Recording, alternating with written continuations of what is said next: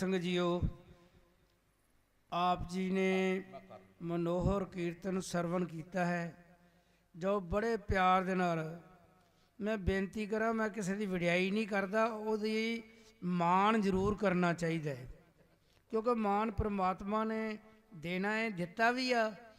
जिन्हों इन्नी कृपा करके कीर्तन की दात दिती है ना महाराज ने, ये सारिਆਂ ਨੂੰ दात नहीं दिंदा। जिन्ना मर्जी को जोर ला लवे, ये गॉड गिफ्ट आ। ये टीचर रिटायर हैं तो महाराज ने कृपा करके इन्हों को सेवा लई आ। मैं हर एक नूं ये कहना हुंदा है, जिहड़ी महाराज ने कृपा करके तुहानूं नौकरियां बख्शियां है, फिर घर बैठिया वेलिया भी तुहानूं सब कुछ दे रहा है, फिर तुसी कोई साध संगत सेवा कर लो आन के। मैं कई बार राजस्थान भी कहना होना है, बच्चों नूं आन के पढ़ाओ, 2 घंटे लाओ फ्री और होर सेवा करो जिहड़ी भी जायज़। पैसे तुहानूं गौरमेंट पेंशना दे रही आ, तुसी रज के सेवा कर लो। मनुख जन्म जिहड़ा है ये तुहाडा सफल हो जाए तो होर दा भी सफल हो जाए। क्योंकि जिहड़े किसी नूं नाम जपाउंदे आ ना, मैनू किसी ने कहता मजाक दे नाल, मैनू कहंदे अजीत सिंह तुहानूं की अपने मिलता है जिहड़ा तुसी लोकां नूं कह कह के इधर ला के ते अमृत छकाउंदे जे। वो बंदा होर तरह दा सी। मैं उन्होंने कहा वेखो जी, तुहानूं जिहड़ी आदत पई है ना सवेरे उठ के चाह पीण तो पहलों चुगलियां करन दी, ते उदों की मिलता, कहंदा मेरा मन बड़ा प्रसन्न हुंदा। मैं उन्होंने कहा सानू उस परमात्मा दे नाल किसी व्यक्ति नूं जोड़ के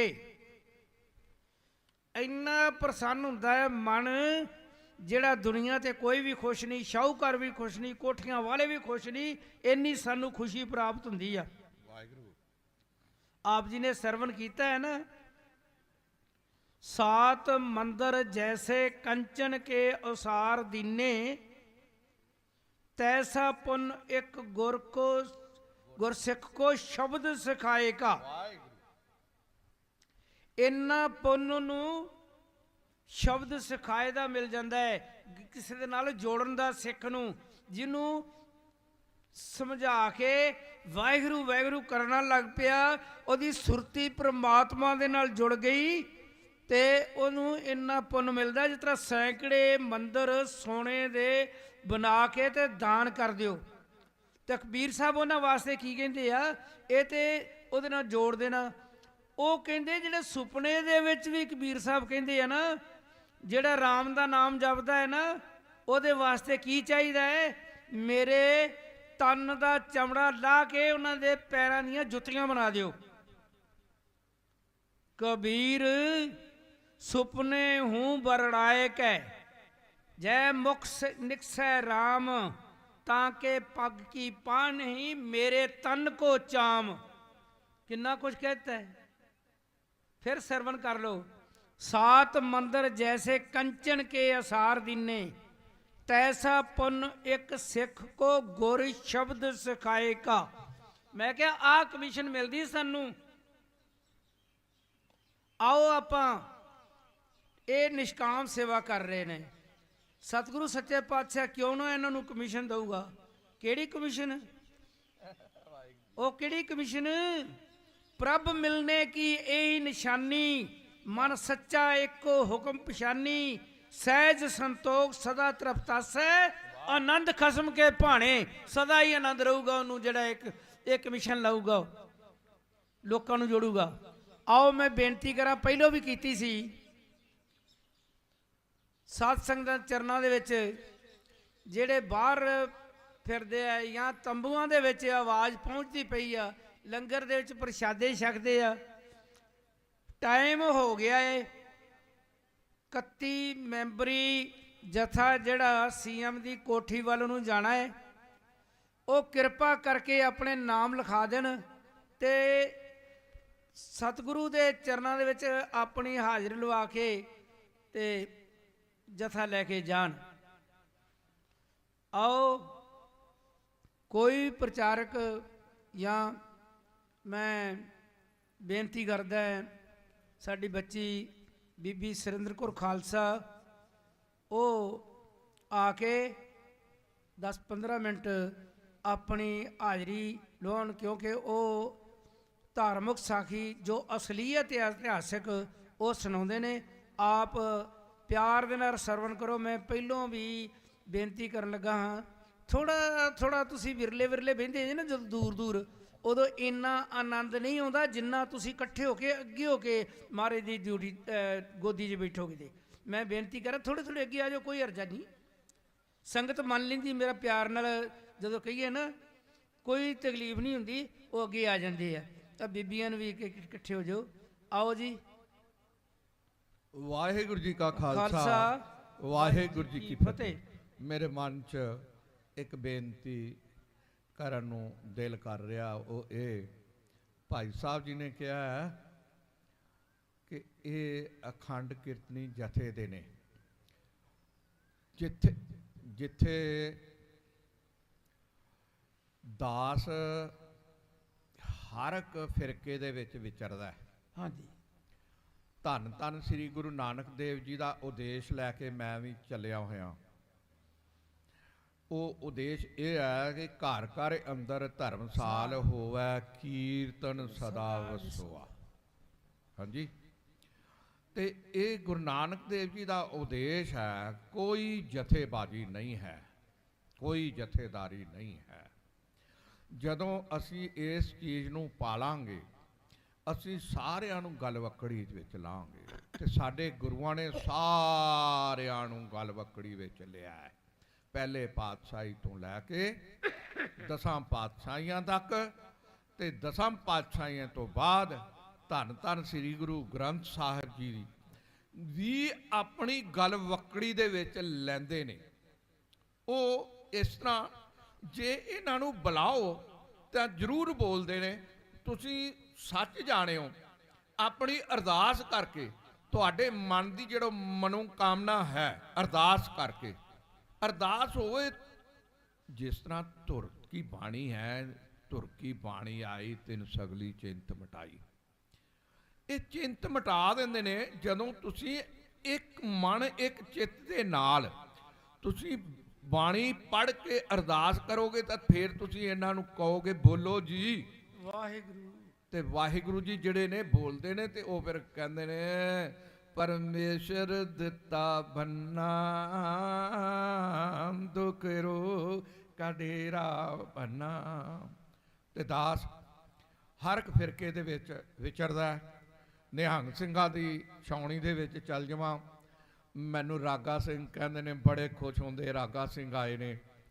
ਜਥੇ ਵਾਲਿਆਂ ਦੇ ਵਿੱਚ ਚੱਲ ਜਾ ਤਾਂ ਜਥੇ ਵਾਲੇ ਉਹਦੇ ਨਾਲ ਕੀ ਕਹਿੰਦੇ ਨੇ, ਭਾਈ ਸਾਹਿਬ ਜੀ ਤੁਸੀਂ ਖਾਨ ਕੀਰਤਨੀ ਜਥੇ ਦਿਓ। ਨਾਮਧਾਰੀਆਂ ਦੇ ਵਿੱਚ ਚੱਲ ਜਾਵਾਂ, ਤੁਸੀਂ ਉਹਦੇ ਨਾਲ ਕੀ ਬਾਣੀ ਪੜ੍ਹਦੇ ਹੋ, ਤੁਸੀਂ ਨਾਮਧਾਰੀ ਹੋ। ਜੇ ਕਿਤੇ ਕਿਸੇ ਵੀ ਫਿਰਕੇ 'ਚ ਦਾਸ ਜਦੋਂ ਕੀਰਤਨ ਕਰਕੇ ਉੱਠਦਾ, ਕਈ ਪੁੱਛਦੇ ਨੇ ਤੁਸੀਂ ਸ਼੍ਰੋਮਣੀ ਕਮੇਟੀ ਤੋਂ ਰਿਟਾਇਰ ਹੋਏ ਹੋ? ਨਹੀਂ, ਮੈਂ ਗੁਰੂ ਰਾਮਦਾਸ ਜੀ ਦੀ ਨਗਰੀ ਚੋਂ ਆ। ਕਿੱਥੇ ਰਹਿੰਦੇ ਹੋ? ਗੁਰੂ ਰਾਮਦਾਸ ਜੀ ਦੀ ਨਗਰੀ ਵਿੱਚ, ਉੱਥੇ ਰਹਿੰਦੇ ਆ। ਤੇ ਉੱਥੋਂ ਦੀ ਜਿਹੜੀ ਸਟੈਂਪ ਹੈ, ਆ ਜਿਹੜੀ ਬਾਅਦ ਵਿੱਚ ਅਸੀਂ ਇਸ ਨੂੰ ਗਵਾ ਦਿੱਤਾ ਹੈ। ਬਾਣੀ ਤੋਂ ਬਾਅਦ, ਸ਼ਬਦ ਕੀਰਤਨ ਤੋਂ ਬਾਅਦ, ਚੌਂਕੀ ਤੋਂ ਬਾਅਦ ਗੁਰੂ ਸਾਹਿਬ ਨੇ ਇਹ ਪੌੜੀ ਉਚਾਰੀ ਹੈ, ਵੱਡਾ ਤੇਰਾ ਦਰਬਾਰ, ਸੱਚਾ ਤੁਧ ਤਖਤ, ਸਿਰ ਸ਼ਾਹ ਪਾਤਸ਼ਾਹ ਨਹਿ ਚਲ ਚੌਰ ਛੱਤ। ਪੌੜੀ ਪੜੀ ਜਾਂਦੀ ਫਿਰ ਵੱਡੀ ਹੂੰ ਵੱਡਾ ਪਾਰ। ਦਾਸ ਭਾਵੇਂ ਕਿਸੇ ਘਰ 'ਚ ਕੀਰਤਨ ਕਰੇ ਤੇ ਉੱਥੇ ਵੱਡੀ ਹੂੰ ਵੱਡਾ ਪਾਰ ਪੌੜੀ ਪੜ੍ਹਨੀ ਆ। ਕਈ ਹੁੱਜਾਂ ਮਾਰਦੇ ਰਹਿੰਦੇ ਨੇ, ਨਹੀਂ ਨਹੀਂ, ਉਹ ਗੁਰੂ ਸਾਹਿਬ ਦੀ ਇਹ ਸਟੈਂਪ ਆ। ਇਸ ਲਈ ਉਹਦਾ ਨਾਂ ਹੀ ਦਾਸ ਨੂੰ ਕਹਿੰਦੇ ਨੇ, ਭਾਈ ਸਾਹਿਬ ਜੀ ਤੁਸੀਂ ਗੁਰੂ ਰਾਮਦਾਸ ਜੀ ਦੇ ਰਾਗੀ ਹੋ? ਮੈਂ ਕਿਹਾ ਹਾਂਜੀ ਜੀ। ਤੇ ਇਸ ਲਈ ਆਪਾਂ ਆਪਣੀ ਸਟੈਂਪ ਨੂੰ ਬਰਕਰਾਰ ਰੱਖੀਏ। ਆਪਣੇ ਬਾਣੇ ਨੂੰ ਤਿਆਰ ਰੱਖੀਏ, ਇਹਦੇ ਨਾਲ ਪਿਆਰ ਕਰੀਏ, ਤੇ ਪਿਆਰ ਕਰਾਂਗੇ ਤਾਂ ਹੀ ਅਸੀਂ ਕਿ ਸਾਡੇ ਨਾਲ ਕੋਈ ਪਿਆਰ ਕਰੇਗਾ। ਇਸ ਲਈ ਜਿਸ ਵੀ ਜਥੇ ਵਿੱਚ ਚਲੇ ਜਾਈਦਾ, ਪਿਆਰ ਸਤਿਕਾਰ ਦਿੰਦੇ ਨੇ, ਉਸੇ ਤਰ੍ਹਾਂ ਹੀ ਗੁਰੂ ਸਾਹਿਬ ਰੂਪ ਬਣਾ ਦਿੰਦੇ। ਮੈਂ ਆਪ ਪ੍ਰਤੱਖ ਦੇਖਿਆ, ਕਮਾਲ ਦੀ ਗੱਲ ਆ, ਕਮਾਲ ਦੀ ਗੱਲ ਆ। ਤੇ ਇਸ ਲਈ ਗੁਰੂ ਸਾਹਿਬ ਮਿਹਰ ਕਰਨ। ਆਓ ਭਾਈ ਸਾਹਿਬ ਆਏ ਨੇ, ਹੁਣ ਅਗਲਾ ਪ੍ਰੋਗਰਾਮ ਜਿਹੜਾ ਹੈ ਉਹ ਆਪ ਜੀ ਨੂੰ ਦੱਸਣਗੇ। ਆਓ ਬੀਬੀ ਜੀ ਨੇ ਕਥਾ ਸੁਣਾਣੀ ਹੈ। ਵਾਹਿਗੁਰੂ ਜੀ ਕਾ ਖਾਲਸਾ, ਵਾਹਿਗੁਰੂ ਜੀ ਕੀ ਫਤਿਹ। ਭੁੱਲਾਂ ਬਖਸ਼ਣ। ਆਜੋ ਫਿਰ।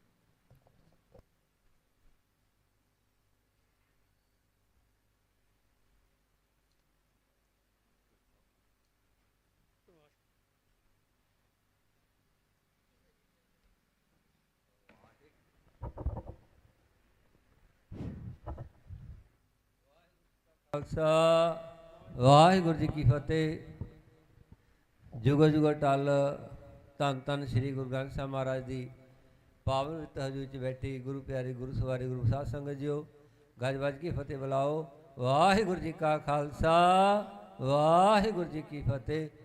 ਆਵੜ ਭਾਗੇ ਹੋ ਜਿਹੜੇ ਕਿ ਕੌਮੀ ਸਾਹਿਬ ਮੋਰਚੇ ਪਹੁੰਚ ਕੇ ਧੰਨ ਧੰਨ ਸ੍ਰੀ ਗੁਰੂ ਗ੍ਰੰਥ ਸਾਹਿਬ ਮਹਾਰਾਜ ਦੀ ਸ਼ਰਨ 'ਚ ਬੈਠ ਕੇ, ਗੋਦ 'ਚ ਬੈਠ ਕੇ ਅੰਮ੍ਰਿਤ ਦੀ ਬਾਣੀ ਸਰਵਣ ਕਰ ਰਹੇ ਸੀ। ਭਾਈ ਸਾਹਿਬ ਭਾਈ ਕੁਲਦੀਪ ਸਿੰਘ ਜੀ ਆਪ ਜੀ ਨੂੰ ਕੀਰਤਨ ਦੁਆਰਾ ਉਸ ਕਰਤੇ ਦੀਆਂ ਬਾਤਾਂ ਸੁਣਾ ਰਹੇ ਸੀ। ਸੋ ਇਹਨਾਂ ਦਾ ਬਹੁਤ ਬਹੁਤ ਧੰਨਵਾਦ। ਅਤੇ ਮੈਂ ਬੇਨਤੀ ਕਰਾਂ ਜਿਨ੍ਹਾਂ ਸਿੰਘਾਂ ਨੇ ਕੱਤੀ ਮੈਂਬਰੀ ਜਥੇ ਦੇ ਵਿੱਚ ਜਾਣਾ ਹੈ, ਉਹ ਆਪਣੇ ਨਾਲ ਖਾਣ ਦੀ ਕਿਰਪਾਲਤਾ ਕਰਨ ਤਾਂ ਕਿ ਆਪਾਂ ਜਥੇ ਨੂੰ ਭੇਜ ਸਕੀਏ। ਅਤੇ ਉਸ ਤੋਂ ਬਾਅਦ ਬਾਕੀ ਜਿਹੜੇ ਕਾਰਵਾਈ ਕਰਨੀ ਹੈ, ਭਾਵ ਹੋਰ ਕਿਸੇ ਨੇ ਵਿਚਾਰਾਂ ਕਰਨੀ ਹੈ ਜਾਂ ਕੀਰਤਨ ਕਰਨਾ ਹੈ, ਉਹ ਆਪਣੇ ਨਾਲ ਲਿਖਾਉਣ ਦੀ ਕਿਰਪਾਲਤਾ ਕਰੋ।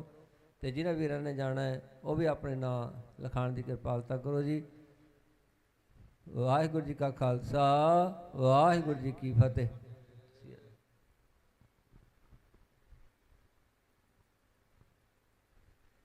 ਹੁਣ ਭਾਈ ਅਜੀਤ ਸਿੰਘ ਜੀ ਆਪ ਜੀ ਨੂੰ ਗੁਰਮਤਿ ਵਿਚਾਰਾਂ ਦੁਆਰਾ ਨਿਹਾਲ ਕਰਨਗੇ। ਅਤੇ ਬਾਕੀ ਵੀਰਾਂ ਜੀ ਨਾਲ ਖਾਣੇ ਉਹ ਅਰਦਾਸ ਕੋ ਨਾਲ ਖਾਣ ਦੀ ਕਿਰਪਾਲਤਾ ਕਰੋ ਜੀ। ਵਾਹਿਗੁਰੂ ਜੀ ਕਾ ਖਾਲਸਾ, ਵਾਹਿਗੁਰੂ ਜੀ ਕੀ ਫਤਿਹ।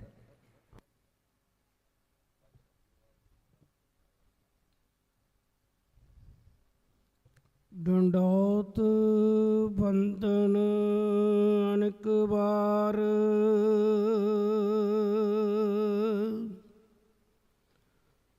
ਸਰਬ ਕਲਾ ਸਮਰੱਥ,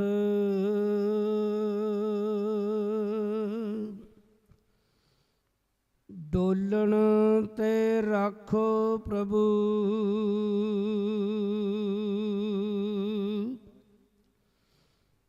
ਨਾਨਕ ਦੇ ਕਰ ਹੱਥ।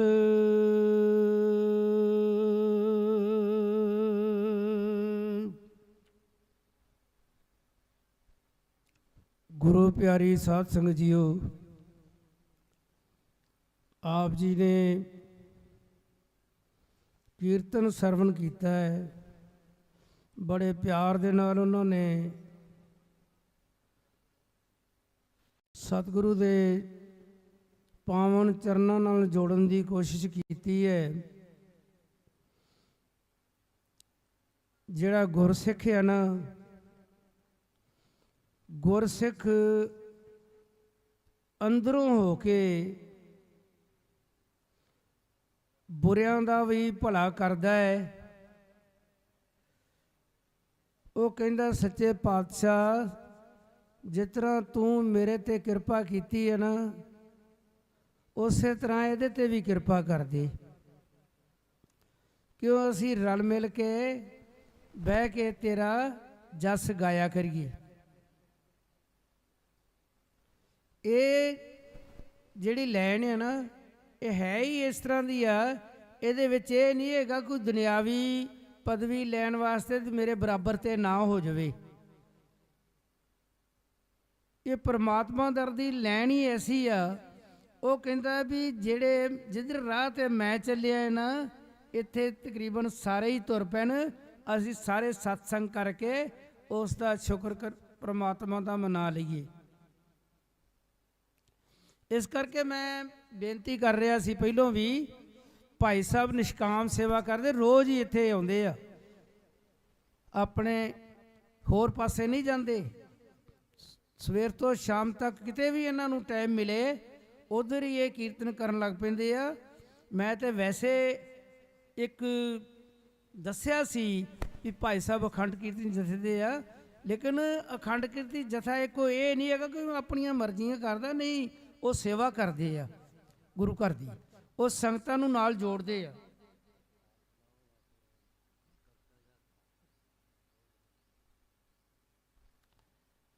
ਆਓ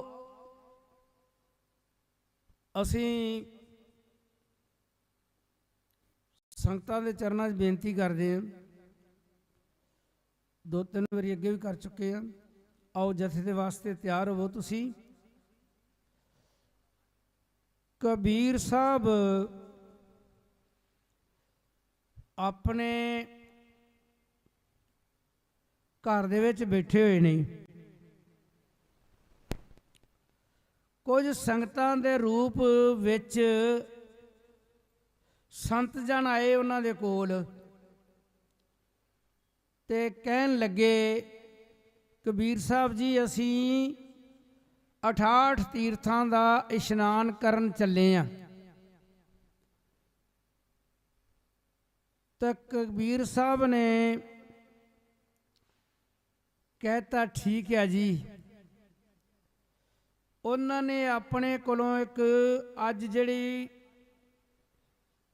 ਉਹਨੂੰ ਕੱਦੂ ਵੀ ਕਹਿ ਦਿੰਦੇ, ਲੌਕੀ ਕਹਿ ਦਿੰਦੇ ਆ, ਉਹ ਇੱਕ ਲੌਕੀ ਦੀ ਨਗ ਦੇ ਦਿੱਤਾ ਉਹਨਾਂ ਨੂੰ। ਕਹਿਣ ਲੱਗੇ ਸੰਤ ਜਨੋ ਇਹ ਸਾਡੀ ਲੌਕੀ ਲੈ ਜਾਓ, ਇਹਨਾਂ ਨੂੰ 68 ਤੀਰਥਾਂ ਦਾ ਇਸ਼ਨਾਨ ਕਰਾ ਲਿਆਓ। ਜਦੋਂ ਹੁਣ ਸੰਤ ਜਨ ਚਲੇ ਗਏ, ਕਾਫੀ ਦੇਰ ਇਸ਼ਨਾਨ ਕਰਨ ਦੇ ਵਿੱਚ ਲੱਗ ਗਿਆ ਉਹਨਾਂ ਨੂੰ, ਕਿਉਂਕਿ ਅੱਜ ਕੱਲ੍ਹ ਇਹ ਹੈ ਨਹੀਂ ਸੀ ਵੀ ਕੋਈ ਏਅਰਪੋਰਟ 'ਤੇ ਜਾ ਕੇ ਟਿਕਟ ਬੁੱਕ ਕਰਾ ਲਵੇ ਜਾਂ ਕੋਈ ਬੱਸਾਂ ਦੇ ਰਾਹੀਂ, ਗੱਡੀਆਂ ਦੇ ਰਾਹੀਂ ਛੇਤੀ ਚੱਲ ਜਾਵੇ। ਪੈਦਲ ਤੁਰ ਕੇ ਜਾਣਾ ਕਾਫੀ ਸਮਾਂ ਲੱਗ ਗਿਆ। ਕਬੀਰ ਸਾਹਿਬ ਕੋਲ ਇਸ਼ਨਾਨ ਕਰਕੇ ਵਾਪਸ ਆਏ ਜਦੋਂ, ਤੇ ਕਬੀਰ ਸਾਹਿਬ ਨੂੰ ਉਹਨਾਂ ਨੇ ਨਮਸਕਾਰ ਕੀਤੀ। ਉਸ ਤੋਂ ਬਾਅਦ ਕਬੀਰ ਸਾਹਿਬ ਕਹਿਣ ਲੱਗੇ, ਸੰਤ ਜਨੋ ਤੁਸੀਂ 68 ਤੀਰਥਾਂ ਦਾ ਇਸ਼ਨਾਨ ਕਰ ਆਏ ਜੇ? ਤੇ ਕਹਿਣ ਲੱਗੇ ਹਾਂ ਕਬੀਰ ਸਾਹਿਬ ਅਸੀਂ ਕਰ ਰਹੇ ਹਾਂ। ਉਹਨਾਂ ਨੂੰ ਪ੍ਰਸ਼ਾਦਾ ਪਾਣੀ ਛਕਾਇਆ। ਉਸ ਤੋਂ ਬਾਅਦ ਉਹਨਾਂ ਨੇ ਕਿਹਾ, ਜੇ ਤੁਸੀਂ ਇਸ਼ਨਾਨ ਕਰਕੇ ਆਏ ਜੇ, ਇਹ ਦੱਸੋ ਸਾਡੀ ਲੌਕੀ ਜਿਹੜੀ ਤੁਹਾਨੂੰ ਦਿੱਤੀ ਸੀ ਉਹਨੂੰ ਵੀ ਇਸ਼ਨਾਨ ਕਰਾਇਆ ਕਿ ਨਹੀਂ? ਕਹਿਣ ਲੱਗੇ ਇਸ਼ਨਾਨ ਕਰਾ ਲਿਆਂਦਾ ਹੈ ਜੀ। ਉਹਨਾਂ ਕੋਲੋਂ ਵਾਪਸ ਮੰਗੀ। ਪ੍ਰਸ਼ਾਦਾ ਛਕਣ ਤੋਂ ਬਾਅਦ ਉਹਨਾਂ ਨੇ ਉਹਨਾਂ ਨੂੰ ਲੌਕੀ ਦੀ ਫਾੜੀ ਫਾੜੀ ਚੀਰ ਕੇ ਦਿੱਤੀ ਨਾ, ਲਓ ਆ ਛਕ ਲਓ। ਤੇ ਸੰਤ ਜਨ ਸਾਰੇ ਮੂੰਹ ਨੂੰ ਲਾ ਕੇ ਛੱਡ ਦਿੱਤੀ। ਕਹਿੰਦੇ ਕਬੀਰ ਸਾਹਿਬ ਇਹ ਤੇ ਕੌੜੀ ਆ, ਧਿਆਨ ਦੇਣਾ ਥੋੜਾ ਜਿਹਾ, ਕੌੜੀ ਕਿਉਂ ਰਹੀ? ਕਹਿਣ ਲੱਗੇ ਸੰਤ ਜਨੋ ਇਹਨੂੰ ਤੁਸੀਂ 68 ਤੀਰਥਾਂ ਦਾ ਇਸ਼ਨਾਨ ਨਹੀਂ ਕਰਾਇਆ? ਕਹਿੰਦੇ ਕਰਾਇਆ ਹੈ ਜੀ। ਇਹਨਾਂ ਨੂੰ ਫਿਰ ਕਿਸ ਤਰ੍ਹਾਂ ਕਰਾਇਆ ਹੈ? ਕਬੀਰ ਸਾਹਿਬ ਇਹਨਾਂ ਨੂੰ ਤੇ ਬਾਹਰ ਹੀ ਕਰਾਇਆ, ਕੋਈ ਅੰਦਰੋਂ ਥੋੜਾ ਕਰਾਇਆ, ਅੰਦਰੋਂ ਨਹੀਂ ਧੋਤੀ। ਹੁਣ ਕਬੀਰ ਸਾਹਿਬ ਆਪ ਹੀ ਜੋ ਸੰਤ ਜਨ ਸੀ ਉਹ ਆਪ ਆਪਣੀ ਗੱਲ ਦੇ ਥੱਲੇ ਆ ਗਏ ਤੇ ਕਹਿ ਕਬੀਰ ਸਾਹਿਬ ਇਹਨਾਂ ਨੂੰ ਬਾਹਰੋਂ ਇਸ਼ਨਾਨ ਕਰਾਇਆ ਹੈ। ਕਹਿੰਦੇ ਸੰਤ ਜਨੋ ਇਹ ਦੱਸੋ ਤੁਸੀਂ ਕਿਸ ਤਰ੍ਹਾਂ ਕੀਤਾ ਹੈ? ਫਿਰ ਉਹਨਾਂ ਦੀਆਂ ਅੱਖਾਂ ਨੀਵੀਆਂ ਹੋ ਗਈਆਂ ਤੇ ਉਹ ਕਹਿਣ ਲੱਗੇ ਕਬੀਰ ਸਾਹਿਬ ਅਸਲ ਦੇ ਵਿੱਚੋਂ ਅਸੀਂ ਵੀ ਬਾਹਰੋਂ ਹੀ ਇਸ਼ਨਾਨ ਕੀਤਾ ਹੈ, ਮਨ ਨਹੀਂ ਧੋਤਾ ਅੰਦਰੋਂ। ਆਪ ਜੀ ਨੇ ਕਈ ਵਾਰੀ ਸਰਵਣ ਕੀਤਾ ਹੈ, ਤਨ ਧੋਤੇ ਮਨ ਅੱਛਾ ਨਾ ਹੋਏ। ਤੇ ਕਬੀਰ ਸਾਹਿਬ ਕਹਿੰਦੇ ਫਿਰ ਜੇ ਤੁਸੀਂ ਅੰਦਰੋਂ ਇਸ਼ਨਾਨ ਨਹੀਂ ਕੀਤਾ ਤੇ ਤੁਸੀਂ ਕੀ ਲੋੜ ਸੀ ਜਾਣ ਦੀ ਇਸ਼ਨਾਨ ਕਰਨ ਦੀ 68 ਤੀਰਥਾਂ ਦਾ। ਇਸ ਤਰ੍ਹਾਂ ਤੇ ਤੁਸੀਂ ਘਰ ਵਿੱਚ ਵੀ ਇਸ਼ਨਾਨ ਕਰਦੇ ਜੇ, ਰੋਜ਼ ਹੀ ਕਰਦੇ ਜੇ। ਸੱਚੇ ਪਾਤਸ਼ਾਹ ਪਹਿਲੇ ਗੁਰੂ ਨਾਨਕ ਦੇਵ ਜੀ ਜੋ ਹੋਏ ਨਾ, ਉਹਨਾਂ ਨੇ ਸਾਨੂੰ ਇਹ ਦੱਸ ਦਿੱਤਾ ਹੈ, ਭਰੀਏ ਮਤ ਪਾਪਾਂ ਕੇ ਸੰਗ ਉਹ ਧੋਪੈ ਨਾਵੇਂ ਕੇ ਰੰਗ। ਪਹਿਲੋ ਕਿਹਾ ਨਾ, ਮੂਤ ਪਲੀਤੀ ਕੱਪੜ ਹੋਏ, ਦੇ ਸਾਬੂਨ ਲਈਏ ਉਹ ਧੋਏ। ਮੈਂ ਪਹਿਲਾਂ ਬੇਨਤੀ ਕਰ ਦੇਵਾਂ, ਜਿਸ ਤਰ੍ਹਾਂ ਮੇਰੇ ਵਰਗੇ ਹੀ ਸਾਰੇ ਇੱਥੇ ਆਣ ਕੇ ਕਰਦੇ ਨੇ, ਕਹਿੰਦੇ ਕਥਾ ਕਰਦੇ ਆ। ਇਹ ਕਥਾ ਨਹੀਂ ਜੀ, ਇਹ ਪ੍ਰਚਾਰ ਆ। ਕਥਾ ਕਰਨੀ ਬਹੁਤ ਔਖੀ ਹੈ। ਸੰਤ ਗੁਰਬਚਨ ਸਿੰਘ ਭਿੰਡਰਾਂ ਵਾਲੇ ਦੇ ਦਰਸ਼ਨ ਕੀਤੇ ਹੋਏ ਆ ਦਾਸਾਂ ਨੇ ਤਰਨ ਤਾਰਨ ਦੇ ਵਿੱਚ। ਉਹ ਕਿਆ ਕਰਦੇ ਸੀ, ਜਦੋਂ ਉਹਨਾਂ ਨੂੰ ਪੁੱਛਿਆ ਨਾ ਕਿਸੇ ਨੇ ਵੀ ਬਾਬਾ ਜੀ ਮੂਲ ਮੰਤਰ ਦੀ ਕਥਾ ਕਰਨੀ ਹੈ, ਕਿੰਨਾ ਚਿਰ ਲੱਗੂਗਾ? ਉਹਨਾਂ ਨੇ ਕਿਹਾ ਸੀ 6 ਮਹੀਨੇ ਘੱਟ ਤੋਂ ਘੱਟ। ਹੁਣ ਤੁਸੀਂ ਸਮਝ ਲਓ ਉਹ ਕਥਾ ਜਿਹੜਾ ਕੌਣ ਕਰ ਸਕਦਾ ਹੈ? ਮੂਲ ਮੰਤਰ ਦੀ ਕਥਾ ਨੂੰ 6 ਮਹੀਨੇ ਕਹਿੰਦੇ ਲੱਗ ਜਾਣੇ। ਆਪਾਂ ਤੇ ਇੱਕ ਸੁਣੀਆਂ ਸੁਣਾਈਆਂ ਗੱਲਾਂ ਕਰ ਲੀਆਂ ਤੇ ਸਟੇਜ ਤੇ ਬੋਲ ਲਿਆ। ਮੈਂ ਕਹਿੰਦਾ ਫਿਰ ਵੀ ਮੁਬਾਰਕ ਆ ਜਿਹੜੇ ਆਪਾਂ ਪਿਆਰ ਦੇ ਨਾਲ ਤੇ ਡਰ ਦੇ ਨਾਲ ਆਣ ਕੇ ਸਟੇਜ ਤੇ ਬੋਲਦੇ ਨੇ, ਇਹ ਵੀ ਬਹੁਤ ਚੰਗੀ ਗੱਲ ਹੈ। ਪਰ ਮੈਂ ਵੀ ਬੇਨਤੀ ਹਰ ਇੱਕ ਜਗ੍ਹਾ ਤੇ ਕਰਦਾ ਹੁੰਦਾ ਹੈ, ਜੇ ਤੁਸੀਂ ਸਟੇਜ ਤੇ ਬੋਲਦੇ ਜੇ ਨਾ, ਜੋ ਤੁਸੀਂ ਬੋਲਦੇ ਹੋ ਕਮਾਓ। ਜੇ ਤੁਸੀਂ ਉਹ ਕਮਾਉਂਦੇ ਨਹੀਂ ਨਾ, ਉਸ ਤੇ ਪਹਿਰਾ ਨਹੀਂ ਦਿੰਦੇ, ਤੇ ਫਿਰ ਬਿਲਕੁਲ ਹੱਥ ਜੋੜ ਕੇ ਬੇਨਤੀ ਨਾ ਬੋਲਿਓ, ਭਾਵੇਂ ਮੈਂ ਹੀ ਹੋਵਾਂ। ਫਿਰ ਬੋਲਣ ਦੀ ਲੋੜ ਨਹੀਂ ਸਟੇਜ ਤੇ। ਅਵਰ ਅਵਦੇਸੇ ਆਪ ਨਾ ਕਰੇ, ਆਵਤ ਜਾਵਤ ਜਨਮੇ ਮਰੇ। ਇਹ ਨਾ ਕਰੀਏ। ਫਿਰ ਕਬੀਰ ਸਾਹਿਬ ਨੇ ਉੱਥੇ ਸ਼ਬਦ ਉਚਾਰਨ ਕੀਤਾ ਉਹਨਾਂ ਨੂੰ ਸਮਝਾਉਣ ਵਾਸਤੇ। ਕਹਿੰਦੇ ਨੇ ਹਿਰਦੇ ਕਪਟ ਮੁੱਖ ਗਿਆਨੀ। ਹਿਰਦੇ ਦੇ ਵਿੱਚ ਤੇ ਕਪਟ ਹੈ ਤੇਰੇ, ਮੁੱਖ ਦੇ ਵਿੱਚ ਗਿਆਨ ਦੀਆਂ ਗੱਲਾਂ ਹੈ। ਹਿਰਦੇ ਕਪਟ ਮੁੱਖ ਗਿਆਨੀ, ਝੂਠੇ ਕਹਾਂ ਬਲੋਵਸ ਪਾਣੀ। ਝੂਠਿਆ ਤੂੰ ਪਾਣੀ ਨੂੰ ਕੀ ਰਿੜਕਦਾ ਹੈ, ਇਹਦੇ ਵਿੱਚੋਂ ਕੁਛ ਨਹੀਂ ਨਿਕਲਣਾ। ਹਿਰਦੇ ਕਪਟ ਮੁੱਖ ਗਿਆਨੀ, ਝੂਠੇ ਕਹਾਂ ਬਲੋਵਸ ਪਾਣੀ। ਕਾਇਆ ਮਾਂਜਸ ਕੌਣ ਗੁਣਾ, ਜੋ ਘਟ ਭੀਤਰ ਹੈ ਮਲਣਾ। ਤੇਰੀ ਕਾਇਆ ਮਾਂਜਣ ਦਾ ਕੀ ਫਾਇਦਾ ਹੈ? ਤੇਰੇ ਅੰਦਰ ਘਟ ਦੇ ਵਿੱਚ, ਹਿਰਦੇ ਦੇ ਵਿੱਚ ਮੈਲ ਨਾਲ ਭਰਿਆ ਪਿਆ ਹਿਰਦਾ।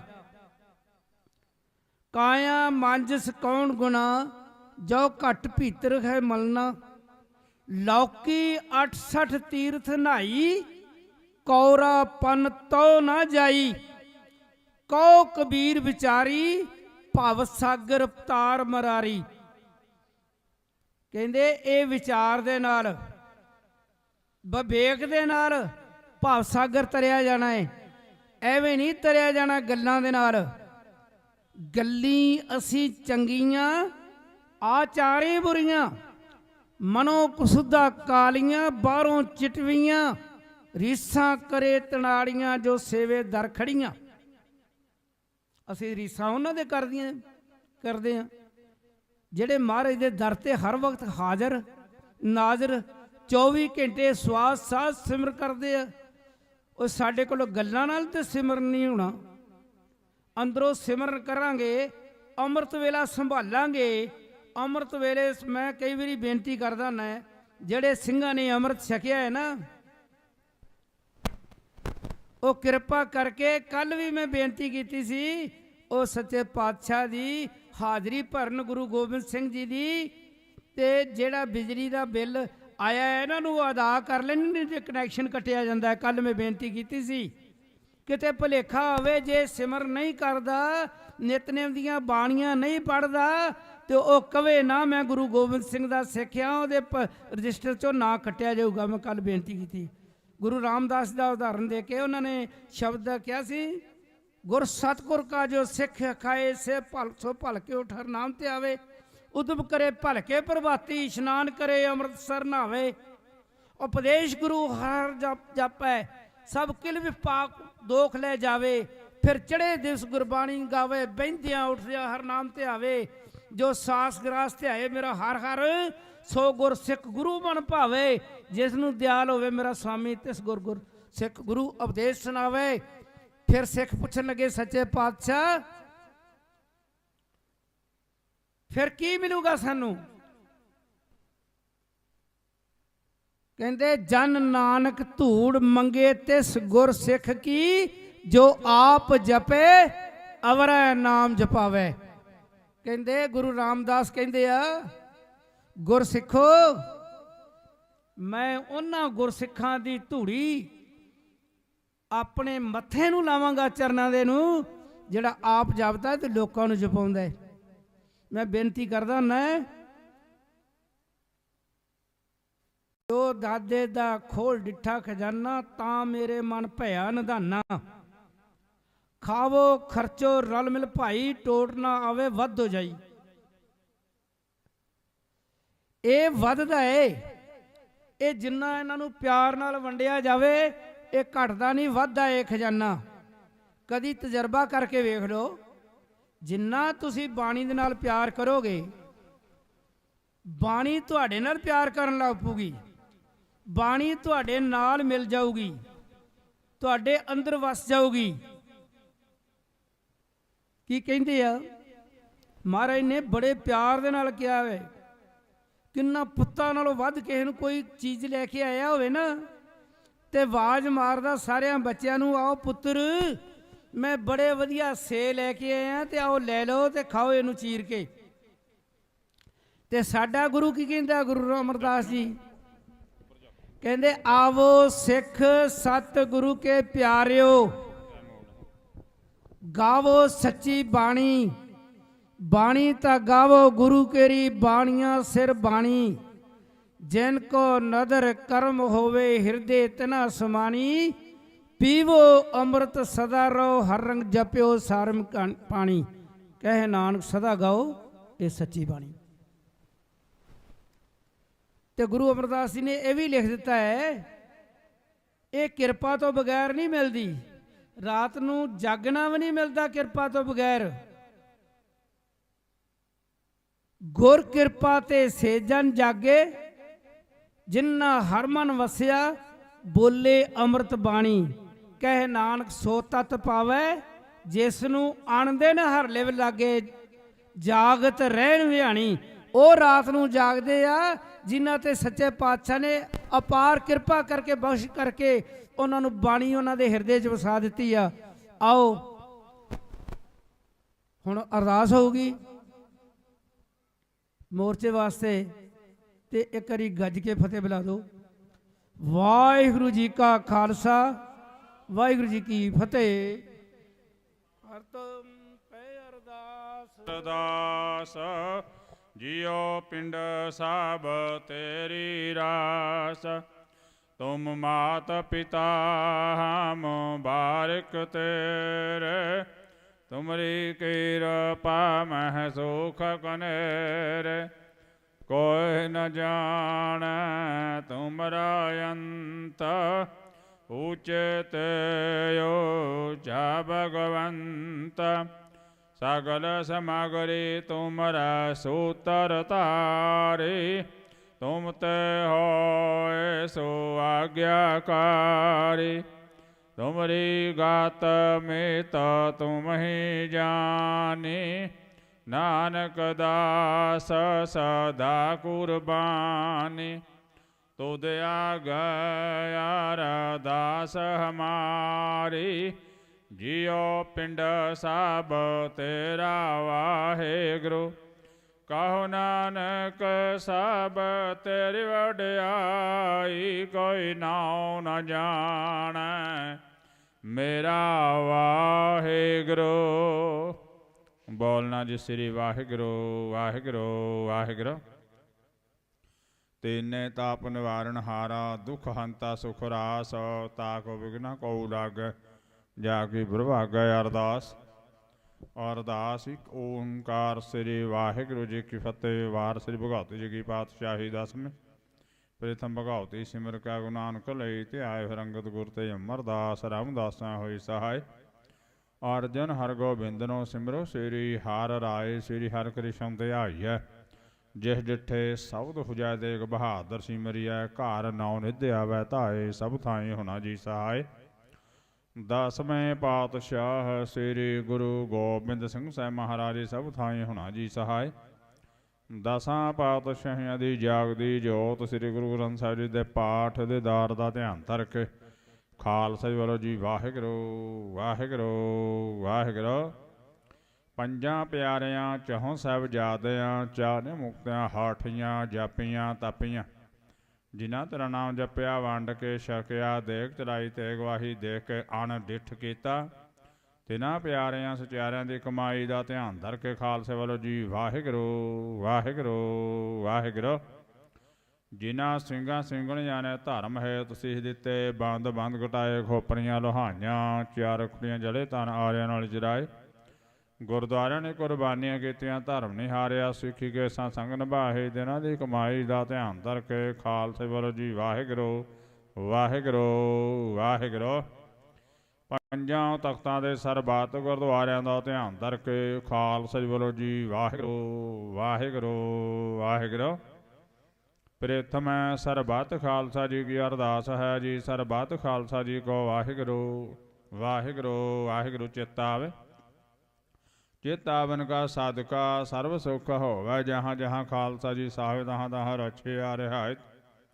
ਦੇਗ ਤੇਗ ਫਤਿਹ ਬਿਰਦ ਕੀ ਪੈਜ ਪੰਥ ਕੀ ਜੀਤ, ਸ੍ਰੀ ਸਾਹਿਬ ਜੀ ਸਹਾਏ। ਖਾਲਸਾ ਜੀ ਕੇ ਬੋਲ ਵਾਲੇ ਬੋਲੋ ਜੀ ਵਾਹਿਗੁਰੂ ਵਾਹਿਗੁਰੂ ਵਾਹਿਗੁਰੂ। ਬਖਸ਼ੋ ਜੀ ਸਿੱਖਾਂ ਨੂੰ ਸਿੱਖੀ ਦਾਨ, ਕੇਸ ਦਾਨ ਰਹਿਤ ਦਾਨ, ਵਿਵੇਕ ਦਾਨ, ਵਿਸਾਹ ਦਾਨ, ਭਰੋਸਾ ਦਾਨ, ਦਾਨਾ ਸਿਰਦਾਨ, ਨਾਮ ਦਾਨ, ਸ੍ਰੀ ਅੰਮ੍ਰਿਤਸਰ ਜੀ ਦੇ ਦਰਸ਼ਨ ਇਸ਼ਨਾਨ, ਚੌਂਕੀਆਂ ਝੰਡੇ ਵੰਗਾ ਜੁਗੋ ਜੁਗ ਟਾਲਾ। ਧਰਮ ਕਾ ਜੈਕਾਰਾ ਬੋਲੋ ਜੀ ਵਾਹਿਗੁਰੂ ਵਾਹਿਗੁਰੂ ਵਾਹਿਗੁਰੂ। ਸਿੱਖਾਂ ਦਾ ਮਾਨ ਨੀਵਾਂ ਮੱਤ ਉੱਚੀ, ਮੱਧ ਪੱਧਰ ਰਖਾਵ ਅਕਾਲ ਪੁਰਖ ਵਾਹਿਗੁਰੂ। ਹੈ ਅਕਾਲ ਪੁਰਖ ਆਪਣੇ ਪੰਥ ਦੇ ਸਦਾ ਸਹਾਈ ਦਾ ਤਾਰ ਜੀਓ। ਸ੍ਰੀ ਨਨਕਾਣਾ ਸਾਹਿਬ ਦੇ ਹੋਰ ਗੁਰਦੁਆਰਿਆਂ ਗੁਰਧਾਮਾਂ ਦੇ ਸੇਵਾ ਸੰਭਾਲ ਦਾ ਦਾਨ ਖਾਲਸਾ ਜੀ ਨੂੰ ਬਖਸ਼ੋ। ਹੇ ਨਿਮਾਣਿਆਂ ਦੇ ਮਾਣ, ਨਿਤਾਣਿਆਂ ਦੇ ਤਾਣ, ਨਿਓਟਿਆਂ ਦਾ ਓਟ, ਨਿਆਸਰਿਆਂ ਦਾ ਆਸਰੇ, ਸੱਚੇ ਪਿਤਾ ਵਾਹਿਗੁਰੂ। ਧੰਨ ਧੰਨ ਧੰਨ ਸ੍ਰੀ ਗੁਰੂ ਗ੍ਰੰਥ ਸਾਹਿਬ ਮਹਾਰਾਜ ਜੀਓ। ਇਸ ਸਮੇਂ ਵਿਚਾਰਨਾ ਵਿਚਾਰ ਅਰਦਾਸ ਬੇਨਤੀ ਜੋਜੜੀ ਕੀਤੀਆਂ ਨੇ ਬਾਦਸ਼ਾਹ ਜੀ ਦੀ ਮਹਾਨ ਕਿਰਪਾ ਤੇ ਮਿਹਰ ਸਦਕਾ ਕੌਮੀ ਇਨਸਾਫ ਮੋਰਚੇ ਨੂੰ ਮੁੱਖ ਰੱਖਦਿਆਂ ਹੋਇਆ ਅੰਮ੍ਰਿਤ ਵੇਲੇ ਦੇ ਦੀਵਾਨ ਸਜਾਏ ਗਏ ਸਨ। ਸਜੇ ਹੋਏ ਦੀਵਾਨਾਂ ਦੇ ਵਿੱਚ ਅੰਮ੍ਰਿਤ ਵੇਲੇ ਤੋਂ ਲੈ ਕੇ ਹੁਣ ਤੱਕ ਬਾਣੀ ਪੜ੍ਹਦਿਆਂ, ਸੇਵਾ ਸਿਮਰਨ ਕਰਦਿਆਂ, ਕਥਾ ਵਿਚਾਰਾਂ ਕਰਦਿਆਂ ਅਨੇਕਾਂ ਪ੍ਰਕਾਰ ਦੀਆਂ ਭੁੱਲਾਂ ਚੁੱਕਾਂ ਹੋ ਗਈਆਂ ਹੋਣ। ਅਣਜਾਣ ਬੱਚੇ ਸਮਝ ਕੇ ਮਾਫ਼ ਕਰਨਾ, ਗਾਂ ਨੂੰ ਸੁੱਧ ਬੁੱਧ ਬਖਸ਼ਣੀ, ਕਿਰਪਾ ਕਰਨੀ, ਖੁਸ਼ੀਆਂ ਮਨੀ ਚੜ੍ਹਦੀ ਕਲਾ ਰੱਖਣੀ। ਪੜ੍ਹੀ ਸੁਣੀ ਗਈ ਬਾਣੀ ਦਾ ਭਾਵ ਆਈ ਹੋਈ ਸੰਗਤਾਂ ਦੇ ਕਠੋਰ ਹਿਰਦਿਆਂ 'ਚ ਵਸਾਉਣਾ। ਆਈ ਹੋਈ ਸੰਗਤਾਂ ਤੁਲ ਫਲਵੇਟਾ ਹਾਜ਼ਰੀ ਪ੍ਰਵਾਨ ਕਰਨੀ, ਚਲਾ ਚਲਾ ਕਦਮ ਲਿਖੇ ਲੈਣਾ। ਸਾਨੂੰ ਆਪਣੇ ਘਰੋਂ ਗੁਰਸਿੱਖੀ ਜੀਵਨ ਦੀ ਦਾਤ, ਨਾਮ ਦੀ ਦਾਤ ਬਖਸ਼ਣੀ, ਕਾਲ ਕੰਟਕ ਦੂਰ ਕਰਨੇ, ਭੰਡਾਰੇ ਭਰਪੂਰ ਕਰਨੇ, ਲੋਕ ਪ੍ਰਦੋਜ ਪਰਦੇ ਗੱਜਣੇ, ਦਰਗਾਹੋਂ ਰਸਤਾਂ ਭੇਜਣੀਆਂ, ਕਾਰਜ ਰਸ ਕਰਨੇ, ਮਨੋਕਾਮਨਾ ਪੂਰੀਆਂ ਕਰਨੀਆਂ।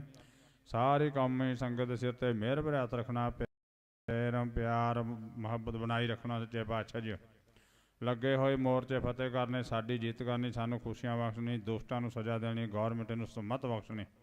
ਅੱਜ ਹੀ ਚਰਨਾਂ 'ਚ ਅਰਦਾਸ ਬੇਨਤੀ ਹੋ ਸੱਚੇ ਪਾਤਸ਼ਾਹ ਜੀ, ਹਰ ਰੋਜ਼ 31 ਮੈਂਬਰੀ ਜਥਾ ਮੁੱਖ ਮੰਤਰੀ ਕੋਠੀ ਨੂੰ ਰਵਾਨਾ ਕੀਤਾ ਜਾਂਦਾ ਹੈ। ਹਾਲੇ ਸਾਨੂੰ ਕੋਈ ਇਨਸਾਫ ਨਹੀਂ ਮਿਲਿਆ। ਸੱਚੇ ਪਾਤਸ਼ਾਹ ਜੀ ਐਸੀ ਕਿਰਪਾ ਕਰੋ, ਜਿੰਨੇ ਵੀ ਸਿੰਘ ਅੰਦਰ ਸਾਰੇ ਆ ਕੇ ਸਾਡੇ ਪੰਡਾਲ 'ਚ ਬੈਠਣ, ਸਾਡੇ ਨਾਲ ਵਾਹਿਗੁਰੂ ਸਾਂਝ ਕਰਨ, ਖੁਸ਼ੀਆਂ ਪ੍ਰਾਪਤ ਕਰਨ। ਜੋ ਵੀ ਜਥੇ ਨੂੰ ਜਾਂਦੇ ਹੋਏ ਨੂੰ ਮਿਲੇ, ਸਲਾਮੀ ਕਰਕੇ ਮਿਲੇ ਤੇ ਵਾਪਸ ਆਉਂਦਾ ਹੋਇਆ ਜਥਾ ਖੁਸ਼ੀਆਂ ਲੈ ਕੇ ਵਾਪਸ ਆਵੇ। ਕਰੋ ਕਿਰਪਾ ਹੁਣ ਹੁਕਮਨਾਮੇ ਦੀ ਬਖਸ਼ੋ ਆਗਿਆ, ਤੇ ਹੁਕਮਨਾਮੇ 'ਤੇ ਚੱਲਣ ਦੀ ਸਮਰੱਥਾ ਬਖਸ਼ੋ। ਕਰੋ ਕਿਰਪਾ ਗੁਰੂ ਨਾਨਕ ਨਾਮ ਚੜ੍ਹਦੀ ਕਲਾ, ਤੇਰੇ ਭਾਣੇ ਸਰਬੱਤ ਦਾ ਭਲਾ।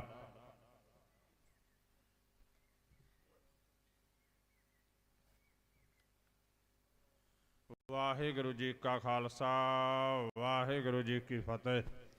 ਦੋਹਰਾ ਆਗਿਆ ਭਈ ਅਕਾਲ ਕੀ, ਤਬੈ ਚਲਾਇਓ ਪੰਥਾ। ਸਭ ਸਿੱਖਨ ਕੋ ਹੁਕਮ ਹੈ, ਗੁਰੂ ਮਾਨਿਓ ਗ੍ਰੰਥ। ਗੁਰੂ ਗ੍ਰੰਥ ਜੀ ਮਾਨਿਓ, ਪ੍ਰਗਟ ਗੁਰਾਂ ਕੀ ਦੇਹ। ਜੋ ਪ੍ਰਭ ਕੋ ਮਿਲਬੋ ਚਹੈ, ਖੋਜ ਸ਼ਬਦ ਮੈਂ ਲੇਹ। ਰਾਜ ਕਰੇਗਾ ਖਾਲਸਾ, ਆਕੀ ਰਹਿ ਨਾ ਕੋਇ। ਖੁਆਰ ਹੋਏ ਸਭ ਮਿਲੈਂਗੇ, ਬਚੇ ਸ਼ਰਨ ਜੋ ਹੋਇ। ਵਾਹਿਗੁਰੂ ਨਾਮ ਜਹਾਜ ਹੈ, ਚੜ੍ਹੇ ਸੋ ਉਤਰੇ ਪਾਰ। ਜੋ ਸ਼ਰਧਾ ਕਰ ਸੇਵੰਦੇ, ਗੁਰ ਪਾਰ ਉਤਾਰਨ ਹਾਰ। ਜੋ ਸ਼ਰਧਾ ਕਰ ਸੇਵੰਦੇ, ਗੁਰ ਪਾਰ ਉਤਾਰਨ ਹਾਰ। ਬੋਲੇ ਸੋ ਨਿਹਾਲ, ਸਤਿ ਸ੍ਰੀ ਅਕਾਲ।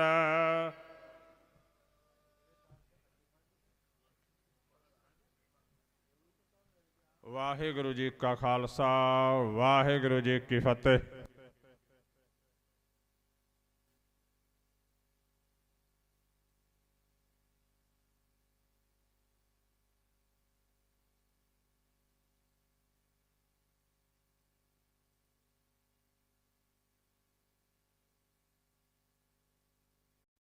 ਸਤਨਾਮ ਸ੍ਰੀ ਵਾਹਿਗੁਰੂ ਸਾਹਿਬ ਜੀਆ। ਗਿਆਨ ਧਿਆਨ ਕਿਛ ਕਰਮ ਨ ਜਾਣਾ, ਸਾਰ ਨ ਜਾਣਾ ਤੇਰੀ। ਸਭ ਤੇ ਵੱਡਾ ਸਤਿਗੁਰੂ ਨਾਨਕ, ਜਿਨ ਕਲ ਰਾਖੀ ਮੇਰੀ। ਸੋ ਕਹੋ ਟਲ ਗੁਰ ਸੇਵੀਐ, ਅਹਨਸ ਸਹਿਜ ਸੁਭਾਇ। ਦਰਸ਼ਨ ਪਰਸੈ ਗੁਰੂ ਕੈ, ਜਨਮ ਮਰਨ ਦੁਖ ਜਾਇ। ਸੱਜਣ ਸੱਚਾ ਪਾਤਸ਼ਾਹ, ਸਿਰ ਸਾਹਾਉਂਦਾ ਸਾਹ। ਜਿਸ ਪਾਸ ਬੈਠਿਆ ਸੋਹੀਐ, ਸਭਨਾ ਦਾ ਵੇ ਸਾਹ। ਸਤਨਾਮ ਸ੍ਰੀ ਵਾਹਿਗੁਰੂ ਸਾਹਿਬ ਜੀਆ। ਸ਼ਲੋਕ ਮਹਲਾ ਤੀਜਾ। ਅੰਤਰ ਗਿਆਨ ਨ ਆਇਓ, ਜਿਤ ਕਿਛ ਸੋਝੀ ਪਾਏ। ਵਿਣ ਡਿਠਾ ਕਿਆ ਸਾਲਾਹੀਐ, ਅੰਧਾ ਅੰਧ ਕਮਾਏ। ਅੰਤਰ ਗਿਆਨ ਨ ਆਇਓ, ਜਿਤ ਕਿਛ ਸੋਝੀ ਪਾਏ। ਵਿਣ ਡਿਠਾ ਕਿਆ ਸਾਲਾਹੀਐ, ਅੰਧਾ ਅੰਧ ਕਮਾਏ। ਨਾਨਕ ਸ਼ਬਦ ਪਛਾਣੀਐ, ਨਾਮ ਵਸੈ ਮਨ ਆਏ। ਮਹਲਾ ਤੀਜਾ। ਇਕਾ ਬਾਣੀ ਇਕ ਗੁਰ, ਇਕੋ ਸ਼ਬਦ ਵਿਚਾਰਾ। ਸੱਚਾ ਸੌਦਾ ਹਟ ਸੱਚ, ਰਤਨੀ ਭਰੇ ਭੰਡਾਰਾ। ਗੁਰ ਕਿਰਪਾ ਤੇ ਪਾਈ ਨਾ, ਜੇ ਦੇਵੈ ਦੇਵਨਹਾਰਾ। ਸੱਚਾ ਸੌਦਾ ਲਾਭ ਸਦਾ, ਖਟਿਆ ਨਾਮ ਅਪਾਰਾ। ਵਿਖ ਵਿੱਚ ਅੰਮ੍ਰਿਤ ਪ੍ਰਗਟਿਆ, ਕਰਮ ਪਿਆਵਨ ਹਾਰਾ। ਨਾਨਕ ਸੱਚ ਸਲਾਹੀਐ, ਧਨ ਸਵਾਰਨ ਹਾਰਾ। ਪਾਉੜੀ। ਜਿਨ੍ਹਾਂ ਅੰਦਰ ਕੂੜ ਵਰਤੈ, ਸੱਚ ਨਾ ਭਾਵਈ। ਜੇ ਕੋ ਬੋਲੇ ਸੱਚ, ਕੂੜਾ ਜਲ ਜਾਵਈ। ਕੂੜਿਆਰੀ ਰੱਜੈ ਕੂੜਾ, ਜਿਉ ਵਿਸ਼ਟਾ ਕਾਗ ਖਾਵਈ। ਜਿਸ ਹਰ ਹੋਇ ਕਿਰਪਾਲ, ਸੋ ਨਾਮ ਧਿਆਵਈ। ਹਰ ਗੁਰਮੁਖ ਨਾਮ ਅਰਾਧ, ਕੂੜ ਪਾਪ ਲਹਿ ਜਾਵਈ। ਜਿਸ ਹਰ ਹੋਇ ਕਿਰਪਾਲ, ਸੋ ਨਾਮ ਧਿਆਵਈ। ਹਰ ਗੁਰਮੁਖ ਨਾਮ ਅਰਾਧ, ਕੂੜ ਪਾਪ ਲਹਿ ਜਾਵਈ। ਵਾਹਿਗੁਰੂ ਜੀ ਕਾ ਖਾਲਸਾ ਵਾਹਿਗੁਰੂ ਜੀ ਕੀ ਫਤਿਹ। ਸਤਨਾਮ ਸ੍ਰੀ ਵਾਹਿਗੁਰੂ ਸਾਹਿਬ ਜੀਓ। ਸ਼ਲੋਕ ਮਹੱਲਾ ਤੀਜਾ। ਅੰਤਰ ਗਿਆਨ ਨ ਆਇਓ, ਜਿਤ ਕਿਛ ਸੋਝੀ ਪਾਏ। ਵਿਣ ਡਿਠਾ ਕਿਆ ਸਾ ਲਾਹੀਐ ਅੰਧਾ ਅੰਧ ਕਮਾਏ। ਵਾਹਿਗੁਰੂ ਜੀ ਕਾ ਖਾਲਸਾ ਵਾਹਿਗੁਰੂ ਜੀ ਕੀ ਫਤਿਹ।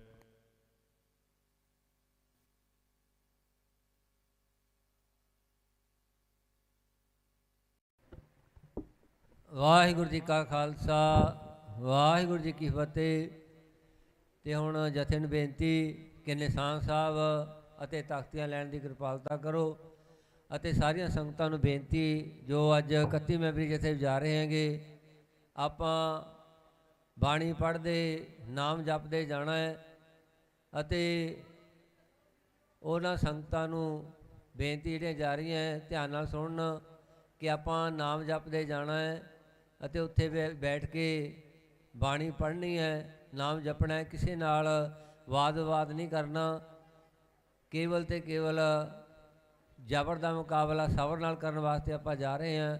ਮੋਰਚੇ ਵੱਲੋਂ ਵੀ ਇਹੀ ਆਦੇਸ਼ ਹੈ ਕਿ ਆਪਾਂ ਜ਼ਬਰ ਦਾ ਮੁਕਾਬਲਾ ਸਬਰ ਨਾਲ ਕਰਨਾ ਹੈ ਅਤੇ ਨਾਮ ਜਪਦੇ ਬਾਣੀ ਪੜ੍ਹਦੇ ਹੋਏ ਜਾਣਾ ਹੈ। ਸੋ ਹੁਣ ਸੰਗਤਾਂ ਰਵਾਨਾ ਹੋਣਗੀਆਂ ਜੈਕਾਰਿਆਂ ਦੇ ਨਾਲ। ਬੋਲੇ ਸੋ ਨਿਹਾਲ। ਦੇਗ ਤੇਗ ਦੇਗ ਤੇਗ ਪੰਥ ਕੀ ਰਾਜ ਕਰੇਗਾ ਰਾਜ ਕਰੇਗਾ। ਝੂਲ ਤੇ ਨਿਸ਼ਾਨ ਰਹਿ ਲੱਗ ਤੇ ਦੀਵਾਨ ਰਹਿ। ਬੋਲੇ ਸੋ ਨਿਹਾਲ। ਬੰਦੀ ਸਿੰਘ ਰਿਹਾ ਕਰੋ ਬੰਦੀ ਸਿੰਘ ਰਿਹਾ ਕਰੋ। ਝੂਠੇ ਪਰਚੇ ਪਾਣੇ ਬੰਦ ਕਰੋ ਝੂਠੇ ਪਰਚੇ ਪਾਣੇ ਬੰਦ ਕਰੋ। ਬੰਦੀ ਸਿੰਘ ਰਿਹਾ ਕਰੋ ਬੰਦੀ ਸਿੰਘ ਰਿਹਾ ਕਰੋ। ਸ੍ਰੀ ਗੁਰੂ ਗ੍ਰੰਥ ਸਾਹਿਬ ਦੀ ਬੇਅਦਬੀ ਕਰਨ ਵਾਲੇ ਦੋਸ਼ੀਆਂ ਨੂੰ ਸਖਤ ਸਜ਼ਾਵਾਂ ਦਿਓ। ਗੁਰੂ ਗ੍ਰੰਥ ਸਾਹਿਬ ਦੀ ਬੇਅਦਬੀ ਕਰਨ ਵਾਲੇ ਦੋਸ਼ੀਆਂ ਨੂੰ ਸਖਤ ਸਜ਼ਾ ਦਿਓ। ਬੋਲੇ ਸੋ ਨਿਹਾਲ। ਸੋ ਇਹ ਜਥਾ ਹਰ ਰੋਜ਼ 31 ਮੈਂਬਰੀ ਜਥਾ ਜੋ ਚੰਡੀਗੜ੍ਹ ਮੁੱਖ ਮੰਤਰੀ ਰਿਹਾਇਸ਼ ਵੱਲ ਨੂੰ ਰਵਾਨਾ ਹੁੰਦਾ ਹੈ, ਕਿਉਂਕਿ ਸਰਕਾਰਾਂ ਆਪਣੇ ਬਚਨਾਂ ਤੋਂ ਮੁੱਕਰ ਗਈਆਂ। ਪ੍ਰਬੰਧਕਾਂ ਦੇ ਨਾਲ 2 ਮੰਤਰੀਆਂ ਦੀ ਮੀਟਿੰਗ ਹੋਈ ਸੀ। ਉਹਦੇ ਵਿੱਚ ਉਹਨਾਂ ਨੇ ਕਿਹਾ ਸੀ ਕਿ ਅਸੀਂ ਜਗਤਾਰ ਸਿੰਘ ਹਵਾਰਾ ਨੂੰ ਪੰਜਾਬ ਦੀ ਜੇਲ੍ਹ ਸ਼ਿਫਟ ਕਰਾਂਗੇ ਅਤੇ ਉਹਨਾਂ ਦਾ ਜਿਹੜਾ ਜਾਣ ਬੁੱਝ ਕੇ ਕੇਸ ਪੈਂਡਿੰਗ ਰੱਖਿਆ ਹੋਇਆ ਹੈ ਉਹਨੂੰ ਸ਼ੁਰੂ ਕਰਾਵਾਂਗੇ ਅਤੇ ਉਹਨਾਂ ਨੂੰ ਇੱਥੇ ਕੋਰਟ ਦੇ ਵਿੱਚ ਪੇਸ਼ ਕਰਾਂਗੇ। ਪਰ ਸਰਕਾਰਾਂ ਕਿਤੇ ਮੁੱਕਰ ਗਈਆਂ ਅਤੇ ਇਸ ਕਰਕੇ 31 ਮੈਂਬਰੀ ਜਥਾ ਹਰ ਰੋਜ਼ ਭਗਵੰਤ ਮਾਨ ਦੀ ਕੋਠੀ 'ਤੇ ਜਾ ਰਿਹਾ ਉਹਨੂੰ ਯਾਦ ਕਰਾਉਣ ਵਾਸਤੇ, ਕਿਉਂਕਿ ਉਹਨੇ ਪਹਿਲਾਂ ਵਚਨ ਕੀਤੇ ਸੀ ਕਿ ਸਾਡੀ ਸਰਕਾਰ ਆ ਗਈ ਤਾਂ ਅਸੀਂ 24 ਘੰਟੇ ਦੇ ਵਿੱਚ ਬੰਦੀ ਸਿੰਘ ਵੀ ਰਿਹਾ ਕਰ ਦਾਂਗੇ ਜਿਹੜੇ ਜੇਲ੍ਹਾਂ ਪੂਰੀਆਂ ਕਰ ਗਏ ਅਤੇ ਜਿਹੜੇ ਗੁਰੂ ਗ੍ਰੰਥ ਸਾਹਿਬ ਦੀ ਬੇਅਦਬੀ ਕਰਨ ਵਾਲੇ ਦੋਸ਼ੀਆਂ ਨੂੰ ਸਜ਼ਾਵਾਂ ਦੇਵਾਂਗੇ। ਪਰ ਉਹ ਸਰਕਾਰਾਂ ਮੁੱਕਰ ਗਈਆਂ। ਧੰਨ ਧੰਨ ਸ੍ਰੀ ਗੁਰੂ ਗ੍ਰੰਥ ਸਾਹਿਬ ਮਹਾਰਾਜ ਜੀ ਦੇ ਵਚਨ ਹੈ, ਵਚਨ ਕਰੇ ਔਰ ਖਿਸਕ ਜਾਏ ਸੋਈ ਨਰ ਕੱਚਾ। ਸੋ ਇਹ ਝੂਠੇ ਵਾਅਦੇ ਕੀਤੇ ਇਹਨਾਂ ਨੇ। ਗੁਰੂ ਗ੍ਰੰਥ ਸਾਹਿਬ ਮਹਾਰਾਜ ਦੀਆਂ ਸਹੁੰਆਂ ਖਾਧੀਆਂ, ਗੁਟਕਿਆਂ ਦੇ ਸਹੁੰਆਂ ਖਾ ਕੇ ਮੁੱਕਰ ਗਏ। ਸੋ ਇਸ ਕਰਕੇ ਉਹਨਾਂ ਨੂੰ ਲਾਹਣਤਾਂ ਪਾਉਣ ਵਾਸਤੇ ਜਥਾ ਹਰ ਰੋਜ਼ ਜਾਂਦਾ ਹੈ। ਸੋ ਅੱਜ ਵੀ ਇਹ ਜਥਾ ਰਵਾਨਾ ਹੋਇਆ ਹੈ। ਸੋ ਹੁਣ ਮੈਂ ਬੇਨਤੀ ਕਰਾਂ ਭਾਈ ਨੱਥਾ ਸਿੰਘ ਜੀ, ਉਹ ਆਪ ਜੀ ਨੂੰ ਕਵਿਤਾਵਾਂ ਦੁਆਰਾ ਨਿਹਾਲ ਕਰਨਗੇ। ਸੋ ਮੈਂ ਜਿਹੜੇ ਬੁਲਾ ਰਹੇ ਉਹਨਾਂ ਨੂੰ ਬੇਨਤੀ ਕਰ ਦੇਵਾਂ, ਕਿਉਂਕਿ ਲਾਈਵ ਚੱਲ ਰਿਹਾ ਹੈ, ਕੋਈ ਵੀ ਇਹ ਗੱਲ ਆਪਾਂ ਇੱਥੇ ਕਰਨੀ ਹੈ ਬਹੁਤ ਸੋਚ ਸਮਝ ਕੇ ਕਰਨੀ ਹੈ, ਐਵੇਂ ਨਹੀਂ ਜੋ ਮੂੰਹ ਆਇਆ ਉਹੀ ਆਪਾਂ ਬੋਲਤਾ। ਸੋ ਬੇਨਤੀ ਜ਼ਰੂਰ ਪ੍ਰਵਾਨ ਕਰਨੀ।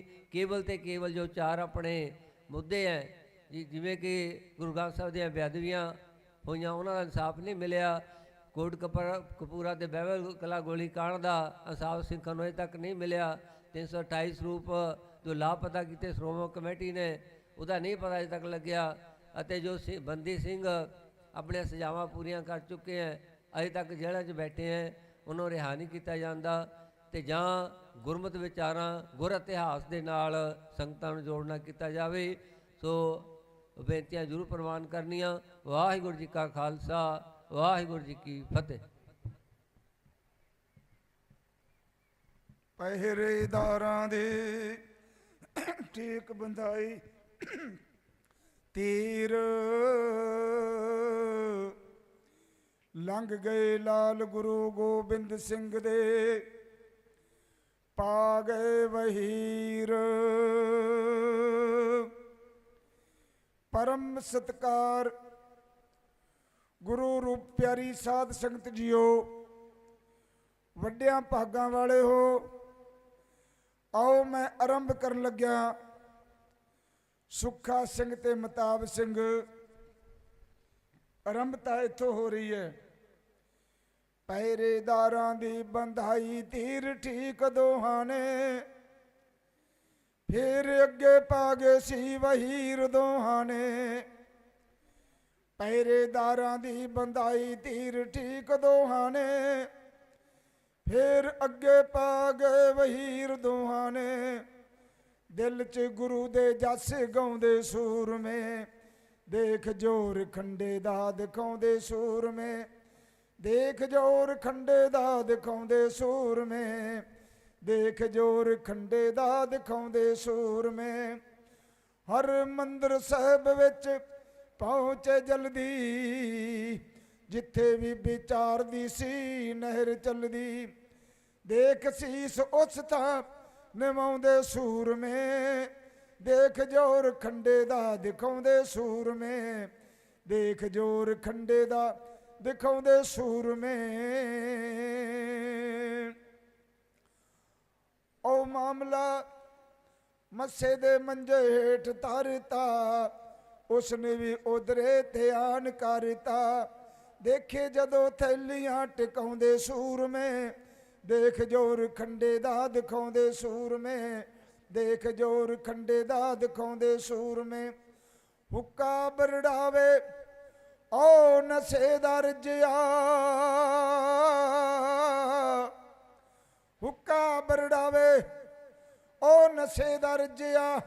ਚੋਰ ਜਾਰੀ ਵਿੱਚ ਬੈਠਾ ਮੱਸਾ ਸੱਜਿਆ, ਦੇਖ ਦਿਲ ਵਿੱਚ ਕਰੜਾਉਂਦੇ ਸੂਰਮੇ, ਦੇਖ ਜੋਰ ਖੰਡੇ ਦਾ ਦਿਖਾਉਂਦੇ ਸੂਰਮੇ, ਦੇਖ ਜੋਰ ਖੰਡੇ ਦਾ ਦਿਖਾਉਂਦੇ ਸੂਰਮੇ। ਵੀ ਵਿਚਾਰ ਦੀਆਂ ਲਾਟਾਂ ਸੀ ਮਚਦੀਆਂ, ਉਹ ਵੀ ਵਿਚਾਰ ਦੀਆਂ ਲਾਟਾਂ ਸੀ ਮਚਦੀਆਂ। ਫੇੜੇ ਗਾਉਣ ਗਾਣੇ ਵੇਸਵਾ ਨੱਚਦੀਆਂ, ਦੇਖ ਖੂਨ ਨਾਲ ਕਿਸ ਤਰ੍ਹਾਂ ਬੁਝਾਉਂਦੇ ਸੂਰਮੇ, ਦੇਖ ਜੋਰ ਖੰਡੇ ਦਾ ਦਿਖਾਉਂਦੇ ਸੂਰਮੇ, ਦੇਖ ਜੋਰ ਖੰਡੇ ਦਾ ਦਿਖਾਉਂਦੇ ਸੂਰਮੇ, ਦੇਖ ਜੋਰ ਖੰਡੇ ਦਾ ਦਿਖਾਉਂਦੇ ਸੂਰਮੇ। ਓਏ ਮੁਗਲਾਂ ਦੇ ਭੇਸ ਦੋਹਾਂ ਨੇ ਬਣਾਏ ਸੀ, ਰੁਪਈਏ ਦੇਸੀ ਖੜੇ ਥੈਲੀਆਂ ਚ ਪਾਏ ਸੀ। ਦੇਖ ਸੀਸ ਉਸ ਥਾਂ ਝੁਕਾਉਂਦੇ ਸੂਰਮੇ, ਦੇਖ ਜੋਰ ਖੰਡੇ ਦਾ ਦਿਖਾਉਂਦੇ ਸੂਰਮੇ। ਓ ਮਾਮਲਾ ਮੱਸੇ ਦੇ ਮੰਜੇ ਹੇਠ ਧਰਤਾ, ਉਸਨੇ ਵੀ ਇਧਰ ਧਿਆਨ ਕਰਤਾ। ਦੇਖੇ ਜਦੋਂ ਥੈਲੀਆਂ ਟਿਕਾਉਂਦੇ ਸੂਰਮੇ, ਦੇਖ ਜੋਰ ਖੰਡੇ ਦਾ ਦਿਖਾਉਂਦੇ ਸੂਰਮੇ। ਜਦੋਂ ਥੋਣ ਮੱਸੇ ਪਾਪੀ ਨੇ ਨਿਵਾਈ ਸੀ, ਮਤਾਬ ਸਿੰਘ ਨੇ ਖੜਗ ਚਲਾਈ ਸੀ। ਆਓ ਕਰਨੀ ਦਾ ਫਲ ਭੁਗਤਾਉਂਦੇ ਸੂਰਮੇ, ਦੇਖ ਜੋਰ ਖੰਡੇ ਦਾ ਦਿਖਾਉਂਦੇ ਸੂਰਮੇ, ਦੇਖ ਜੋਰ ਖੰਡੇ ਦਾ ਦਿਖਾਉਂਦੇ ਸੂਰਮੇ, ਦੇਖ ਜੋਰ ਖੰਡੇ ਦਾ ਦਿਖਾਉਂਦੇ ਸੂਰਮੇ। ਮਾਰੋ ਮਾਰੀ ਕੱਢੇ ਵਹਿਰੀਆਂ ਦੇ ਖੂਰ ਜੀ, ਉਹ ਰੁੜਦੇ ਫਿਰਨ ਤਬਲੇ ਤੰਦੂਰ ਜੀ।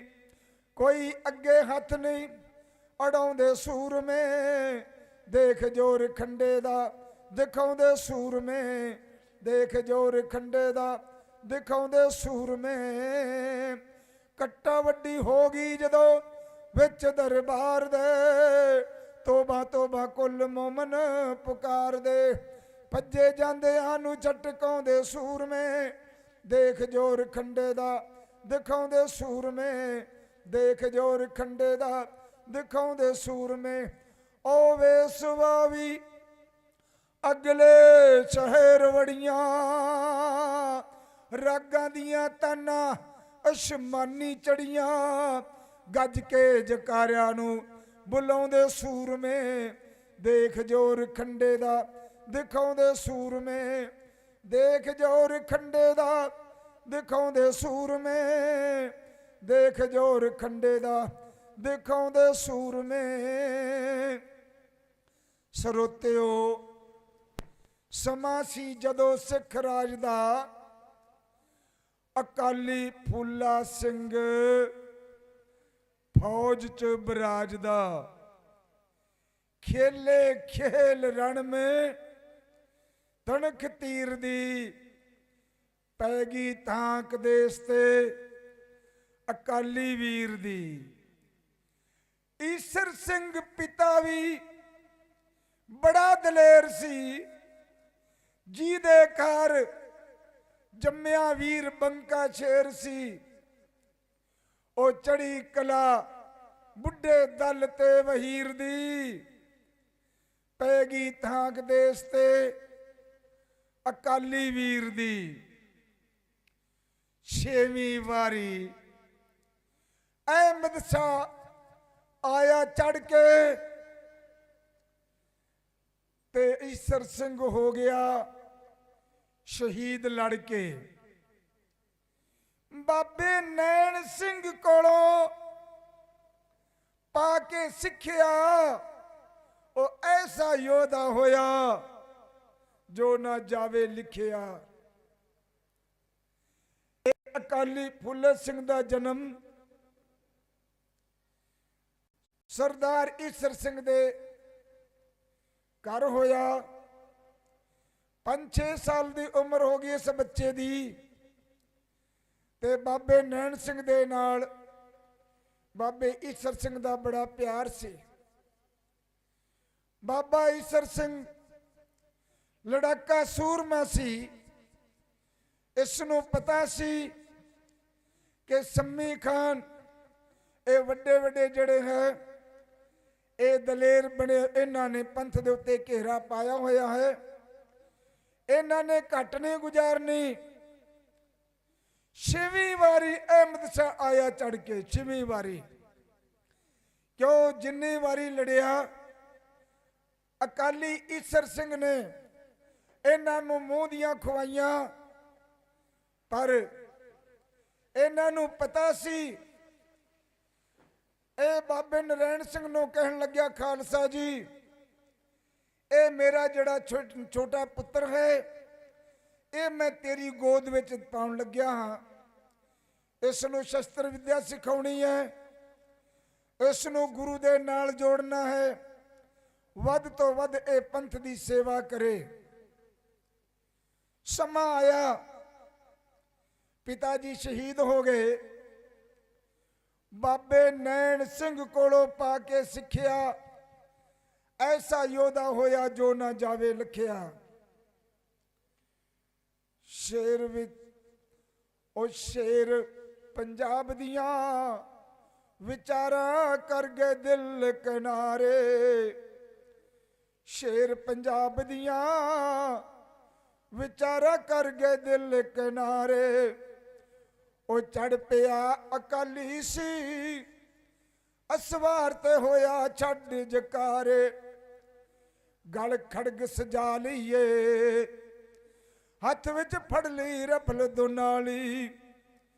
ਰਣ ਦੇ ਵਿੱਚ ਜੂਝ ਰਿਹਾ ਅਕਾਲੀ ਫੂਲਾ ਸਿੰਘ ਅਕਾਲੀ। ਰਣ ਦੇ ਵਿੱਚ ਜੂਝ ਰਿਹਾ ਬਹਾਦਰ ਫੂਲਾ ਸਿੰਘ ਅਕਾਲੀ। ਉਹ 800 ਸਿੰਘਾਂ ਦਾ ਅਕਾਲੀ ਜਥਾ ਨਾਲ ਸੀ ਚੱਲਿਆ। ਬਾਕੀ ਸਭ ਫੌਜਾਂ ਦਾ ਗਿਆ ਫੇਰ ਜੋਸ਼ ਨਾ ਠੱਲਿਆ। 8 ਮੀਲ ਦੀ ਵਾਟ ਸੀ, ਸਿੰਘਾਂ ਮਿੰਟਾਂ ਵਿੱਚ ਮੁਕਾ ਲਈ। ਰਣ ਦੇ ਵਿੱਚ ਜੂਝ ਰਿਹਾ ਅਕਾਲੀ ਫੂਲਾ ਸਿੰਘ ਅਕਾਲੀ।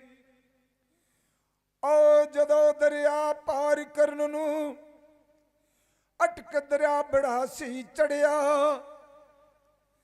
ਓ ਘੋੜੇ ਪਾਰ ਲੰਘਾਉਣ ਨੂੰ ਜਥਾ ਇੱਕ ਸੀ ਚੱਲਿਆ। ਅਕਾਲੀ ਫੂਲਾ ਸਿੰਘ ਨੇ ਘੋੜਾ ਠੇਲਤਾ ਵਿੱਚ ਦਰਿਆ ਦੇ। ਰਾਹ ਦੇ ਤਾਂ ਲੰਘਣ ਨੂੰ ਅਟਕ ਗਿਆ ਅਟਕ ਦਰਿਆ ਦਾ ਪਾਣੀ। ਦੁਨੀਆ ਦੇ ਯਾਦ ਰਹੂ ਖਾਲਸਾ ਤੇਰੀ ਅਜਬ ਕਹਾਣੀ। ਦੁਨੀਆ ਦੇ ਯਾਦ ਰਹੂ। ਇਤਿਹਾਸਕਾਰ ਕਹਿੰਦਾ ਐਡਾ ਇਤਿਹਾਸੀ ਨਹੀਂ ਆ, ਭਾਵੇਂ ਮੇਰੀਆਂ ਟੁੱਟੀਆਂ ਕੋਈ ਇੱਧਰ ਲੱਗ ਜਾਂਦੀ ਹੈ ਕੋਈ ਇੱਧਰ ਗੱਲ ਲੱਗ ਜਾਂਦੀ ਹੈ, ਪਰ ਫਿਰ ਵੀ ਇਹ ਸਿੱਖ ਪੰਥ ਦੀ ਗੱਲ ਚੱਲ ਰਹੀ ਹੈ। ਬੜੇ ਵੱਡੇ ਵੱਡੇ ਇਹ ਕਥਾਵਾਚਕ ਕਥਾਕਾਰ ਪ੍ਰਚਾਰਕ ਸੰਸਾਰ ਤੇ ਆਏ, ਜਿਨ੍ਹਾਂ ਨੇ ਸਾਨੂੰ ਇਹ ਰਸਤੇ ਦਿਖਾਏ। ਕਹਿੰਦਾ ਜਿਸ ਵੇਲੇ ਮਹਾਰਾਜਾ ਰਣਜੀਤ ਸਿੰਘ ਕਹਿਣ ਲੱਗੇ ਫੂਲਾ ਸਿੰਘ ਜੀ ਇਹ ਹੈਦਰੀ ਝੰਡਾ ਮੁਗਲਾਂ ਨੇ ਚੜਾਉਣ ਦੀ ਵਿਚਾਰ ਕੀਤੀ ਹੋਈ ਹੈ ਤੇ ਖੜਗ ਸਿੰਘ ਦੀ ਸਹਾਇਤਾ ਵਾਸਤੇ ਤੁਹਾਨੂੰ ਜਾਣਾ ਚਾਹੀਦਾ ਹੈ। ਉਹਦੀ ਸਹਾਇਤਾ ਵਾਸਤੇ ਰਵਾਨਗੀ ਕਰ ਦਿਓ। ਅਕਾਲੀ ਫੂਲਾ ਸਿੰਘ ਨੇ 7 ਬਚਨ ਕਹਿ ਕੇ ਆਪਣਾ ਜਥਾ ਲਿਆ ਅਤੇ ਕਹਿੰਦੇ ਆ ਮਜਲਾ ਮੁਕਾਉਂਦਾ ਹੋਇਆ ਸਮੇਂ ਸਿਰ ਹਾਜ਼ਰ ਹੋਇਆ। ਖੜਗ ਸਿੰਘ ਜੀ ਬੜੇ ਖੁਸ਼ ਹੋਏ ਅਕਾਲੀ ਫੂਲਾ ਸਿੰਘ ਨੂੰ ਵੇਖ ਕੇ ਤੇ ਕਹਿੰਦੇ ਖਾਲਸਾ ਜੀ ਆਰਾਮ ਕਰੋ, ਪ੍ਰਸ਼ਾਦੇ ਪਾਣੀ ਛਕੋ ਅਤੇ ਉਸ ਤੋਂ ਬਾਅਦ ਫਿਰ ਤੁਹਾਡੇ ਨਾਲ ਵਿਚਾਰ ਵਟਾਂਦਰਾ ਕਰਦੇ ਹਾਂ। ਅਕਾਲੀ ਫੂਲਾ ਸਿੰਘ ਦੀ ਨਿਗਾਹ ਕੇਸਰੀ ਨਿਸ਼ਾਨ ਸਾਹਿਬ ਵਾਲੇ ਪਾਸੇ ਪਈ ਤੇ ਕਹਿੰਦਾ ਖੜਗ ਸਿਆ ਉਹ ਕੇਸਰੀ ਨਿਸ਼ਾਨ।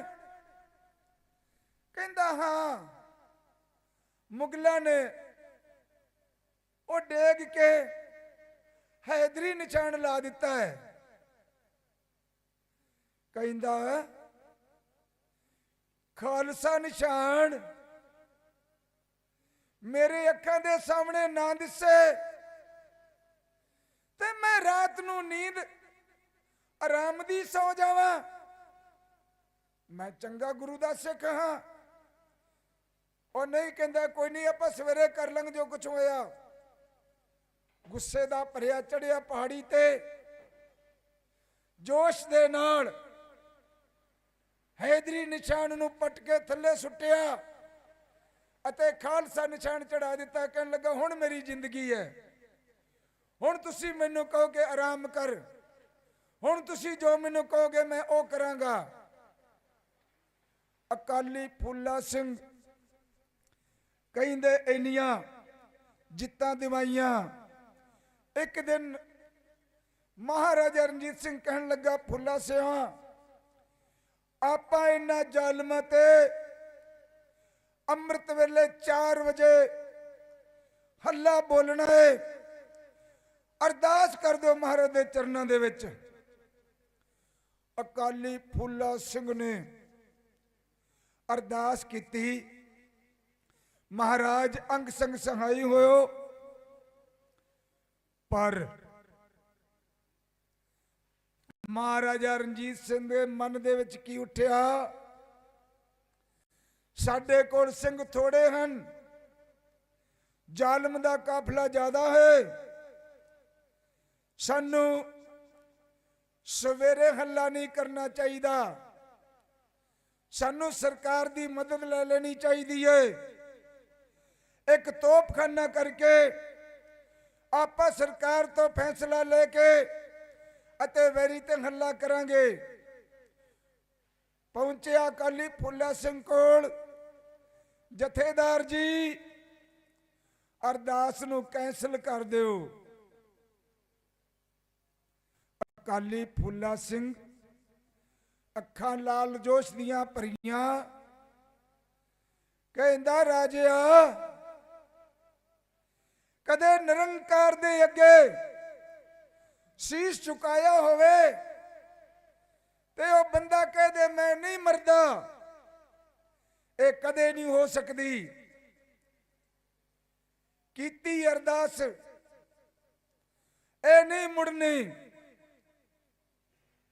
ਕਰਦਾ ਵਿਚਾਰ ਮਹਾਰਾਜਾ ਰਣਜੀਤ ਸਿੰਘ, ਆਇਆ ਨਹੀਂ ਜੇ ਤੋਪਖਾਨਾ ਅਜੇ ਸਾਡੀ ਔਰ ਦਾ, ਓਏ ਆ ਮਿਲੇਗਾ ਵਹਿਣ ਤੂਰਾ, ਜਦੋਂ ਸਾਨੂੰ ਉਸ ਵੇਲੇ ਵੈਰੀ ਤੇ ਹੱਲਾ ਕਰੂੰਗਾ ਮੈਂ ਬੜਾ ਜ਼ੋਰ ਦਾ।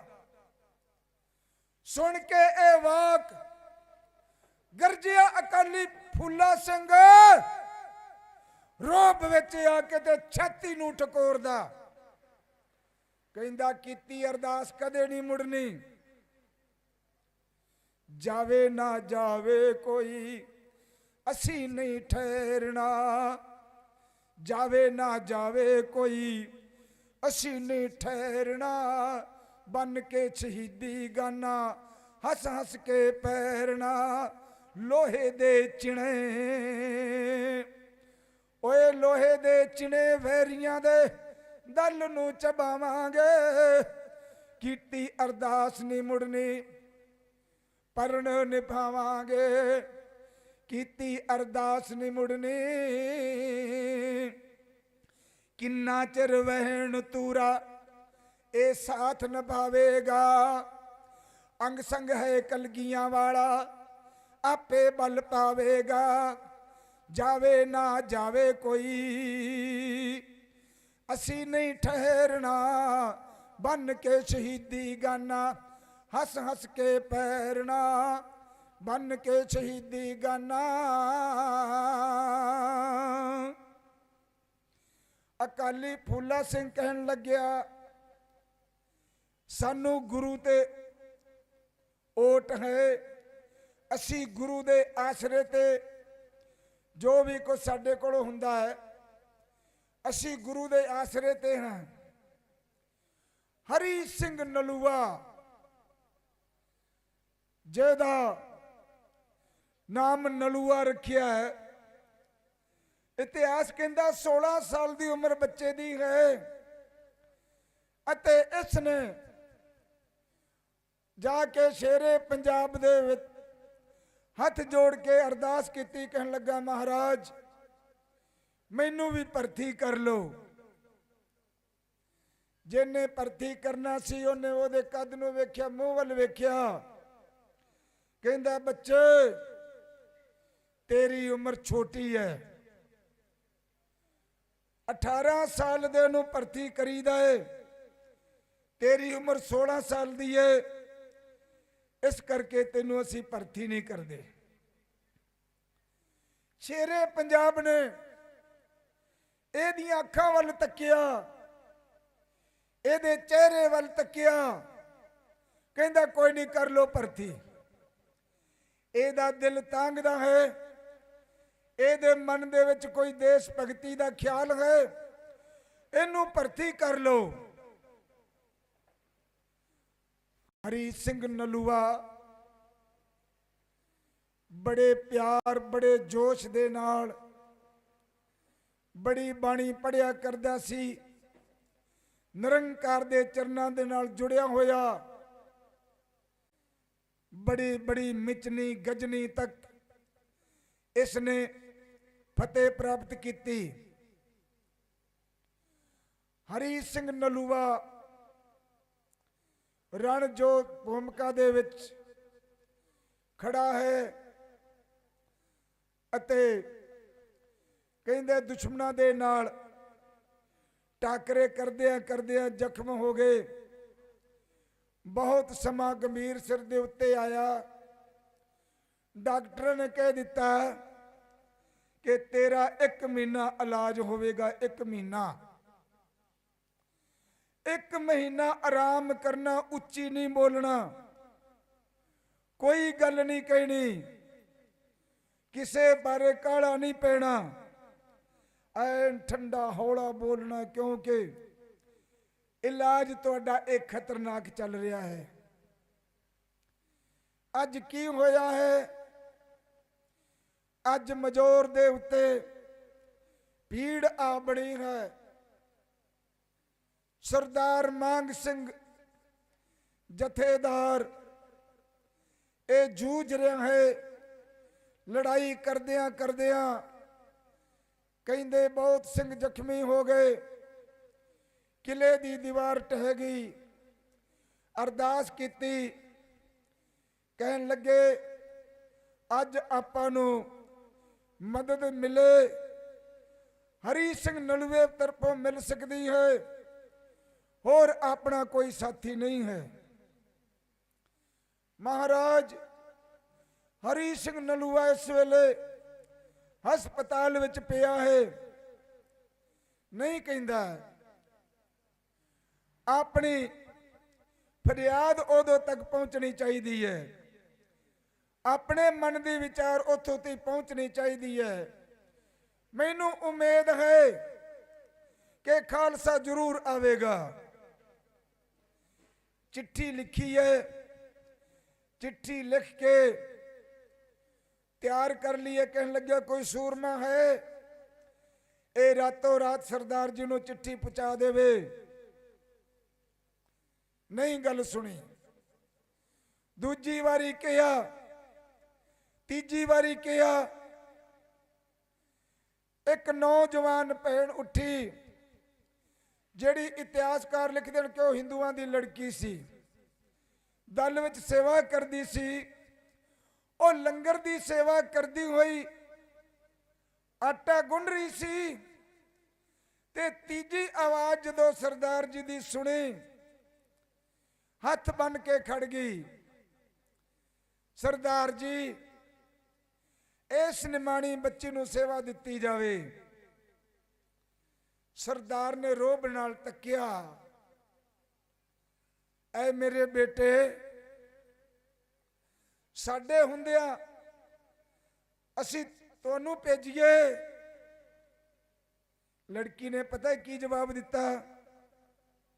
ਕਹਿੰਦੇ ਜਥੇਦਾਰ ਜੀ ਅੰਮ੍ਰਿਤ ਦੋ। ਕਿਵੇਂ ਪੁੱਤਰੀ? ਮੈਂ ਸਮਝਿਆ ਨਹੀਂ ਤੁਹਾਡੀ ਗੱਲ ਨੂੰ।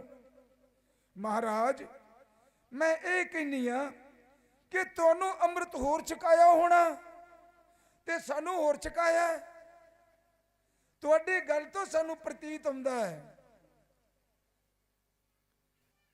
ਇਹ ਸੇਵਾ ਇਸ ਧੀ ਨੂੰ ਦਿੱਤੀ ਜਾਵੇ।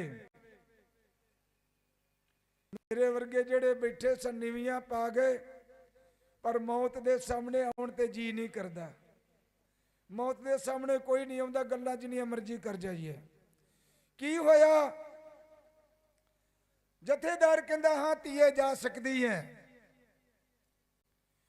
ਬੀਬੀ ਹਰ ਚਰਨ ਕੌਰ ਨੇ ਧਾਰੀ ਦਲੇਰੀ ਏ। ਬੀਬੀ ਹਰ ਚਰਨ ਕੌਰ ਨੇ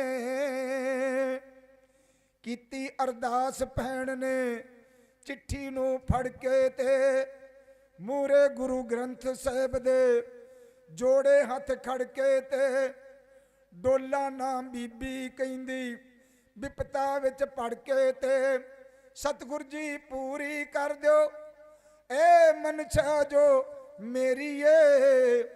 ਬੀਬੀ ਹਰ ਚਰਨ ਕੌਰ ਨੇ ਧਾਰੀ ਦਲੇਰੀ ਏ। ਬੀਬੀ ਹਰ ਚਰਨ ਕੌਰ ਨੇ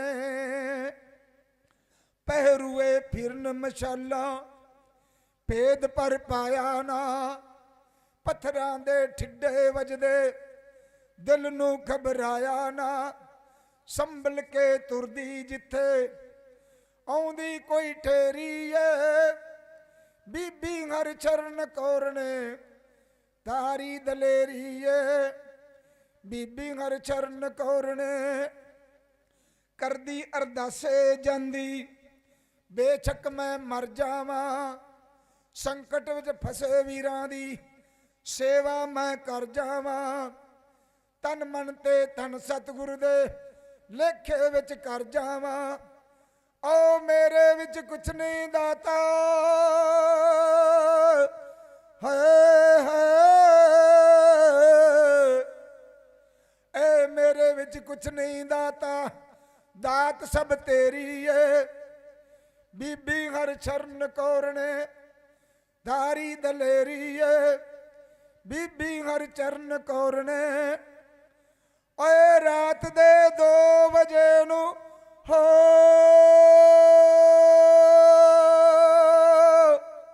ਹਾਏ ਹਾਏ,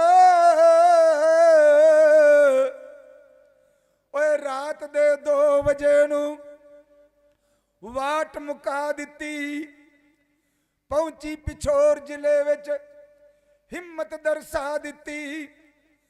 ਚਿੱਠੀ ਸਰਦਾਰ ਸਾਹਿਬ ਨੂੰ ਜਾ ਕੇ ਪਕੜਾ ਦਿੱਤੀ ਓਏ, ਆਖਿਆ ਸਰਦਾਰ ਸਾਹਿਬ ਨੇ ਚੱਲੇ ਦੁੱਖ ਭਾਰੇ ਤੂੰ, ਪਾਈਆਂ ਦੀ ਖਾਤਰ ਕੀਤੇ ਪ੍ਰਾਣ ਨਾ ਪਿਆਰੇ ਤੂੰ, ਅੰਮ੍ਰਿਤ ਦੇ ਠੀਕ ਦਿਖਾਏ ਬੱਚੀਏ ਲਚਕਾਰੇ ਤੂੰ। ਤਾਈਓ ਤਾਂ ਸਤ ਸੰਗਤ ਜੀ ਇਹ ਸਿੱਖੀ ਦੀ ਚਾਲ ਉਖੇਰੀ ਏ। ਬੀਬੀ ਹਰਚਰਨ ਕੌਰ ਨੇ ਤਾਰੀ ਦਲੇਰੀ ਏ, ਬੀਬੀ ਹਰਚਰਨ ਕੌਰ ਨੇ, ਬੀਬੀ ਹਰਚਰਨ ਕੌਰ ਰਾਤ ਦੇ 2 ਵਜੇ ਹਸਪਤਾਲ ਦੇ ਦਰਵਾਜ਼ੇ ਦੇ ਅੱਗੇ ਖੜ ਗਈ।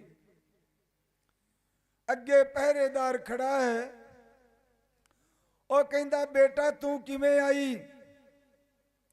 ਉਹ ਕਹਿੰਦੀ ਹੈ ਮੈਂ ਹਰੀ ਸਿੰਘ ਨਲੂਏ ਨੂੰ ਮਿਲਣਾ ਚਾਹੁੰਦੀ ਹਾਂ। ਜਾ ਕੇ ਹੁਕਮ ਕੀਤਾ ਡਾਕਟਰਾਂ ਨੂੰ, ਇੱਕ ਨੌਜਵਾਨ ਲੜਕੀ ਆਈ ਹੈ, ਉਹ ਹਰੀ ਸਿੰਘ ਨੂੰ ਮਿਲਣਾ ਚਾਹੁੰਦੀ ਹੈ। ਉਹ ਕਹਿੰਦੇ ਮਿਲਾ ਦਿੱਤਾ ਜਾਵੇ। ਹਰੀ ਸਿੰਘ ਨਲੂਏ ਸਾਹਮਣੇ ਆਇਆ, ਦੋਵੇਂ ਹੱਥ ਜੋੜ ਕੇ ਬੀਬੀ ਨੇ ਫਤਿਹ ਗਜਾਈ। ਵਾਹਿਗੁਰੂ ਜੀ ਕਾ ਖਾਲਸਾ ਵਾਹਿਗੁਰੂ ਜੀ ਕੀ ਫਤਿਹ। ਸਰਦਾਰ ਬਾਗੋ ਬਾਗ ਹੋਇਆ, ਧੀਏ ਤੂੰ ਹਨੇਰੀ ਰਾਤ ਹੈ, ਜ਼ਾਲਮਾਂ ਦਾ ਬੜਾ ਜ਼ੋਰ ਪਿਆ ਹੋਇਆ ਹੈ, ਤੇ ਤੂੰ? ਹਾਂ ਪਿਤਾ ਜੀ, ਮੈਂ ਤੁਹਾਡੇ ਚਰਨਾਂ 'ਚ ਹਾਜ਼ਰ ਹੋਈ ਹਾਂ। ਕੀ ਹੋਇਆ? ਚਿੱਠੀ ਸਾਹਮਣੇ ਕਰ ਦਿੱਤੀ। ਸ਼ਾਮ ਸਿੰਘ ਨੇ ਚਿੱਠੀ ਨੂੰ ਪੜਿਆ। ਜਿਸ ਵੇਲੇ ਨਲੂਏ ਨੇ ਇਹ ਮਾਂਗ ਸਿੰਘ ਦੀ ਚਿੱਠੀ, ਇਹਦੇ ਡੋਲੇ ਫੜ ਕੇ ਜੋਸ਼ ਆਇਆ। ਜੋਸ਼ ਵਿੱਚ ਆਵਾਜ਼ ਮਾਰਦਾ ਸਿੰਘਾਂ ਨੂੰ, ਕਹਿੰਦਾ ਮੇਰਾ ਘੋੜਾ ਤਿਆਰ ਕਰੋ। ਡਾਕਟਰ ਕਹਿੰਦਾ ਕੀ ਹੋ ਗਿਆ ਤੈਨੂੰ? ਤੇਰਾ ਇਲਾਜ ਚੱਲ ਰਿਹਾ ਹਾਲੇ, ਕੀ ਕਰ ਰਿਹਾ ਹੈ? ਕਹਿੰਦਾ ਜੋ ਹੋਣਾ ਸੀ ਹੋ ਗਿਆ। ਲਾਏ ਫਟ ਜਮਰੋਦ ਨੂੰ, ਜਿੰਨੇ ਤੇਗਾ ਵਾਹ ਕੇ ਉਹ ਤੋਬਾ ਮੁਕਲੀ ਆਖ ਦੇ, ਮੂੰਹ ਮੁਕਲੀ ਪਾ ਕੇ ਉਹ ਤੇਗ ਸਿੰਘਾਂ ਦੀ ਡਿੱਗਦੀ ਜੋ ਬਿਜਲੀ ਆ ਕੇ ਬਹਿ ਜਾ ਵਿੱਚ ਪੰਜਾਬ ਦੇ ਸਿੰਘਾ ਛੇਣੀ ਪਾ ਕੇ। ਅਜੇ ਤੱਕ ਪਠਾਣੀਆਂ ਬੱਚਿਆਂ ਨੂੰ ਬੋਲਣਾ, ਓਏ ਨਾਮ ਸੁਣ ਕੇ ਸ਼ੇਰ ਦਾ ਦਿਲ ਉਹਨਾਂ ਦੇ ਡੋਲਣ। ਜਦੋਂ ਕਿਹਾ ਸਰਦਾਰ ਨੇ, ਓਏ ਅੱਜ ਰੀਜਾਂ ਲਾ ਲੋ, ਰੰਡੀਆਂ ਕਰੋ ਪਠਾਣੀਆਂ, ਖਿੱਚ ਤਲਵਾਰਾਂ। ਜਕਾਰੇ ਛੱਡਦੇ ਹੋਏ 4 ਵਜੇ ਨੂੰ ਮਜੋਰ ਦੇ ਵਿੱਚ ਆ ਗਏ। ਸਾਹਮਣੇ ਜਕਾਰੇ ਛੱਡੇ, ਸਰਦਾਰ ਮੰਗ ਸਿੰਘ ਨੂੰ ਹੌਸਲਾ ਹੋਇਆ। ਆਮੋ ਸਾਹਮਣੇ ਜਕਾਰਿਆਂ ਦੀ ਗੂੰਜ ਉੱਠੀ। ਵੈਰੀ ਕੰਬ ਗਿਆ। ਕਹਿੰਦਾ ਕਿਹੜਾ ਮੌਕਾ ਮਿਲ ਗਿਆ ਖਾਲਸੇ ਨੂੰ ਪਾਸੋਂ ਮਦਦ ਦਾ। ਮੈਂ ਕਿਲਾ ਢਹਾ ਦਿੱਤਾ ਸੀ। ਮੈਂ ਉਮੀਦ ਕਰਦਾ ਸਿੱਖਾਂ ਨੂੰ ਮੈਂ ਹੱਥਾਂ ਨਾਲ ਫੜ ਫੜ ਕੇ ਲਿਆਵਾਂਗਾ। ਇਹ ਕੀ ਹੋਇਆ? ਜਕਾਰੇ ਸੁਣ ਕੇ ਖਾਨ ਖਾਮੋਸ਼ ਹੋ ਗਏ, ਡਰ ਗਏ, ਕੰਬ ਗਏ। ਲੜਾਈ ਸ਼ੁਰੂ ਹੋ ਗਈ, ਸ਼ੁਰੂ ਹੋ ਗਈ। ਹੱਲਾ ਕਰ ਦਿੱਤਾ ਖਾਲਸੇ ਨੇ। ਹੱਲਾ ਕਰਦਿਆਂ ਕਰਦਿਆਂ ਦਿਨ ਛਿਪ ਗਿਆ। ਮੈਦਾਨ ਵਿੱਚ ਲੜਦਿਆਂ ਫਿਰ ਹੋਣੀ ਨੇ ਹੋਸ਼ ਸੰਭਾਲੀ। ਹੋਣੀ ਤੱਕਦੀ ਸਰਦਾਰ ਦੇ ਜਲਾਲ ਨੂੰ। ਉਹ ਐਡੀ ਕਹਿੰਦੀ ਫੇਰ ਅੱਖਾਂ ਨੇ ਖਾ ਲਈ। ਖਾਲਸਾ ਜੋਧ ਕਰਦਾ ਕਰਦਾ ਬੜੇ ਫਟ ਵਜੇ ਸ਼ੇਰ ਨੂੰ। ਨੰਨੂ ਘੋੜੇ ਦੇ ਕੀਤੀ ਅਸਵਾਰੀ। ਉਹ ਬਚਪਨ ਦਾ ਇਹਦਾ ਸਾਥੀ ਸੀ। ਮਹਾਰਾਜ ਹੌਰੇ ਹੌਰੇ ਕਰੇ ਤਿਆਰੀ। ਨੰਨੂ ਸ਼ੇਰਾ ਮੈਂ ਤੇਰੇ ਉੱਤੇ ਅਸਵਾਰ ਸਿੱਖਿਆ। ਮੈਂ ਤੇਰੇ ਨਾਲ ਹੀ ਖੇਡਦਾ ਰਿਹਾ। ਤੂੰ ਮੇਰਾ ਸਾਥੀ, ਮੈਂ ਤੇਰਾ ਸਾਥੀ। ਅੱਜ ਮੇਰਾ ਅਖੀਰਲਾ ਸਮਾਂ ਆਇਆ ਹੈ। ਮੈਨੂੰ ਕਿਲੇ ਵਿੱਚ ਪਹੁੰਚਾ ਦੇ। ਉਹ ਕਹਿੰਦਾ ਇੱਕ ਲੁਕੇ ਪਠਾਨ ਨੇ ਸਿੰਘ ਦੇ ਪਿੱਠ ਦੇ ਵਿੱਚ ਗੋਲੀ ਮਾਰੀ ਤੇ ਉਹ ਘੋੜੇ ਨੂੰ ਕਹਿੰਦਾ ਉਹਨੇ ਗਲਵਖੜੀ ਪਾ ਲਈ। ਘੋੜੇ ਨੂੰ ਗਲਵਖੜੀ ਪਾ ਕੇ ਘੋੜਾ ਬੜਾ ਸਿਆਣਾ ਸੀ। ਐਨ ਜਾ ਕੇ ਕਿਲੇ ਦੇ ਵਿੱਚ ਆਪਣੇ ਆਸਣ ਤੇ, ਜਿੱਥੇ ਆਸਣ ਲੱਗਿਆ ਕਰਦਾ ਸੀ ਫੁੱਲਾ ਸਿਉਂਦਾ ਘੋੜਾ, ਉੱਥੇ ਖੜ ਗਿਆ। ਸਿੱਖਾਂ ਨੇ ਵੇਖਿਆ ਸਰੀਰ ਦਾ ਭਾਰਾ ਸੀ ਅਤੇ ਉਸ ਨੂੰ ਪਿਆਰ ਨਾਲ ਲਾ ਕੇ ਮੰਜੇ ਤੇ ਪਾ ਦਿੱਤਾ। ਵਾਹ ਖਾਲਸਾ ਤੇਰੀ ਦਲੇਰੀ। ਖਾਲਸਾ ਜੀ ਮੇਰੀ ਮਰੇ ਦੀ ਖਬਰ ਨਾ ਦਿਓ ਜ਼ਾਲਮ ਨੂੰ। ਸ਼ਾਵਾ ਹਰੀ ਸਿੰਘ ਨਲੂਆ, ਸ਼ਾਵਾ ਹਰੀ ਸਿੰਘ ਨਲੂਆ ਐਂ ਬੋਲਣਾ ਤੁਹਾਡੀ ਜੀਤ ਹੋਵੇਗੀ। ਇਹ ਸਾਡਾ ਪਿਛੋਕੜ ਕੁਰਬਾਨੀਆਂ ਦਾ ਹੈ। ਸਾਡਾ ਪਿਛੋਕੜ ਸਿਮਰਨ ਦਾ ਹੈ। ਮੈਨੂੰ ਗੁੱਸਾ ਜ਼ਰੂਰ ਆ ਜਾਂਦਾ ਹੈ। ਕਿਉਂ? ਖਾਲੀ ਭਾਂਡਾ ਹੋਵੇ ਉਹਦੇ ਵਿੱਚ ਅੰਮ੍ਰਿਤ ਨਿਹਾਰਦਾ ਨਹੀਂ, ਉਹਦੇ ਵਿੱਚ ਸਮਾਉਂਦਾ ਨਹੀਂ। ਕਿਉਂ? ਉਛੱਲੇ ਮਾਰ ਕੇ ਬਾਹਰ ਨੂੰ ਆ ਜਾਂਦਾ ਹੈ। ਮੇਨੇ ਮਾਰੇ ਨਾ ਕਿ ਪੀ ਕੇ ਦੁੱਧ ਮਝੇਲਣਾ ਜੱਟੀਆਂ ਦਾ। ਤੁਸੀਂ ਕਹਿੰਦਾ ਇਹਨੂੰ ਖੂਹ ਦੇ ਵਿੱਚ ਸੁੱਟ ਦਿੱਤਾ। ਹੋਇਆ ਹਜਮ ਨਾ ਤੁਹਾਡੀ ਅਣਖ ਕੋਲੋਂ, ਤੁਹਾਡੇ ਕੋਲੋਂ ਹਜਮ ਨਹੀਂ ਹੋਇਆ ਇਹ ਅੰਮ੍ਰਿਤ।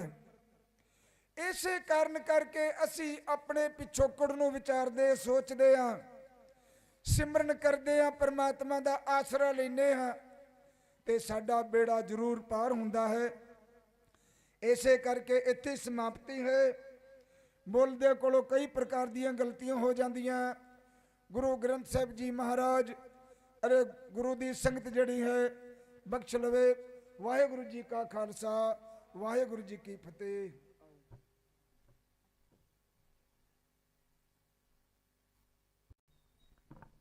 ਵਾਹਿਗੁਰੂ ਜੀ ਕਾ ਖਾਲਸਾ, ਵਾਹਿਗੁਰੂ ਜੀ ਕੀ ਫਤਿਹ। ਇਹ ਸਨ ਭਾਈ ਨੱਥਾ ਸਿੰਘ ਜੀ, ਜਿਨ੍ਹਾਂ ਨੇ ਹਰੀ ਸਿੰਘ ਨਲਵੇ ਦਾ ਇਤਿਹਾਸ ਆਪ ਜੀ ਨੂੰ ਸਰਵਣ ਕਰਾਇਆ। ਸੋ ਇਹਨਾਂ ਦਾ ਬਹੁਤ ਬਹੁਤ ਧੰਨਵਾਦ। ਅਤੇ ਮੈਂ ਹੁਣ ਬੇਨਤੀ ਕਰਾਂ ਕਿ ਬੀਬੀ ਸੁਰਿੰਦਰ ਕੌਰ ਜੀ ਉਹ ਆਪ ਜੀ ਨਾਲ ਗੁਰੂ ਵਿਚਾਰਾਂ ਸਾਂਝੀਆਂ ਕਰਨਗੇ।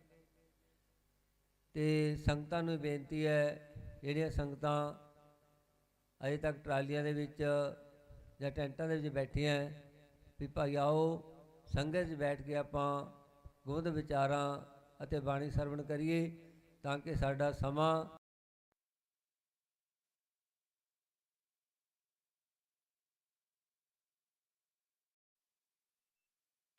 ਵਾਹਿਗੁਰੂ ਜੀ ਕੀ ਫਤਿਹ।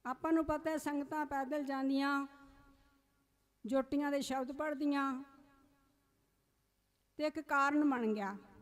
ਕਾਰਨ ਵੀ ਪਰਮਾਤਮਾ ਨੇ ਬਣਾਇਆ, ਕਾਰਨ ਕਰਤਾ ਵਸ ਹੈ। ਉਹ ਸੰਗਤ ਜਦੋਂ ਪਿੰਡ ਖਈ ਪਹੁੰਚੀ ਨਾ ਜੀ, ਤਾਂ ਸ਼ਾਮਾਂ ਪੈ ਗਈਆਂ। ਸੋਚਿਆ ਵੀ ਇੱਥੇ ਵਿਸ਼ਰਾਮ ਕਰ ਲਈਏ। ਪਿੰਡ ਵਾਲੇ ਵੀ ਬੜੇ ਖੁਸ਼ ਵੀ ਸੰਗਤ ਹੈ, ਸੇਵਾ ਦਾ ਮੌਕਾ ਮਿਲ ਗਿਆ। ਰਾਤ ਨੂੰ ਦੀਵਾਨ ਸਜਿਆ, ਟਿਕੀ ਰਾਤ। ਪ੍ਰੇਮੇ ਦੇ ਕੰਨਾਂ ਵਿੱਚ ਵੀ ਆਵਾਜ਼ਾਂ ਪੈਣ ਲੱਗ ਗਈਆਂ, ਤੁਰਕੀ ਬਾਣੀ ਆਈ ਤਨ ਸਗਲੀ ਚਿੰਤ ਮਿਟਾਈ। ਤਾਂ ਪ੍ਰੇਮੇ ਨੂੰ ਨਾ ਸ਼ਾਂਤੀ ਆਉਣੀ ਸ਼ੁਰੂ ਹੋ ਗਈ, ਜੋ ਕਿ ਜਿਹੜਾ ਕਿ ਪਹਿਲਾਂ ਤੜਫ ਰਿਹਾ ਸੀ। ਟਿੱਕੀ ਰਾਤ ਦੇ ਵਿੱਚ ਮਿੱਠੀ ਮਿੱਠੀ ਆਵਾਜ਼ ਗੁਰਬਾਣੀ ਦੀ। ਜਿਵੇਂ ਅੰਮ੍ਰਿਤ ਵੇਲਾ ਹੋਇਆ, ਸੰਗਤ ਨੇ ਸੋਚਿਆ ਵੀ ਹੁਣ ਚਾਲੇ ਪਾਉਣੇ ਚਾਹੀਦੇ ਹੈ, ਚੱਲ ਪਏ। ਤੇ ਇੱਕ ਕਾਰਨ ਹੋਰ ਬਣ ਗਿਆ, ਜਿਹੜੇ ਪਾਸੇ ਪ੍ਰੇਮੇ ਦੀ ਛੰਨ ਸੀ ਉਸ ਪਾਸੇ ਸੰਗਤ ਹੋਲੀ। ਸ਼ਬਦ ਪੜ੍ਹਦੇ ਜਾਂਦੇ ਹੈ, ਆਸਾ ਕੀ ਵਾਰ, ਕੂੜ ਰਾਜਾ ਕੂੜ ਪਰਜਾ ਕੂੜ ਸਭ ਸੰਸਾਰ, ਕੂੜ ਮੰਡਪ ਕੂੜ ਮਾੜੀ ਕੂੜ ਬੈਸਨਹਾਰ, ਕੂੜ ਸੋਇਨਾ ਕੂੜ ਰੂਪਾ ਕੂੜ ਪਹਿਨਣਹਾਰ, ਕੂੜ ਕਾਇਆ ਕੂੜ ਕੱਪੜ ਕੂੜ ਰੂਪ ਪਾਰ, ਕੂੜ ਮੀਆਂ ਕੂੜ ਬੀਬੀ ਖੱਪ ਹੋਏ ਖਾਰ, ਕੂੜ ਕੂੜੇ ਨੇਹ ਲੱਗਾ ਵਿਸਰਾ ਕਰਤਾਸ, ਕਿਸ ਨਾਲ ਕੀਚੈ ਦੋਸਤੀ ਸਭ ਜਗਤ ਨਹਾਰ, ਕੂੜ ਮਿੱਠਾ ਕੂੜ ਮਖੈ ਕੂੜ ਡੋਬੇ ਪੂਰ, ਨਾਨਕ ਬਖਾਣੇ ਬੇਨਤੀ ਤੁਧ ਬਾਜ ਕੂੜੋ ਕੂੜ। ਇਹ ਪੰਕਤੀ ਉਹਦੇ ਕੰਨ 'ਚ ਪਈ ਪ੍ਰੇਮੇ ਦੇ, ਵੀ ਕਿਸ ਨਾਲ ਕੀਚੈ ਦੋਸਤੀ ਸਭ ਜਗਤ ਨਹਾਰ। ਪ੍ਰੇਮੇ ਨੂੰ ਬੜੀ ਲੱਗਿਆ ਵੀ ਹੈ, ਕੂੜ ਕੂੜੇ ਨੇ ਉਹ ਲੱਗਿਆ ਵਿਸਰਿਆ ਕਰਤਾਰ, ਵੀ ਝੂਠਿਆਂ ਦਾ ਝੂਠਿਆਂ ਨਾਲ ਹੀ ਪਿਆਰ ਹੋ ਗਿਆ। ਪ੍ਰੇਮੇ ਦੀ ਕਿਸਮਤ ਚੰਗੀ।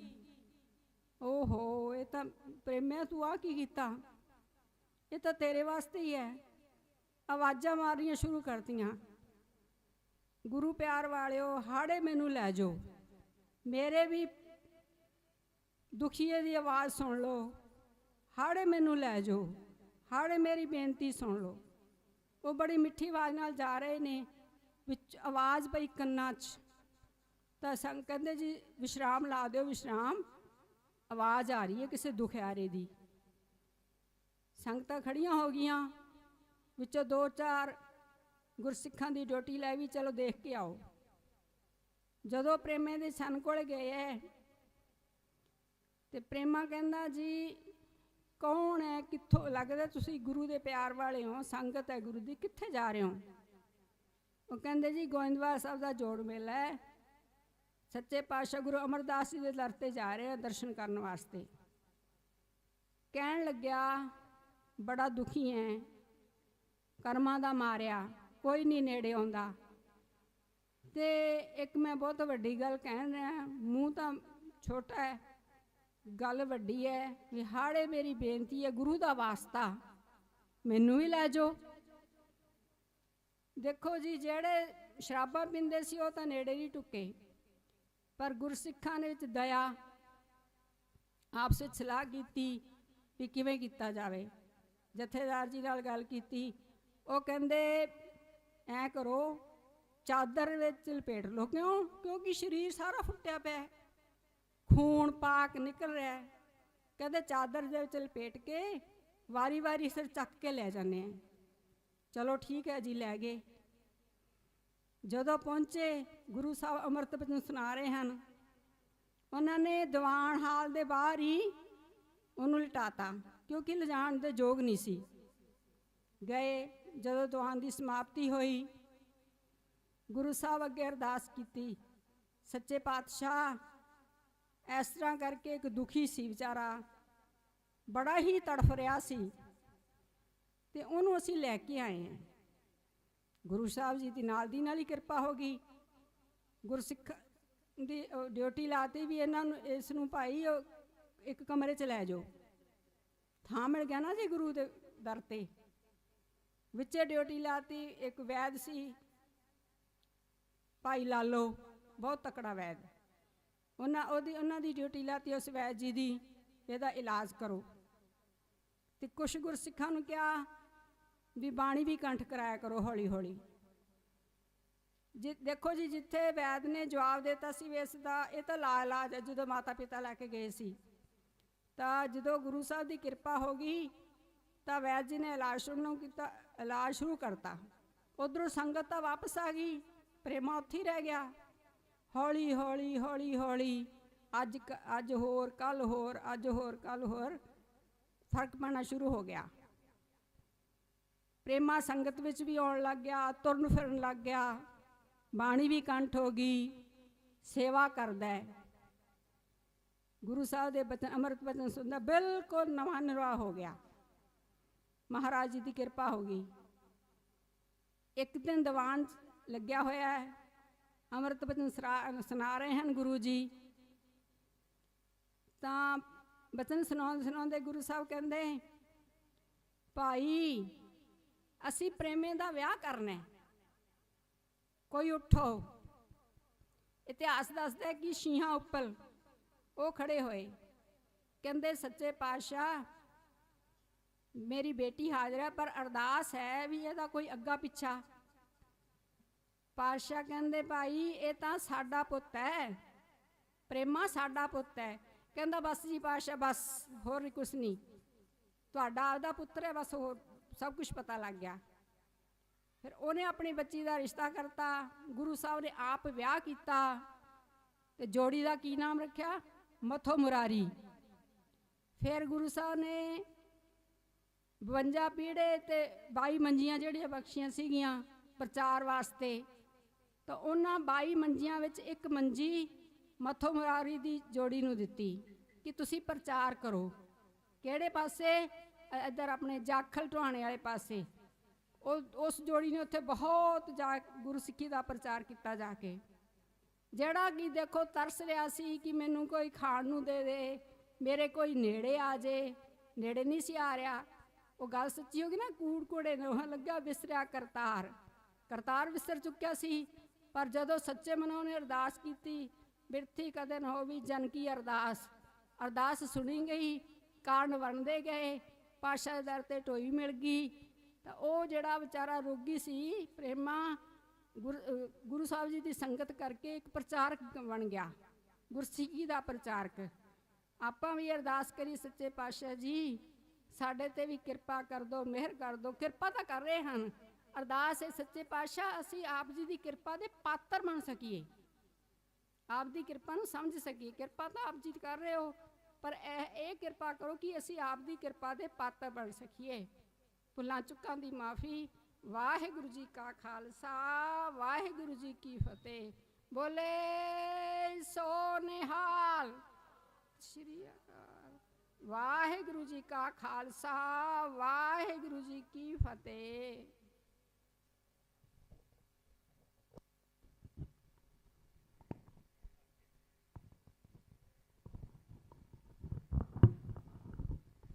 ਵਾਹਿਗੁਰੂ ਜੀ ਕਾ ਖਾਲਸਾ, ਵਾਹਿਗੁਰੂ ਜੀ ਕੀ ਫਤਿਹ। ਇਹ ਸਨ ਬੀਬੀ ਸੁਰਿੰਦਰ ਕੌਰ ਜੀ, ਜਿਨ੍ਹਾਂ ਨੇ ਗੁਰ ਇਤਿਹਾਸ ਦੇ ਨਾਲ ਆਪ ਜੀ ਨੂੰ ਜੋੜਨਾ ਕਰਿਆ ਕਿ ਜੋ ਸ਼ਰਨ ਆਵੇ ਤਿਸ ਕੰਠ ਲਾਵੇ, ਬਿਰਧ ਸੁਆਮੀ ਸੰਦਾ। ਸਤਿਗੁਰਾਂ ਦਾ ਬਿਰਧ ਹੈ, ਕੋਈ ਵੀ ਚੱਲ ਕੇ ਜੋ ਉਹਦੇ ਦਰ 'ਤੇ ਆ ਜਾਂਦਾ ਹੈ ਅਤੇ ਗੁਰੂ ਸਾਹਿਬ ਉਹਨੂੰ ਆਪਣੇ ਗਲ ਨਾਲ ਲਾਉਂਦੇ ਹੈ। ਅਤੇ ਅੰਮ੍ਰਿਤ ਬਾਣੀ ਇਹੋ ਜਿਹੀ ਹੈ, ਅੰਮ੍ਰਿਤ ਬਾਣੀ ਹਰ ਹਰ ਤੇਰੀ, ਸੁਣ ਸੁਣ ਹੋਵੇ ਪਰਮਗਤ ਮੇਰੀ। ਜਲ ਬੁਝੀ ਸ਼ੀਤਲ ਹੋਏ ਮਨੁਆ, ਸਤਿਗੁਰ ਕਾ ਦਰਸ਼ਨ ਪਾਏ ਜਿਓ। ਤੋ ਸਤਿਗੁਰਾਂ ਦਾ ਦਰਸ਼ਨ ਕਰਕੇ ਉਹਨਾਂ ਨੇ ਜਿਹੜਾ ਅੰਮ੍ਰਿਤ ਬਾਣੀ ਪੜ੍ਹ ਕੇ, ਸੁਣ ਕੇ, ਸੇਵਾ ਕਰਕੇ ਮਨ ਨੂੰ ਜਿਹੜਾ ਨਿਰਮਲ ਕੀਤਾ, ਪਵਿੱਤਰ ਕੀਤਾ। ਗੁਰੂ ਸਾਹਿਬ ਇਸ ਲਈ ਜਿਹੜੀ ਬਾਣੀ ਹੈ ਅੰਮ੍ਰਿਤ ਦੀ ਬਾਣੀ, ਜੋ ਵੀ ਪੜ੍ਹਦਾ ਹੈ ਉਹ 'ਤੇ ਗੁਰੂ ਸਾਹਿਬ ਬਖਸ਼ਾਂ ਕਰ ਦੇਂਗੇ। ਸੋ ਦੁੱਖ ਰੋਗ ਸੰਤਾਪ ਉਤਰੇ, ਸੁਣੀ ਸੱਚੀ ਬਾਣੀ। ਦੁੱਖ ਰੋਗ ਜਿਹੜੇ ਸਾਰੇ ਦੂਰ ਹੋ ਜਾਂਦੇ ਆ। ਸੋ ਆਓ ਆਪਾਂ ਭਾਈ ਅਜੀਤ ਸਿੰਘ ਪਾਸੋਂ ਪਹਿਲਾਂ ਵਿਚਾਰ ਸਰਵਣ ਕਰੀਏ, ਉਸ ਤੋਂ ਬਾਅਦ ਬਾਬਾ ਜੀ ਵੀ ਥੋੜ੍ਹੀ ਦੇਰ ਬਾਅਦ ਵਿਚਾਰਾਂ ਕਰਨਗੇ ਜੀ। ਵਾਹਿਗੁਰੂ ਜੀ ਕਾ ਖਾਲਸਾ, ਵਾਹਿਗੁਰੂ ਜੀ ਕੀ ਫਤਿਹ।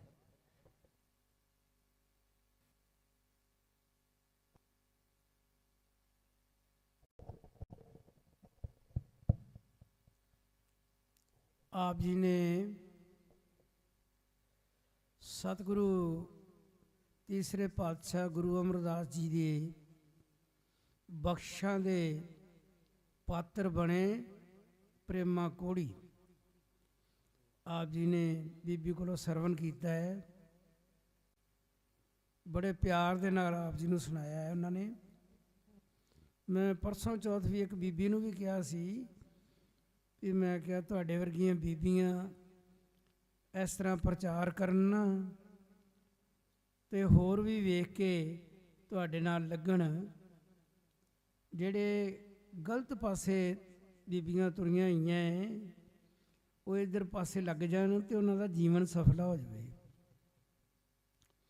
ਔਰ ਇੱਕ ਵਾਰੀ ਸਤਿਗੁਰੂ ਦੇ ਪਾਵਨ ਚਰਨਾਂ ਦੇ ਨਾਲ ਜੁੜ ਕੇ ਪਿਆਰ ਦੇ ਨਾਲ ਫਤਿਹ ਬੁਲਾਓ, ਗੱਜ ਕੇ ਆਖੋ ਵਾਹਿਗੁਰੂ ਜੀ ਕਾ ਖਾਲਸਾ ਵਾਹਿਗੁਰੂ ਜੀ ਕੀ ਫਤਿਹ। ਮੈਂ ਕਈ ਵਾਰੀ ਬੇਨਤੀ ਕਰਦਾ ਹਾਂ ਵੀ ਕਈ ਵਾਰੀ ਆਪਾਂ ਜਦੋਂ ਵੀ ਕੋਈ ਪ੍ਰਚਾਰਕ ਫਤਿਹ ਬੁਲਾਉਂਦਾ ਹੈ ਨਾ, ਪਤਾ ਨਹੀਂ ਕਿ ਸਾਨੂੰ ਕੋਈ ਸੰਗ ਜੀ ਆਉਣ ਲੱਗ ਪੈਂਦੀ ਆ ਜਾਂ ਅਸੀਂ ਆਪਣੇ ਹਿਰਦੇ ਨੂੰ ਕਿਸੇ ਪਾਸੇ ਲੈ ਜਾਂਦੇ ਹਾਂ। ਸਤਿਗੁਰੂ ਦੇ ਦਰ ਤੇ ਬਹਿ ਕੇ ਕੇਵਲ ਤੇ ਕੇਵਲ ਉਹਦੇ ਚਰਨਾਂ ਨਾਲ ਆਪਣੀ ਸੁਰਤੀ ਤੇ ਬਿਰਤੀ ਨੂੰ ਜੋੜ ਕੇ ਜੋ ਸਾਨੂੰ ਸਟੇਜ ਤੋਂ ਕੋਈ ਵੀ ਪ੍ਰਚਾਰਕ ਜਾਂ ਕਿਸ ਤਰ੍ਹਾਂ ਦਾ ਵੀ ਦੱਸਦਾ ਹੈ, ਉਹਦੀ ਗੁਰਬਾਣੀ ਜੋ ਬੋਲਦੇ ਨੇ ਉਹਨੂੰ ਸਰਵਣ ਕਰਨਾ ਚਾਹੀਦਾ ਹੈ। ਉਹਦੀ ਆਪਣੇ ਬਚਨ ਨਹੀਂ ਹੁੰਦੇ, ਉਹ ਕਿਸੇ ਤੁਹਾਨੂੰ ਭੁਲੇਖਾ ਹੋਵੇ ਵੀ ਇਹ ਬੋਲ ਰਿਹਾ ਹੈ, ਉਹ ਗੁਰੂ ਦੀ ਮਹਿਮਾ ਦਾ ਵਰਣਨ ਕਰਦਾ ਹੈ, ਗੁਰੂ ਦੀ ਸਿਫਤ ਕਰਦਾ ਹੈ। ਅਸੀਂ ਇਸ ਕਰਕੇ ਧਿਆਨ ਦਿਆ ਕਰੀਏ। ਹੁਣ ਜੋ ਬੀਬੀ ਨੇ ਸੁਣਾਇਆ ਹੈ ਉਹ ਕੌਣ ਸੀ? ਇੱਕ ਪ੍ਰੇਮਾ ਕੋੜੀ ਸੀ ਤੇ ਦੂਸਰੇ ਪਾਸੇ ਕੌਣ ਸੀ? ਗੁਰੂ ਦੀ ਸੰਗਤ। ਤੀਸਰੇ ਪਾਸੇ ਕੌਣ ਸੀ? ਗੁਰੂ ਅਮਰਦਾਸ, ਜਿਹਨੂੰ ਗੁਰੂ ਅੰਗਦ ਦੇਵ ਜੀ ਨੇ ਮਾਨ ਬਖਸ਼ਿਆ। ਨਿਮਾਣਿਆਂ ਦਾ ਮਾਨ, ਨੇ ਤਾਣਿਆਂ ਦਾ ਤਾਨ, ਨੇ ਧਰਿਆਂ ਦੀ ਧਰ, ਨੇ ਗੱਤਿਆਂ ਦੀ ਗੱਤ, ਨੇ ਪੱਤਿਆਂ ਦੀ ਪੱਤ, ਨੇ ਆਸਰਿਆਂ ਦਾ ਆਸਰਾ। ਕਿੰਨਾ ਕੁਝ ਦੱਸਿਆ। ਉਹ ਜਿਹਨੂੰ ਘਰੋਂ ਬਾਹਰ ਕੱਢ ਦਿੱਤਾ, ਖੇਤਾਂ ਦੇ ਵਿੱਚ ਉਹਨੂੰ ਕੱਚਾ ਕੋਠਾ ਪਾ ਕੇ ਦੇ ਦਿੱਤਾ ਤੇ ਘਰ ਦੇ ਦੂਰੋਂ ਨੂੰ ਰਾਸ਼ਨ ਪਾਣੀ ਪਹੁੰਚਾ ਜਾਂਦੇ ਤੇ ਉਹ ਖਾ ਲੈਂਦਾ, ਕੋਈ ਉਹਦੇ ਲਾਗੇ ਨਹੀਂ ਆਉਂਦਾ। ਕੋਈ ਦੁੱਖਾਂ ਦੇ ਵੇਲੇ ਲਾਗੇ ਨਹੀਂ ਆਉਂਦਾ, ਕਿਸੇ ਦੇ ਮੁਸੀਬਤ ਪਈ ਹੋਵੇ ਤੇ ਭਾਵੇਂ ਜਿੰਨਾ ਵੀ ਮਰਜ਼ੀ ਹੋਵੇ। ਪਤਨੀਆਂ ਵੀ ਕਈ ਵਾਰੀ ਸਾਥ ਛੱਡ ਜਾਂਦੀਆਂ ਤੇ ਪਤੀ ਵੀ ਸਾਥ ਛੱਡ ਜਾਂਦਾ ਹੈ। ਸਾਥ ਕੌਣ ਨਹੀਂ ਛੱਡਦਾ? ਉਹ ਮੇਰਾ ਸਤਿਗੁਰੂ, ਜਿਹੜਾ ਨਿਮਾਣਿਆਂ ਦਾ ਮਾਣ ਆ, ਉਹ ਨਹੀਂ ਸਾਥ ਛੱਡਦਾ। ਜੇ ਆਪਣਾ ਹਿਰਦਾ ਸ਼ੁੱਧ ਹੋਵੇ ਤੇ ਉਹਦੇ ਨਾਲ ਜੁੜ ਜਾਈਏ, ਉਹ ਕਦੀ ਨਹੀਂ ਸਾਥ ਛੱਡਦਾ। ਉਹ ਦਰਗਾਹ ਦੇ ਵਿੱਚ ਵੀ ਤੇਰੀ ਬਾਂਹ ਫੜਦਾ ਸਿੱਖਾ, ਉਹ ਤੈਨੂੰ ਉੱਥੇ ਵੀ ਨਹੀਂ ਕਿਤੇ ਨਰਕਾਂ 'ਚ ਜਾਣ ਦਿੰਦਾ। ਤਾਈਓਂ ਤੇ ਆਪ ਜੀ ਨੇ ਕਈ ਵਾਰੀ ਸਰਵਣ ਕੀਤਾ ਹੈ ਸੁਖਮਨੀ ਸਾਹਿਬ ਦੇ ਵਿੱਚ। ਅੱਗੇ ਮੇਰੇ ਭਾਈ ਸਾਹਿਬ ਜੀ ਸਵੇਰੇ ਕੁਲਦੀਪ ਸਿੰਘ ਜੀ ਦੱਸ ਕੇ ਗਏ ਆ, ਜਿਨ੍ਹਾਂ ਨੇ ਸੁਣਿਆ ਉਹਨਾਂ ਨੂੰ ਪਤਾ ਲੱਗੇ। ਜੇ ਅਸੀਂ ਬਾਣੀ ਨੂੰ ਪਿਆਰ ਦੇ ਨਾਲ ਤੇ ਹਿਰਦੇ ਦੇ ਨਾਲ ਸਰਵਣ ਕਰ ਲਈਏ ਤੇ ਫਿਰ ਕੀ ਹੁੰਦਾ ਹੈ? ਜਿਹੜਾ ਸਟੇਜ ਤੇ ਦੱਸਦਾ ਪਿਆ ਹੈ ਨਾ ਤੁਹਾਨੂੰ, ਉਹਦੇ ਨਾਲੋਂ 3 ਦਰਜਾ ਉੱਤੇ ਭਾਗ ਉਹਦੇ ਹੋ ਜਾਂਦੇ ਆ। 3 ਦਰਜੇ ਉੱਤੇ ਉਹਦੀ ਸਿਫਤ ਸਲਾਹ ਹੁੰਦੀ ਹੈ। ਕਿਹਦੀ? ਆਓ ਪਿਆਰ ਨਾਲ ਸਰਵਣ ਕਰੋ। ਸੁਣਤੇ ਪਨੀਤ ਕਹਤੇ ਪਵਿੱਤ, ਸਤਿਗੁਰ ਰਿਆ ਭਰਪੂਰੇ। ਬਿਨਵੰਤ ਨਾਨਕ ਗੁਰ ਚਰਨ ਲਾਗੇ ਵਾਜੇ ਅਨਹਤੂ। ਜਿਹੜਾ ਸੁਣਨ ਵਾਲਾ ਹੈ ਤੇ ਕਹਿਣ ਵਾਲਾ ਜਿਹੜਾ ਹੈ ਨਾ, ਉਹ ਇੱਕ ਦਰਜਾ ਹੈ, ਤੇ ਸੁਣਨ ਵਾਲਾ 3 ਦਰਜੇ ਉੱਤੇ ਹੈ। ਸੁਣਤੇ ਪਨੀਤ ਕਹਤੇ ਪਵਿੱਤ, ਉਹ ਪਨੀਤ ਹੋ ਜਾਂਦਾ। ਪਵਿੱਤ ਪਵਿੱਤ ਪਵਿੱਤ ਕਹੀਏ ਤੇ ਇੱਕ ਵਾਰੀ ਪਨੀਤ ਬਣਦਾ, ਉਹ ਪਨੀਤ ਹੋ ਜਾਂਦਾ, 3 ਦਰਜੇ ਉੱਤੇ ਹੋ ਜਾਂਦਾ।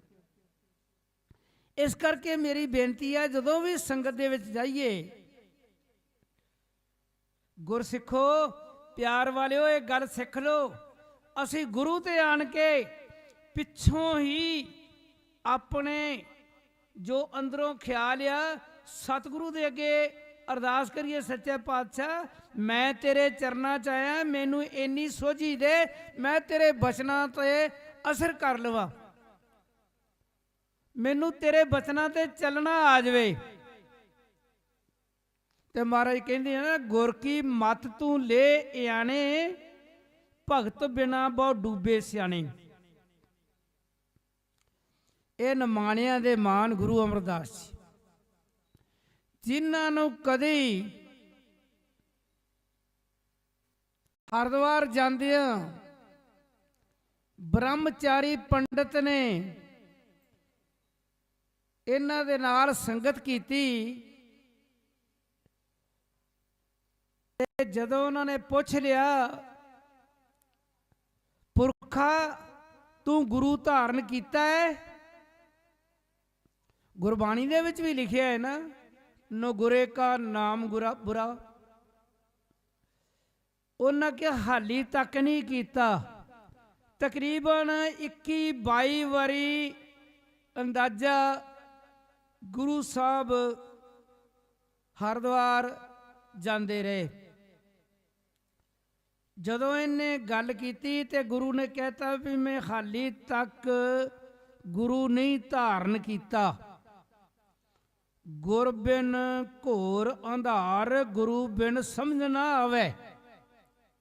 ਗੁਰੂ ਤੋਂ ਬਗੈਰ ਸਮਝ ਨਹੀਂ ਆਉਂਦੀ, ਭਾਵੇਂ 22 ਸਾਲ ਹੀ ਯਾਤਰਾ ਕਰਦੇ ਰਹੇ। ਜਦੋਂ ਉਹਨੇ ਇੰਨੀ ਗੱਲ ਕਹੀ ਤੇ ਸਤਿਗੁਰੂ ਨੇ, ਜਦੋਂ ਸਤਿਗੁਰੂ ਨਹੀਂ ਬਣੇ, ਉਦੋਂ ਉਹਨਾਂ ਨੇ ਇਨਕਾਰ ਕਰ ਦਿੱਤਾ ਵੀ ਅਸੀਂ ਹਾਲੇ ਤੱਕ ਗੁਰੂ ਧਾਰਨ ਨਹੀਂ ਕੀਤਾ। ਉਹਨਾਂ ਦੇ ਨਾਲ ਬ੍ਰਹਮਚਾਰੀ ਜਿਹੜਾ ਸੀ, ਉਹ ਖਫਾ ਹੋ ਕੇ ਉਹਨਾਂ ਨੂੰ ਕਹਿਣ ਲੱਗਾ, ਮੈਂ ਤੇ ਮੇਰਾ ਤੇ ਜਨਮ ਭ੍ਰਿਸ਼ਟ ਕਰ ਦਿੱਤਾ ਤੁਸੀਂ। ਤੁਹਾਡੇ ਨਾਲ ਮੈਂ ਸਤ ਸੰਗਤ ਕਰਦਾ ਰਿਹਾ, ਤੁਹਾਡੇ ਨਾਲ ਬਹਿੰਦਾ ਖਲੋਂਦਾ ਰਿਹਾ ਹੈ, ਮੈਨੂੰ ਤੇ ਪਤਾ ਹੀ ਨਹੀਂ ਸੀ ਤੁਸੀਂ ਗੁਰੂ ਧਾਰਨ ਕੀਤਾ ਨਹੀਂ ਕੀਤਾ। ਠੋਕਰ ਲੱਗੀ ਉਹਨਾਂ ਨੂੰ, ਮਨ ਨੂੰ ਸਕੂਨ ਨਹੀਂ ਆਉਂਦਾ, ਚੈਨ ਨਹੀਂ ਆਉਂਦਾ ਘਰ ਦੇ ਵਿੱਚ ਜਾ ਕੇ ਵੀ। ਜਦੋਂ ਘਰ ਪਹੁੰਚੇ ਆ ਨਾ, ਸਤਿਗੁਰੂ ਗੁਰੂ ਅੰਗਦ ਦੇਵ ਜੀ ਦੂਜੇ ਪਾਤਸ਼ਾਹ ਦੀ ਸੁਪੁੱਤਰੀ ਬੀਬੀ ਅਮਰੋ, ਜਿਹੜੀ ਗੁਰੂ ਅਮਰਦਾਸ ਜੀ ਦੇ ਭਤੀਜੇ ਨਾਲ ਵਿਆਹੀ ਹੋਈ ਸੀ। ਅੱਜ ਦਾ ਟਾਈਮ ਨਹੀਂ ਵੀ ਕੋਈ ਵਿਆਹਿਆ ਬੱਚਾ ਅੱਡ ਹੋ ਜਾਵੇ, ਸਾਰੇ ਇਕੱਠੇ ਰਹਿੰਦੇ ਸੀ। ਸਤਿਗੁਰੂ ਅਮਰਦਾਸ ਜੀ ਅੰਮ੍ਰਿਤ ਵੇਲੇ ਉੱਠੇ ਆ ਤੇ ਬੀਬੀ ਉਹ ਨਾਲੇ ਕੰਮ ਕਰਦੀ ਫਿਰਦੀ ਆ ਚੌਂਕੇ ਚੁੱਲ੍ਹੇ ਦਾ।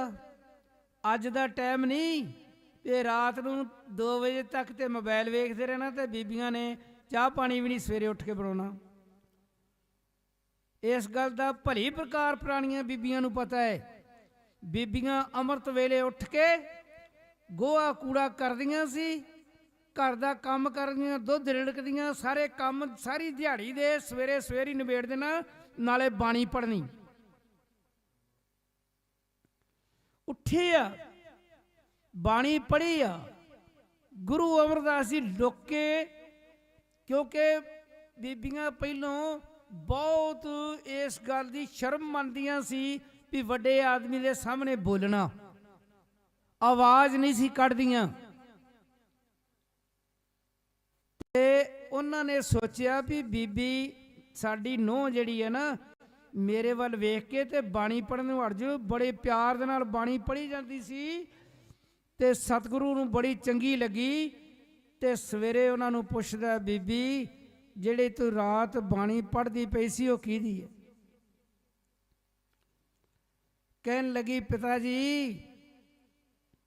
ਇਹ ਬਾਣੀ ਗੁਰੂ ਨਾਨਕ ਦੇਵ ਜੀ ਦੀ ਆ, ਪਹਿਲੇ ਪਾਤਸ਼ਾਹ ਦੀ। ਇਸ ਵੇਲੇ ਉਹਨਾਂ ਦੀ ਜੋਤ ਮੇਰੇ ਪਿਤਾ ਗੁਰੂ ਅੰਗਦ ਦੇਵ ਦੇ ਵਿੱਚ ਆ। ਕਹਿਣ ਲੱਗੇ ਮਹਾਰਾਜ ਬੀਬੀ ਤੂੰ ਮੈਨੂੰ ਆਪਣੇ ਪਿਤਾ ਕੋਲ ਲੈ ਜਾ। ਜਦੋਂ ਪੁੱਤਰੀ ਨੂੰ ਗੁਰੂ ਅੰਗਦ ਦੇਵ ਜੀ ਨੇ ਵਿਆਹਿਆ ਸੀ ਨਾ, ਉਦੋਂ ਇਹ ਗੱਲ ਆਖੀ ਸੀ, ਪੁੱਤਰੀ ਤੂੰ ਹੁਣ ਸਹੁਰੇ ਚੱਲੀ ਆ, ਇੱਕ ਗੱਲ ਦਾ ਖਿਆਲ ਰੱਖੀ,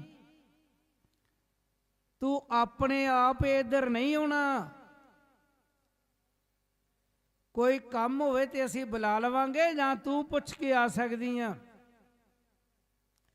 ਹੁਣ ਉਹ ਕਹਿਣ ਲੱਗੀ, ਬੀਬੀ ਪਿਤਾ ਜੀ ਮੈਂ ਗੁਰੂ ਕੋਲੋਂ ਪਿਤਾ ਜੀ ਕੋਲੋਂ ਪੁੱਛ ਲਊਂਗੀ। ਪੁੱਛਿਆ ਉਹਨਾਂ ਨੇ, ਸੁਨੇਹਾ ਭੇਜ ਕੇ ਕਹਿੰਦੇ ਲੈ ਆਓ। ਹੁਣ ਗੁਰੂ ਅਮਰਦਾਸ ਜੀ ਬੀਬੀ ਦੇ ਨਾਲ ਗਏ ਆ, ਖਡੂਰ ਸਾਹਿਬ ਪਹੁੰਚ ਗਏ ਆ। ਖਡੂਰ ਸਾਹਿਬ ਪਹੁੰਚਣ ਤੇ ਉਹਨਾਂ ਨੂੰ ਬਾਹਰ ਖਿਲਾਰ ਗਈ, ਆਪ ਅੰਦਰ ਚਲੀ ਗਈ ਬੀਬੀ ਤੇ ਜਾ ਕੇ ਨਮਸਕਾਰ ਕੀਤੀ, ਪਿਤਾ ਨੂੰ ਮਿਲੀ ਤੇ ਹਾਲੀ ਉਹਨੇ ਪੁੱਛਣਾ ਹੀ ਸੀ ਤੇ ਉਹਨਾਂ ਨੇ ਪਹਿਲੋਂ ਹੀ ਕਹਿ ਦਿੱਤਾ, ਬੱਚੀ ਜਿਨ੍ਹਾਂ ਨੂੰ ਨਾਲ ਲੈ ਕੇ ਆਈ ਉਹਨਾਂ ਨੂੰ ਕਿਉਂ ਨਹੀਂ ਅੰਦਰ ਲੈ ਕੇ ਆਈ? ਉਹਨੂੰ ਵੀ ਅੰਦਰ ਬੁਲਾ ਲਾ। ਜਦੋਂ ਗੁਰੂ ਅਮਰਦਾਸ ਜੀ ਨੂੰ ਅੰਦਰ ਬੁਲਾਇਆ ਤੇ ਅੰਦਰ ਗਏ, ਤਕਰੀਬਨ ਸਮਝ ਲਓ ਤੁਸੀਂ 60 ਤੋਂ ਉੱਪਰ ਸੀ ਉਹ, ਤੇ ਗੁਰੂ ਅੰਗਦ ਦੇਵ ਜੀ 35 ਸਾਲ ਦੀ ਉਮਰ ਦੇ ਵਿੱਚ ਉਹਨਾਂ ਨੂੰ ਗੱਦੀ ਮਿਲੀ ਸੀ। ਅੱਧੋ ਅੱਧ ਦਾ ਫਰਕ ਪੈ ਗਿਆ, ਨਾਲੇ ਉਧਰੋਂ ਕੁੜਮਾਂ ਦੀ ਰਿਸ਼ਤੇਦਾਰੀ ਸੀ।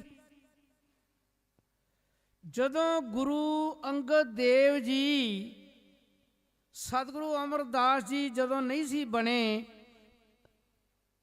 ਉਹਨਾਂ ਦੇ ਕੁੜਮੀ ਸੀ, ਜਦੋਂ ਉਹਨਾਂ ਨੂੰ ਨਮਸਕਾਰ ਨਿਉ ਕੇ ਕਰਨ ਲੱਗੇ ਨਾ ਗੁਰੂ ਅੰਗਦ ਦੇਵ ਜੀ, ਉਹਨਾਂ ਨੇ ਰੋਕ ਦਿੱਤਾ। ਸੱਚੇ ਪਾਤਸ਼ਾਹ ਮੈਂ ਕੁੜਮ ਬਣ ਕੇ ਨਹੀਂ ਆਇਆ, ਮੈਂ ਰਿਸ਼ਤੇਦਾਰ ਨਹੀਂ ਬਣ ਕੇ ਆਇਆ। ਸੱਚੇ ਪਾਤਸ਼ਾਹ ਮੈਂ ਕੁਛ ਤੇਰੇ ਕੋਲੋਂ ਲੈਣ ਆਇਆ। ਲੈਣ ਵਾਲੇ ਜਿਹੜੇ ਉਹ ਵੱਡੇ ਬਣ ਕੇ ਨਹੀਂ ਆਉਂਦੇ। ਮੈਂ ਇੱਕ ਤੇਰਾ ਸਿੱਖ ਬਣ ਕੇ ਆਇਆ, ਤੇਰੇ ਕੋਲੋਂ ਸਿੱਖਿਆ ਲੈਣੀ ਹੈ। ਸੱਚੇ ਪਾਤਸ਼ਾਹ ਪੈਰੀ ਹੱਥ ਮੈਂ ਲਾਉਂਗਾ। ਲੈ ਗਏ। ਮੁੱਕਦੀ ਗੱਲ ਜੀ, ਕਿਸੇ ਨੇ ਕਿਹਾ ਹੈ ਨਾ, ਬਾਬਾ ਜੀ ਮੇਰੇ ਨਾਲ ਬੈਠੇ ਆ, ਸ਼ਾਇਦ ਥੋੜਾ ਜਿਹਾ ਮੇਰਾ ਸਾਥ ਦੇਣਗੇ ਤੇ ਮੈਂ ਇੱਕ ਵਚਨ ਕਰਾਂ। ਸਿੱਖੀ ਬੜੀ ਔਖੀ ਆ ਤੇ ਮੈਂ ਉਹ ਧਾਰਨਾ ਤੁਹਾਨੂੰ ਸੁਣਾਉਣ ਲੱਗਾ, ਸੁਣਿਓ ਤੇ ਨਾਲ ਬੋਲਿਓ ਵੀ ਜਿੰਨਾ ਕੁ ਬੋਲ ਸਕੇ। ਤਾਈਓ ਮੈਂ ਸਵੇਰੇ ਕਿਹਾ ਸੀ ਨਾ, ਅੱਗੇ ਅੱਗੇ ਹੋ ਜਾਓ ਤੇ ਤੁਹਾਨੂੰ ਜ਼ਿਆਦਾ ਆਨੰਦ ਆਊਗਾ। ਪਰ ਸੰਗਤ ਕਿਤੇ ਇੱਕ ਉੱਥੇ ਪੈ ਗਿਆ, ਇੱਕ ਉੱਥੇ ਪੈ ਗਿਆ। ਜਦੋਂ ਤੁਸੀਂ ਸੰਗਤ ਦੇ ਵਿੱਚ ਬੈਠੋਗੇ ਨਾ ਇਕੱਠੇ, ਤੁਹਾਡੀ ਵਾਈਬ੍ਰੇਸ਼ਨ ਇੱਕ ਦੂਜੇ ਨੂੰ ਟੱਚ ਕਰੂਗੀ। ਜਦੋਂ ਤੁਸੀਂ ਸਿਮਰਨ ਕਰੋਗੇ, ਦੂਰ ਦੂਰ ਨਹੀਂ ਕਰਦੀ, ਤੇ ਤੁਹਾਡਾ ਵੀ ਸੁਭਾਅ ਬਦਲ ਜਾਊਗਾ। ਇਹ ਮੰਨ ਕੇ ਚੱਲਿਓ। ਸਿਮਰਨ ਕਰਨ ਵਾਲੇ ਦੇ ਲਾਗੇ ਬਹਿ ਜਾਓ ਨਾ, ਸੁਭਾਅ ਹੀ ਬਦਲ ਜਾਂਦੇ ਆ। ਮਨਮੁਖਾਂ ਦੇ ਨਾਲ ਲਾਗੇ ਬਹਿ ਜਾਓ ਤੇ ਮਨਮੁਖਾਂ ਦਾ ਰੰਗ ਚੜ ਜਾਂਦਾ ਜੇ। ਕਬੀਰ ਸਾਹਿਬ ਨੇ ਲਿਖਿਆ ਹੈ ਨਾ,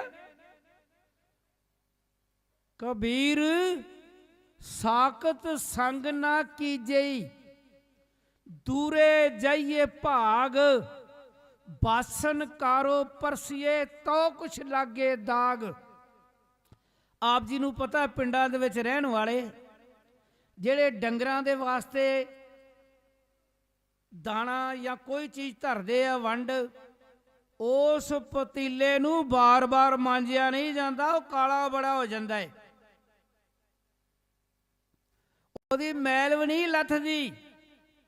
ਜਦੋਂ ਕੋਈ ਉਹਨੂੰ ਪਰਸਦਾ, ਇੱਕ ਦੂਜਾ ਚੁੱਕਦਾ, ਇਹਦੇ ਹੱਥ ਵੀ ਕਾਲੇ ਹੋ ਜਾਂਦੇ ਤੇ ਬਸਤਰ ਵੀ ਕਾਲੇ ਹੋ ਜਾਂਦੇ ਆ। ਮਨਮੁੱਖ ਨੂੰ ਐਸੀ ਪਦਵੀ ਦਿੱਤੀ ਆ ਕਬੀਰ ਸਾਹਿਬ ਨੇ, ਕਾਲੇ ਬਰਤਨ ਵਰਗੀ। ਤੇ ਭਾਈ ਗੁਰਦਾਸ ਜੀ ਕੀ ਕਹਿੰਦੇ, ਮੈਂ ਵਿੱਚੋਂ ਥੋੜਾ ਜਿਹਾ ਲਾਂਭੇ ਗਿਆ ਹੈ, ਵਿਸ਼ਾ ਨਹੀਂ। ਭਾਈ ਗੁਰਦਾਸ ਜੀ ਕਹਿੰਦੇ ਇੱਕ ਪਾਸਿਓਂ ਮਨਮੁੱਖ ਆਉਂਦਾ ਹੋਵੇ, ਇੱਕ ਪਾਸਿਓਂ ਸ਼ੇਰ ਆਉਂਦਾ ਹੋਵੇ, ਤੁਸੀਂ ਚੁਰਾਹੇ ਤੇ ਜਾਂਦੇ ਪਏ ਜੇ, ਤੁਸੀਂ ਦੱਸੋ ਕਿਹੜੇ ਪਾਸੇ ਜਾਓਗੇ? ਭਾਈ ਗੁਰਦਾਸ ਜੀ ਆਪ ਜਵਾਬ ਦਿੰਦੇ ਨੇ, ਕਹਿੰਦੇ ਤੁਸੀਂ ਸ਼ੇਰ ਵਾਲੇ ਪਾਸੇ ਚੱਲ ਜਾਓ, ਤੁਹਾਨੂੰ ਉਹ ਮਾਰ ਕੇ ਖਾ ਜਾਏ ਤੇ ਕੋਈ ਹਰਜ ਨਹੀਂ, ਪਰ ਮਨਮੁੱਖ ਦੇ ਮੱਥੇ ਨਾ ਲੱਗਿਆ ਜੇ। ਆਖੋ ਸਤਨਾਮ। ਐਸੀ ਭੈੜੀ कबीर साकत ऐसा जानिए जैसी लसन की खान, कोठे बैठे खाइए प्रगट होए निधान। दुनिया ते प्रगट हो जाता है। कई कह दिंदे तू लसन खादा है ना,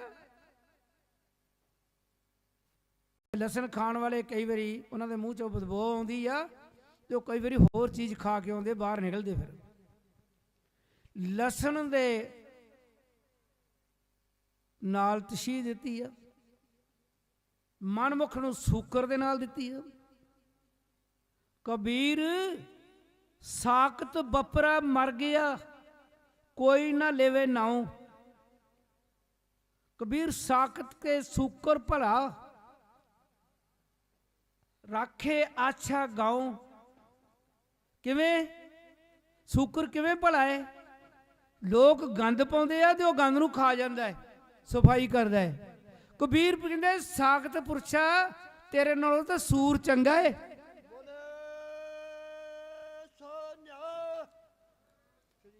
सत श्री अकाल। ते गुरु तेग बहादुर साहब जी कहते की कहते आ, एक भगत भगवान जे प्राणी के नाहे गुण, नानक मानो ताहे तन जैसे सूकर सवान। उन्होंने कहा जे उन्होंने अंदर इस परमात्मा की भगती नहीं, वो समझ लो सूर आ, वो कुत्ता है। आओ गुरु अमरदास जी उत्थे 12 साल रहे, जिन्हां दी उम्र उदों 62 साल सी।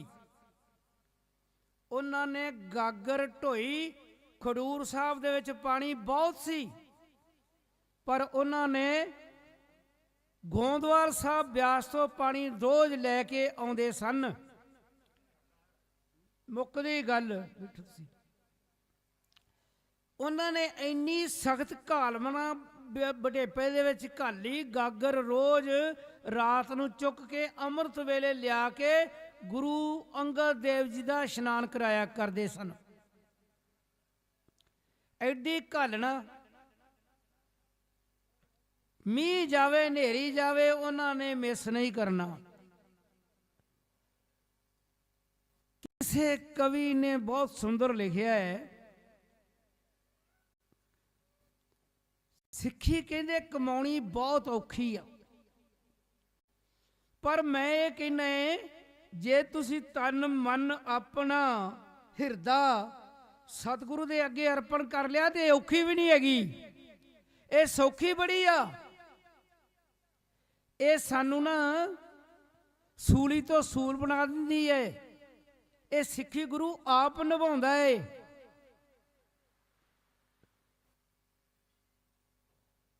तो फिर की आ, वो मैं आप दे सामने लिखा है,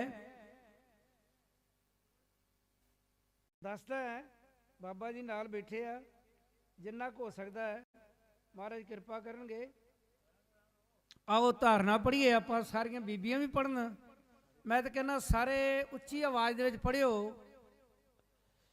ਕਹਿੰਦੇ ਸਿੱਖੀ ਕਮਾਉਣੀ ਔਖੀ, ਸਿੱਖੀ ਕਮਾਉਣੀ ਔਖੀ, ਜਿਉਂਦੇ ਮਰ ਜਾਈਦਾ, ਸਿੱਖੀ ਕਮਾਉਣੀ ਔਖੀ। ਸਿੱਖੀ ਕਮਾਉਣੀ ਔਖੀ ਆ, ਤੁਸੀਂ ਬੋਲੋ ਨਾ। ਸਿੱਖੀ ਕਮਾਉਣੀ ਔਖੀ, ਜਿਉਂਦੇ ਮਰ ਜਾਈਦਾ, ਸਿੱਖੀ ਕਮਾਉਣੀ ਔਖੀ।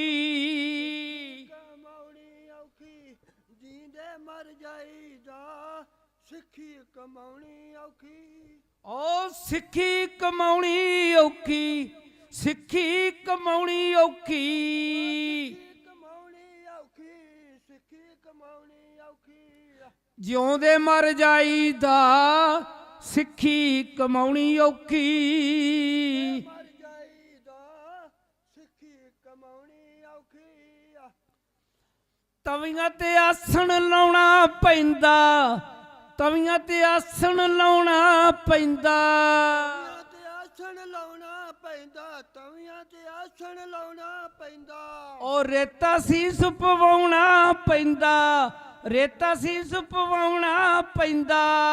ਰੇਤਾ ਸੀਸ ਚਵਾਉਣਾ ਪੈਂਦਾ, ਰੇਤਾ ਸੀਸ ਪਾਉਣਾ ਪੈਂਦਾ। ਓ ਸ਼ੁਕਰ ਮਨਾਈਦਾ, ਸਿੱਖੀ ਕਮਾਉਣੀ ਔਖੀ, ਜਿਉਂਦੇ ਮਰ ਜਾਈਦਾ, ਸਿੱਖੀ ਕਮਾਉਣੀ ਔਖੀ।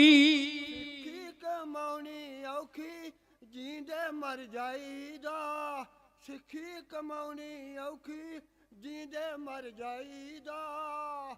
ਓ ਦਿੱਲੀ ਵਿੱਚ ਸੀਸ ਕਟਾਉਣਾ ਪੈਂਦਾ, ਦਿੱਲੀ ਵਿੱਚ ਸੀਸ ਕਟਾਉਣਾ ਪੈਂਦਾ।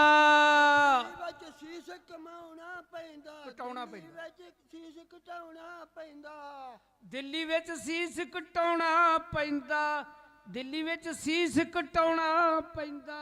ਦਿੱਲੀ ਵਿੱਚ ਸੀਸ ਕਟਾਉਣਾ ਪੈਂਦਾ, ਦਿੱਲੀ ਵਿੱਚ ਸੀਸ ਕਟਾਉਣਾ ਪੈਂਦਾ। ਓ ਹਿੰਦੂ ਧਰਮ ਬਚਾਉਣਾ ਪੈਂਦਾ, ਹਿੰਦੂ ਧਰਮ ਬਚਾਉਣਾ ਪੈਂਦਾ। ਹਿੰਦੂ ਧਰਮ ਬਚਾਉਣਾ ਪੈਂਦਾ, ਹਿੰਦੂ ਧਰਮ ਬਚਾਉਣਾ ਪੈਂਦਾ। ਤੇ ਸ਼ੁਕਰ ਮਨਾਈਦਾ, ਸਿੱਖੀ ਕਮਾਉਣੀ ਔਖੀ, ਜਿਉਂਦੇ ਮਰ ਜਾਈਦਾ, ਸਿੱਖੀ ਕਮਾਉਣੀ ਔਖੀ। ਬੋਲੋ ਔਖੀ, ਸਿੱਖੀ ਕਮਾਉਣੀ ਔਖੀ। ਜਿਉਂਦੇ ਮਰ ਜਾਈਦਾ, ਸਿੱਖੀ ਕਮਾਉਣੀ ਔਖੀ। ਜੀਂਦੇ ਮਰ ਜਾਈਦਾ, ਸਿੱਖੀ ਕਮਾਉਣੀ ਔਖੀ, ਜੀਂਦੇ ਮਰ ਜਾਈਦਾ, ਸਿੱਖੀ ਕਮਾਉਣੀ ਔਖੀ। ਉਹ ਚਾਰੇ ਸਾਹਿਬ ਕੁਰਬਾਨ, ਸਾਹਿਬਜ਼ਾਦੇ ਕੁਰਬਾਨ ਕੀਤੇ, ਚਾਰੇ ਸਾਹਿਬਜ਼ਾਦੇ ਕੁਰਬਾਨ ਕੀਤੇ। ਚਾਰੇ ਸਾਹਿਬਜ਼ਾਦੇ ਕੁਰਬਾਨ ਕੀਤੇ, ਚਾਰੇ ਸਾਹਿਬਜ਼ਾਦੇ ਕੁਰਬਾਨ ਕੀਤੇ। ਉਹਦਾ ਸ਼ੁਕਰ ਮਨਾਈਦਾ, ਸਿੱਖੀ ਕਮਾਉਣੀ ਔਖੀ, ਜਿਉਂਦੇ ਮਰ ਜਾਈਦਾ, ਸਿੱਖੀ ਕਮਾਉਣੀ ਔਖੀ। ਜੀਂਦੇ ਮਰ ਜਾਈਦਾ, ਸਿੱਖੀ ਕਮਾਉਣੀ ਔਖੀ, ਜੀਂਦੇ ਮਰ ਜਾਈਦਾ, ਸਿੱਖੀ ਕਮਾਉਣੀ ਔਖੀ। ਗੁਰੂ ਅਮਰਦਾਸ ਜੀ ਨੇ ਅਟੁੱਟ ਸੇਵਾ ਖਡੂਰ ਸਾਹਿਬ ਦੇ ਵਿੱਚ ਰਹਿ ਕੇ ਗੁਰੂ ਅੰਗਦ ਦੇਵ ਜੀ ਦੀ ਸੇਵਾ ਕੀਤੀ। 12 ਸਾਲ ਗਾਗਰ ਢੋਂਦੇ ਰਹੇ ਤੇ ਗੁਰੂ ਨੇ ਕਦੀ ਉਹਨਾਂ ਨੂੰ ਬੁਲਾਇਆ ਨਹੀਂ। ਸੇਵਾ ਕਰਦੇ ਰਹੇ। ਜਦੋਂ ਗੁਰੂ ਸਾਹਿਬ ਦੇ ਸਾਹਮਣੇ ਆਉਂਦੇ ਸਨ ਨਾ, ਜੇ ਦਿਨੇ ਆਟਾ ਵੀ ਗੁੰਨਦੇ, ਬਰਤਨਾਂ ਦੀ ਸੇਵਾ ਵੀ ਕਰਦੇ ਸੀ। ਜੇ ਉਹਨਾਂ ਦੇ ਆਟੇ ਦੇ ਨਾਲ ਹੱਥ ਗੁੜਚ ਹੋਏ ਸੀ, ਮੈਂ ਲਿਬੜੇ ਵੀ ਕਹਿ ਸਕਦਾ, ਪਰ ਇਹ ਚੰਗੀ ਗੱਲ ਨਹੀਂ। ਉਹਨਾਂ ਨੇ ਸਾਹਮਣੇ ਪਿੱਛੇ ਆਣ ਕੇ, ਪਿੱਛੇ ਹੱਥ ਕਰਕੇ ਗੁਰੂ ਦੇ ਸਾਹਮਣੇ ਆਉਂਦੇ ਸੀ। ਜਦੋਂ ਵੀ ਆਉਂਦੇ ਸੀ, ਇੱਕ ਦਿਨ ਜਾਂਦਿਆਂ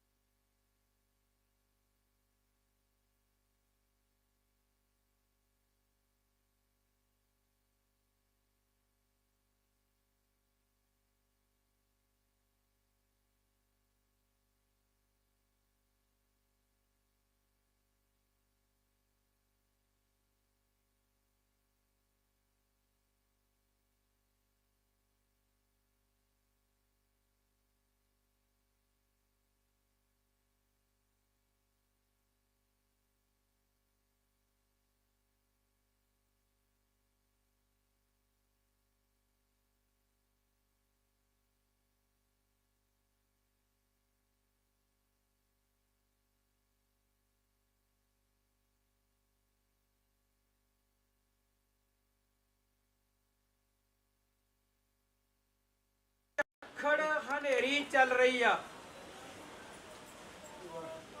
ਤੇ ਗੁਰੂ ਅਮਰਦਾਸ ਜੀ ਖਡੂਰ ਸਾਹਿਬ ਦੇ ਨਜ਼ਦੀਕ ਆ ਗਏ ਆ ਤੇ ਉੱਥੇ ਇੱਕ ਜਲਾਏ ਦਾ ਘਰ ਸੀ ਜਿਨ੍ਹਾਂ ਨੇ ਪੁਰਾਣਿਆਂ ਬੰਦਿਆਂ ਨੇ ਖੱਡੀਆਂ ਵੇਖੀਆਂ ਧਰਤੀ ਦੇ ਵਿੱਚ ਗੱਡੀਆਂ ਹੁੰਦੀਆਂ ਸੀ ਤੇ ਟੋਆ ਪੱਟ ਕੇ ਤੇ ਉਹਦਾ ਦੂਰ ਦੂਰ ਤੱਕ ਤਾਣਾ ਤਣਿਆ ਸੀ ਕਿੱਲੇ ਗੱਡੇ ਹੋਏ ਸੀ ਗੁਰੂ ਅਮਰਦਾਸ ਜੀ ਉਸ ਕਿਲੇ ਨਾਲ ਠੋਕਰ ਖਾ ਕੇ ਡਿੱਗੇ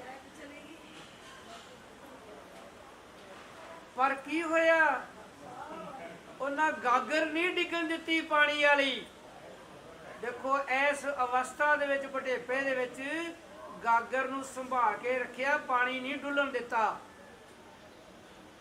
ਅੰਦਰੋਂ ਆਵਾਜ਼ ਆਈ ਜਲਾਏ ਨੇ ਪੁੱਛਿਆ ਆਪਣੀ ਪਤਨੀ ਨੂੰ ਕਹਿਣ ਲੱਗਾ ਬਾਹਰ ਕੀ ਖੜਾਕ ਆ ਰਿਹਾ ਅੱਧੀ ਰਾਤ ਕੋਈ ਚੋਰ ਤਾਂ ਨਹੀਂ ਆ ਗਿਆ ਕਹਿੰਦੇ ਨਹੀਂ ਚੋਰ ਨਹੀਂ ਆਇਆ ਉਹਨਾਂ ਨੇ ਜਿਹੜਾ ਨਾਂ ਲਿਆ ਮੈਂ ਨਹੀਂ ਨਾਂ ਲੈਂਦਾ ਉਹਨਾਂ ਨੇ ਵਿਗਾੜ ਕੇ ਗੁਰੂ ਅਮਰਦਾਸ ਦਾ ਨਾਂ ਲਿਆ ਇਹ ਜ਼ਰੂਰ ਕੀਤਾ ਹੈ ਇੱਕੋ ਹੀ ਹੈ ਨਥਾਵਾਂ ਤੇ ਸਤਿਗੁਰੂ ਅੱਗੋਂ ਹਾਲੀ ਸਤਿਗੁਰੂ ਨਹੀਂ ਬਣੇ ਉਹਨਾਂ ਨੇ ਕਹਿਤਾ ਝੱਲੀਏ ਮੈਂ ਕਿਉਂ ਨਥਾਵਾਂ ਏ ਮੈਂ ਤੇ ਥਾਂ ਵਾਲਾ ਬਣ ਗਿਆ ਏ ਮੈਨੂੰ ਥਾਂ ਮਿਲ ਗਿਆ ਏ ਮੈਂ ਸਤਿਗੁਰੂ ਦੇ ਦਰ ਤੇ ਆ ਗਿਆ ਏ ਇਹਦੂ ਵੱਡਾ ਕਿਹੜਾ ਥਾਂ ਏ ਮੈਂ ਨਥਾਵਾਂ ਨਹੀਂ ਇਹ ਕਹਿਣ ਦੀ ਦੇਰ ਸੀ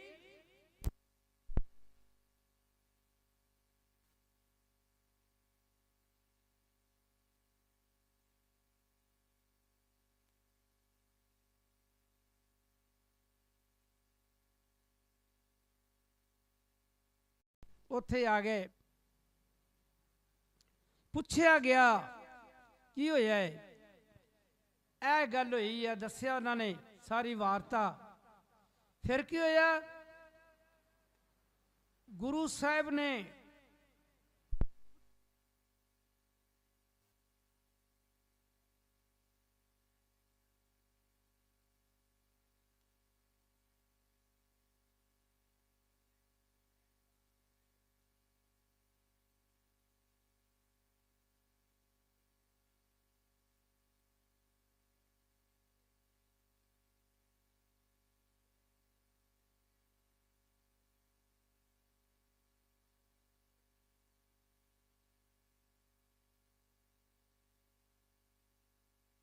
ਇਹਦੀ ਤੇ ਆਦਤ ਹੈ ਇਹਦੇ ਬੋਲਣ ਦੀ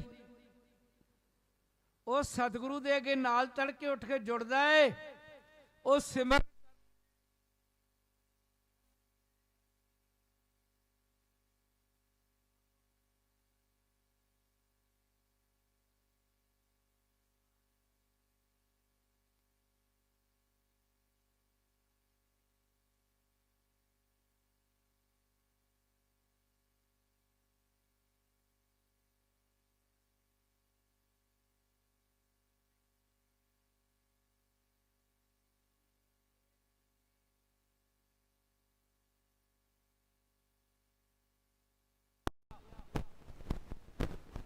ਤੇ ਕਹਿਣ ਲਗੇ ਸੱਚੇ ਪਾਤਸ਼ਾਹ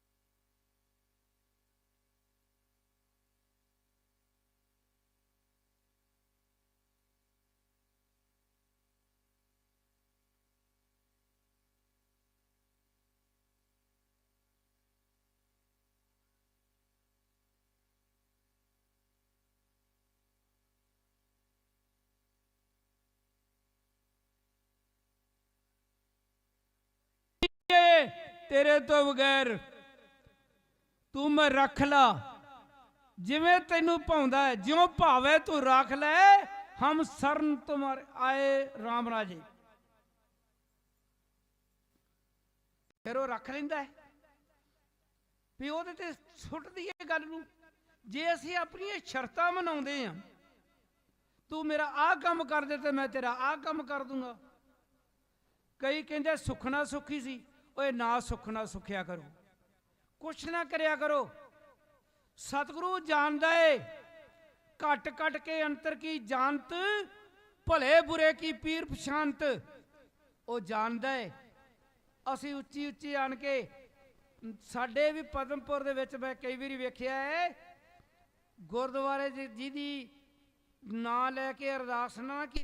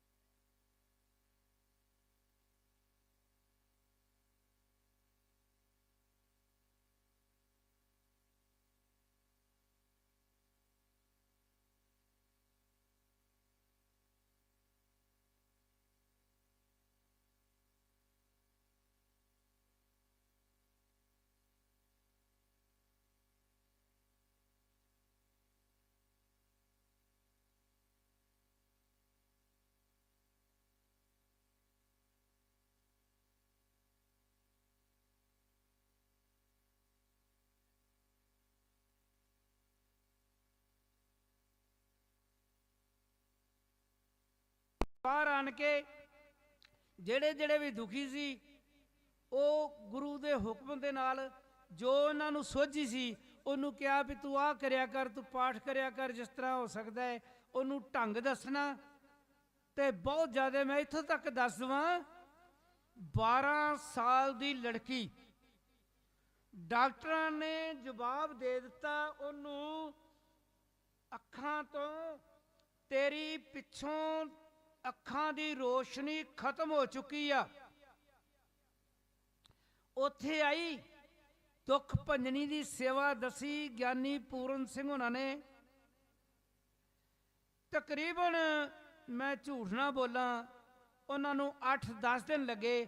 ਸੱਚੇ ਪਾਤਸ਼ਾਹ ਨੇ ਉਹਨਾਂ ਤੇ ਕਿਰਪਾ ਕਰਤੀ ਉਸ ਬੱਚੀ ਤੇ, ਉਹ ਨਿਗਾਹ ਉਹਦੀ ਵਾਪਸ ਆ ਗਈ। ਦੱਸੋ, ਉਹ ਜਿਹੜਾ ਨਿਗਾਹ ਦੀਆਂ ਨਾੜੀਆਂ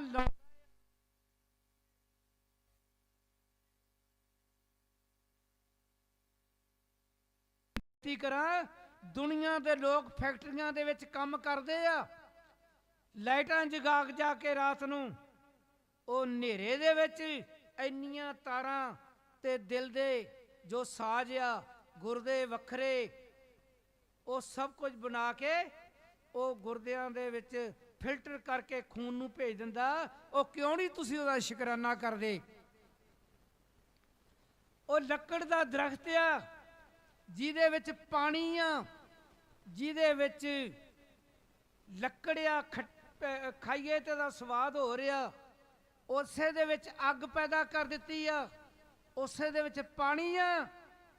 ਤੇ ਜੇ ਸ਼ੁਕਰਾਨਾ ਕਰਨਾ ਹੋਵੇ ਤੇ ਜਿਹੜੇ ਉਹ ਦਰਖਤਾਂ ਨੂੰ ਅੰਬ ਲੱਗਦੇ ਆ, ਫਲ ਲੱਗਦੇ ਆ, ਉਹਦੇ ਵਿੱਚ ਮਿਠਾਸ ਭਰ ਦਿੱਤੀ ਆ, ਕਿਉਂ ਨਹੀਂ ਉਹ ਸ਼ੁਕਰਾਨਾ ਕਰਦੇ ਹੋ ਤੁਸੀਂ? ਤੈਨੂੰ ਕਿੰਨੇ ਪ੍ਰਕਾਰ ਦੀਆਂ ਮਨੁੱਖਾਂ ਖਾਣ ਵਾਸਤੇ ਬਖਸ਼ਾਂ ਕਰਕੇ ਫਲ ਫਰੂਟ ਦਿੱਤੇ ਆ, ਤੂੰ ਉਹਨਾਂ ਵੱਲ ਵੇਖ ਕੇ ਵੀ ਉਹਨਾਂ ਦਾ ਸ਼ੁਕਰਾਨਾ ਕਰ ਦੇ। ਉਹ ਤੈਨੂੰ ਸਰੀਰ ਦਿੱਤਾ ਹੈ, ਤੈਨੂੰ ਬਾਹਾਂ ਦਿੱਤੀਆਂ ਏ, ਤੇ ਕਿਸੇ ਤੁਰੇ ਜਾਂਦੇ ਦੀ ਵੇਖ ਲੈ, ਇੱਕ ਬਾਂਹ ਕੱਟੀ ਆ, ਉਹ ਕਹਿੰਦਾ ਮੈਂ ਬੜਾ ਦੁਖੀ ਆ,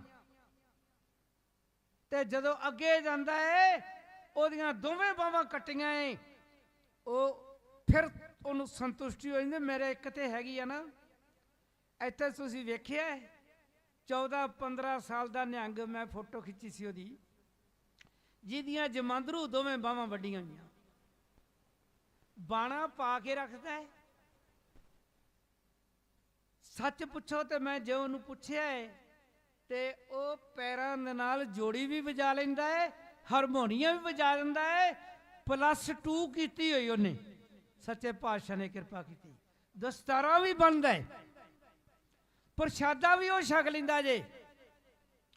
ਕਿਸੇ ਨੇ ਕਿਹਾ ਸੀ ਜਦੋਂ ਬੰਦਾ ਸਿੰਘ ਦੀਆਂ ਅੱਖਾਂ ਕੱਢੀਆਂ ਨਾ, ਕਹਿੰਦੇ ਜਦੋਂ ਬਾਹਰ ਦੇ ਬੁਝੇ ਜੋ ਜੀਵੇ, ਅੰਦਰ ਹਜ਼ਾਰਾਂ ਜਗ ਪਏ। ਉਹ ਅਸੀਂ ਸ਼ੁਕਰਾਨਾ ਤੇ ਕਰੀਏ ਕਿਤੇ ਦਾ, ਉਹ ਕਿਸੇ ਦੀਆਂ ਲੱਤਾਂ ਵੀ ਵੱਡੀਆਂ ਹੋਈਆਂ, ਉਹ ਤੁਰ ਵੀ ਨਹੀਂ ਸਕਦਾ। ਉਹ ਅਸੀਂ ਇਹ ਤੇ ਸੋਚੀਏ ਸਾਨੂੰ ਸੁੰਦਰ ਸਰੀਰ ਬਖਸ਼ਿਆ ਪ੍ਰਮਾਤਮਾ ਨੇ, ਉਹ ਕਿਉਂ ਨਹੀਂ ਤੁਸੀਂ ਸ਼ੁਕਰਾਨਾ ਕਰ ਸਕਦੇ? ਔਰੰਗਜ਼ੇਬ ਦਾ ਪੁੱਤਰ ਜਿਹੜਾ ਸੀ ਗੁਰੂ ਕਲਗੀਧਰ ਪਿਤਾ ਦੇ ਨਾਲ ਕਾਫੀ ਚਿਰ ਹਜ਼ੂਰ ਸਾਹਿਬ ਰਿਹਾ, ਜਫਰ ਸ਼ਾਹ ਨੂੰ ਕਹਿੰਦੇ ਸੀ। ਉਹਨੇ ਇੱਕ ਸ਼ੇਰ ਲਿਖਿਆ, ਆਪਣੇ ਤੁਹਾਡੀ ਨਜ਼ਰ ਕਰਦਾ ਮੈਂ, ਉਰਦੂ ਦਾ। जफर शाह वो इंसान क्या है, जफर शाह वो इंसान क्या है जिसको ऐश में यादे खुदा न रखे और तैश में खौफे खुदा न रहे। ਇਹਦੇ ਅਰਥ ਸਿਆਣੇ ਪੁਰਸ਼ ਸਮਝ ਜਾਂਦੇ ਆ, ਸੌਖਾ ਹੀ ਆ, ਮੈਂ ਵੀ ਬੇਨਤੀ ਕਰ ਦਿੰਦਾ। ਕਹਿੰਦਾ ਜਿਹਨੂੰ ਪਰਮਾਤਮਾ ਨੇ ਪੂਰੀ ਖੁਸ਼ੀ ਦਿੱਤੀ ਹੋਵੇ, ਕਿਸੇ ਗੱਲ ਦੀ ਕਮੀ ਨਾ ਹੋਵੇ, ਉਹ ਵੀ ਇਨਸਾਨ ਕੀ ਆ ਜਿਹੜਾ ਪਰਮਾਤਮਾ ਦੀ ਯਾਦ ਹਿਰਦੇ 'ਚ ਨਹੀਂ ਵਸਾਉਂਦਾ। ਸੁਖਮਨੀ ਸਾਹਿਬ ਪੜ੍ਹਦੇ ਨਾ, ਜੇ ਪ੍ਰਸ਼ਾਦ ਛੱਤੀ ਅੰਮ੍ਰਿਤ ਖਾਏ ਤਿਸ ਠਾਕਰ ਕੋ ਰਖ ਮਨ ਮਾਹੀ। ਅਸੀਂ ਤਾਂ ਭੁਲੇਖੇ 'ਚ ਤੁਰੇ ਫਿਰਦੇ ਆ ਵੀ ਅਸੀਂ ਆਪ ਕਮਾਉਂਦੇ ਆ, ਸਾਨੂੰ ਦਿੱਤਾ ਕਿਹਨੇ ਆ? फिर दूसरे पासे कहता है जफर शाह वो इंसान क्या है जिसको ऐश में यादे खुदा न रहे और तैश में खौफे खुदा न रहे। अज दा सीन सामने पेश कर रहे हैं। हिंदुस्तान की सरकार जेड़ी मजलूमा ते बेनहथियां ते और सिखां ते नाम जपतियां ते गोलियां चला चला के तशद्दद कर दी आ, ਉਹ ਤੈਸ਼ ਕਰਦੀ, ਤੈਸ਼ਵਰ ਦੇ ਵਿੱਚ ਆਏ ਆ, ਉਹਨਾਂ ਨੂੰ ਤਾਕਤ ਦਿੱਤੀ ਆ। जफर शाह वो इंसान क्या है जिसको ऐश में यादे खुदा न रहे और तैश में खौफे खुदा न रहे।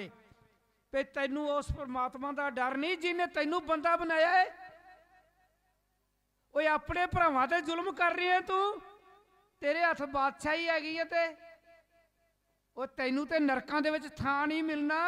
ਇਹੋ ਜਿਹੇ ਕੰਮ ਕਰਨ ਵਾਲੇ ਨੂੰ ਜਨਤਾ ਦੇ ਪੂਜਣ ਪਾਲਣ ਪੋਸ਼ਣ ਕਰਨ ਵਾਸਤੇ ਸਰਕਾਰਾਂ ਹੁੰਦੀਆਂ।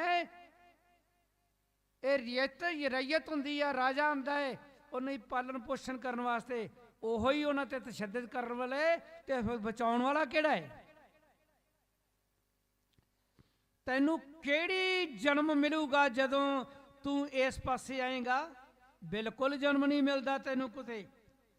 ਕੀਟ ਪਤੰਗਾਂ, ਸੱਪਾਂ, ਠੂਇਆਂ, ਕੀੜਿਆਂ ਦੀ ਗੋਦ ਵਿੱਚ ਜਾਤ ਵਿੱਚ ਜਾਏਗਾ। ਗੁਰੂ ਅਰਜਨ ਦੇਵ ਜੀ ਨੇ ਇੱਕ ਪੌੜੀ ਲਿਖੀ ਆ, ਆਪ ਜੀ ਨੂੰ ਸਾਰਿਆਂ ਨੂੰ ਸਰਵਨ ਕੀਤੀ ਹੋਈ ਆ, ਤੇ ਪੜ੍ਹੇ ਲਿਖੇ ਵੀ ਮੇਰੇ ਵੀਰ, ਮੇਰੇ ਭਰਾ ਛੋਟੇ ਸੈਕਟਰੀ ਸਾਹਿਬ, ਇਹਨਾਂ ਨੂੰ ਮੇਰੇ ਨਾਲੋਂ ਜ਼ਿਆਦਾ ਕਿਤੇ ਬਾਣੀ ਆਉਂਦੀ। ਮੈਂ ਜਦੋਂ ਬਾਣੀ ਸੁਣਦਾ ਨਾ ਸਟੇਜ ਦੇ ਉੱਤੇ, ਸੈਕਟਰੀ ਉਹੀ ਕਾਮਯਾਬ ਜਿਹੜਾ ਗੁਰਬਾਣੀ ਦਾ ਉਦਾਹਰਨ ਦੇਵੇ। ਕਹਿੰਦੇ ਸੁੰਦਰ ਸੇਜ ਅਨੇਕ ਸੁਖ ਰਸ ਭੋਗਣ ਪੂਰੇ, ਗਿਰੇ ਸੋਇਣ ਚੰਦਨ ਸੁਗੰਧ ਲਾਏ ਮੋਤੀ ਹੀਰੇ। ਮਨ ਇੱਛੇ ਸੁਖ ਮਾਨਦਾ ਕਿਛ ਨਹੀਂ ਵਿਸੋਰੇ, ਸੋ ਪ੍ਰਭ ਚਿਤ ਨਾ ਆਵਈ ਵਿਸ਼ਟਾ ਕੇ। ਕਹਿੰਦੇ ਤੈਨੂੰ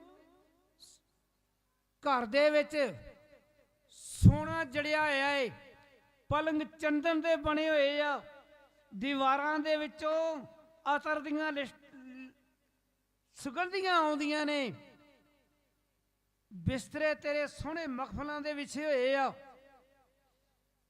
ਤੇ ਤੂੰ ਇੰਨਾ ਕੁਛ ਹੁੰਦਿਆਂ ਹੋਇਆਂ ਤੂੰ ਉਸ ਪਰਮਾਤਮਾ ਦਾ ਸ਼ੁਕਰਾਨਾ ਨਹੀਂ ਕਰਦਾ।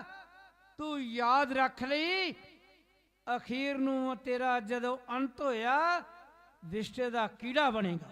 ਆਖੋ ਸਤਨਾਮ।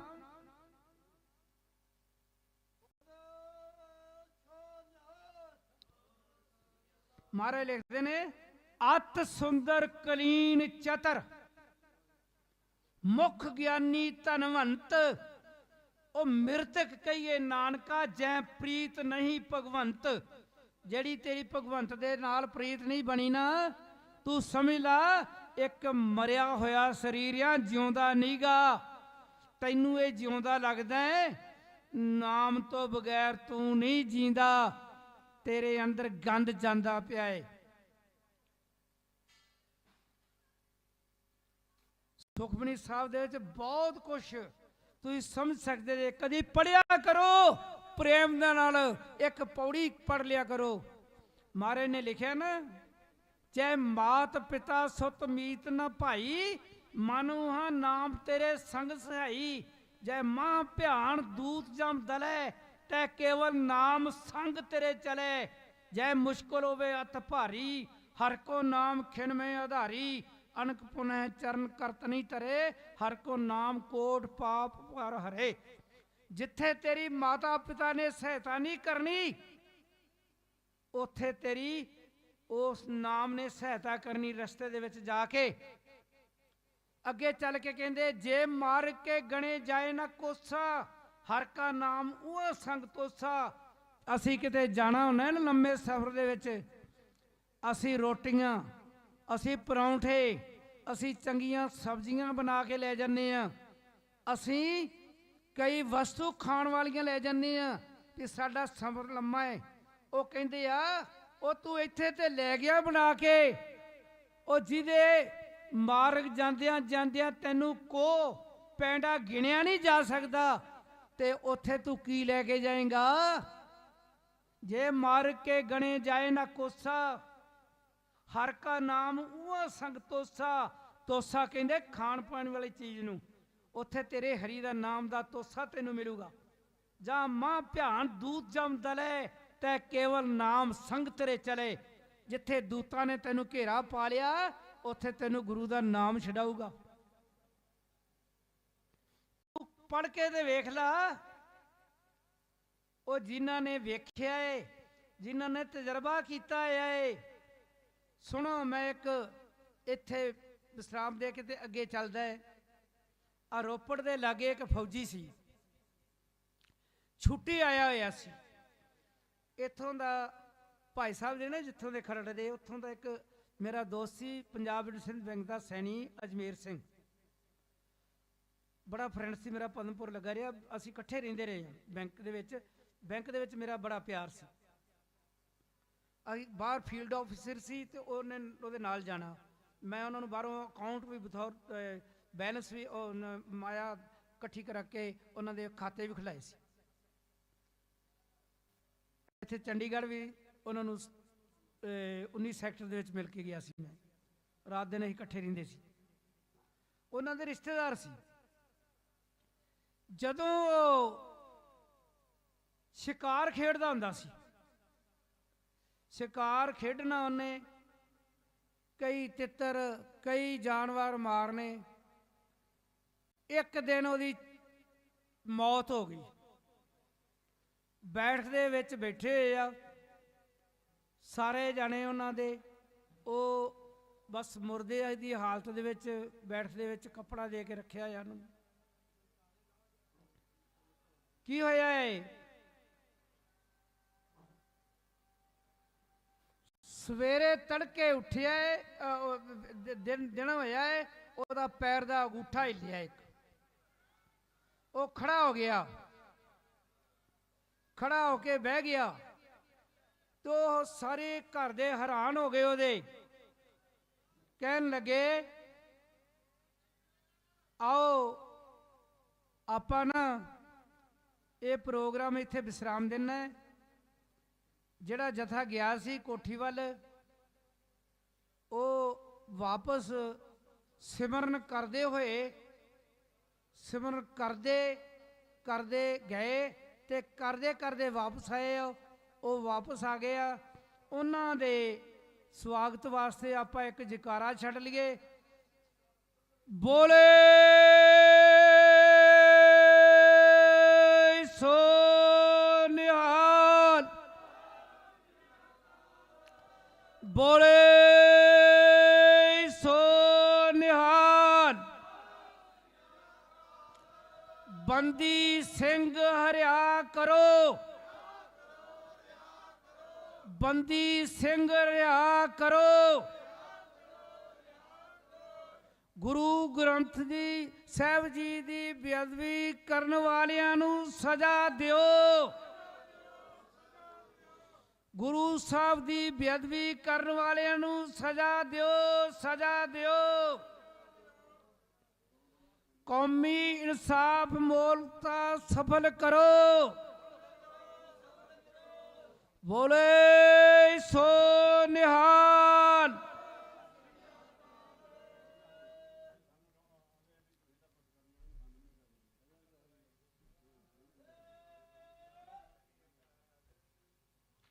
ਸੰਗਤਾਂ ਬਿਰਾਜਮਾਨ ਹੋ ਜਾਓ। ਮੈਂ ਬਚਨ ਕਰ ਰਿਹਾ ਸੀ ਉਸ ਦੁਨੀਆ ਤੋਂ ਜਾਣ ਵਾਲੇ ਫੌਜੀ ਦਾ। ਸਵੇਰੇ ਤੜਕੇ ਉੱਠ ਕੇ ਪੈਰ ਦਾ ਗੂਠਾ ਹਿੱਲਿਆ ਏ ਤੇ ਉਹ ਖੜਾ ਹੋ ਗਿਆ ਏ। ਘਰ ਦੇ ਪੁੱਛਦੇ ਆ, ਘਰਦਿਆਂ ਨੂੰ ਪੁੱਛਦਾ ਹੈ ਵੀ ਤੁਸੀਂ ਕਿਉਂ ਇਕੱਠੇ ਹੋ ਕੇ ਬੈਠੇ ਹੋ? ਤੇ ਕਹਿਣ ਲੱਗੇ ਤੂੰ ਤੇ ਰਾਤ ਖਤਮ ਹੋ ਗਿਆ ਸੀ। ਕਹਿੰਦਾ ਮੈਂ ਤੇ ਸੁੱਤਾ ਪਿਆ ਸੀ। ਕਹਿੰਦੇ ਨਹੀਂ, ਅਸੀਂ ਡਾਕਟਰਾਂ ਨੂੰ ਵਿਖਾ ਲਿਆ, ਖਤਮ ਕਰਦਾ ਮੈਂ। ਫਿਰ ਕੀ ਹੋਇਆ?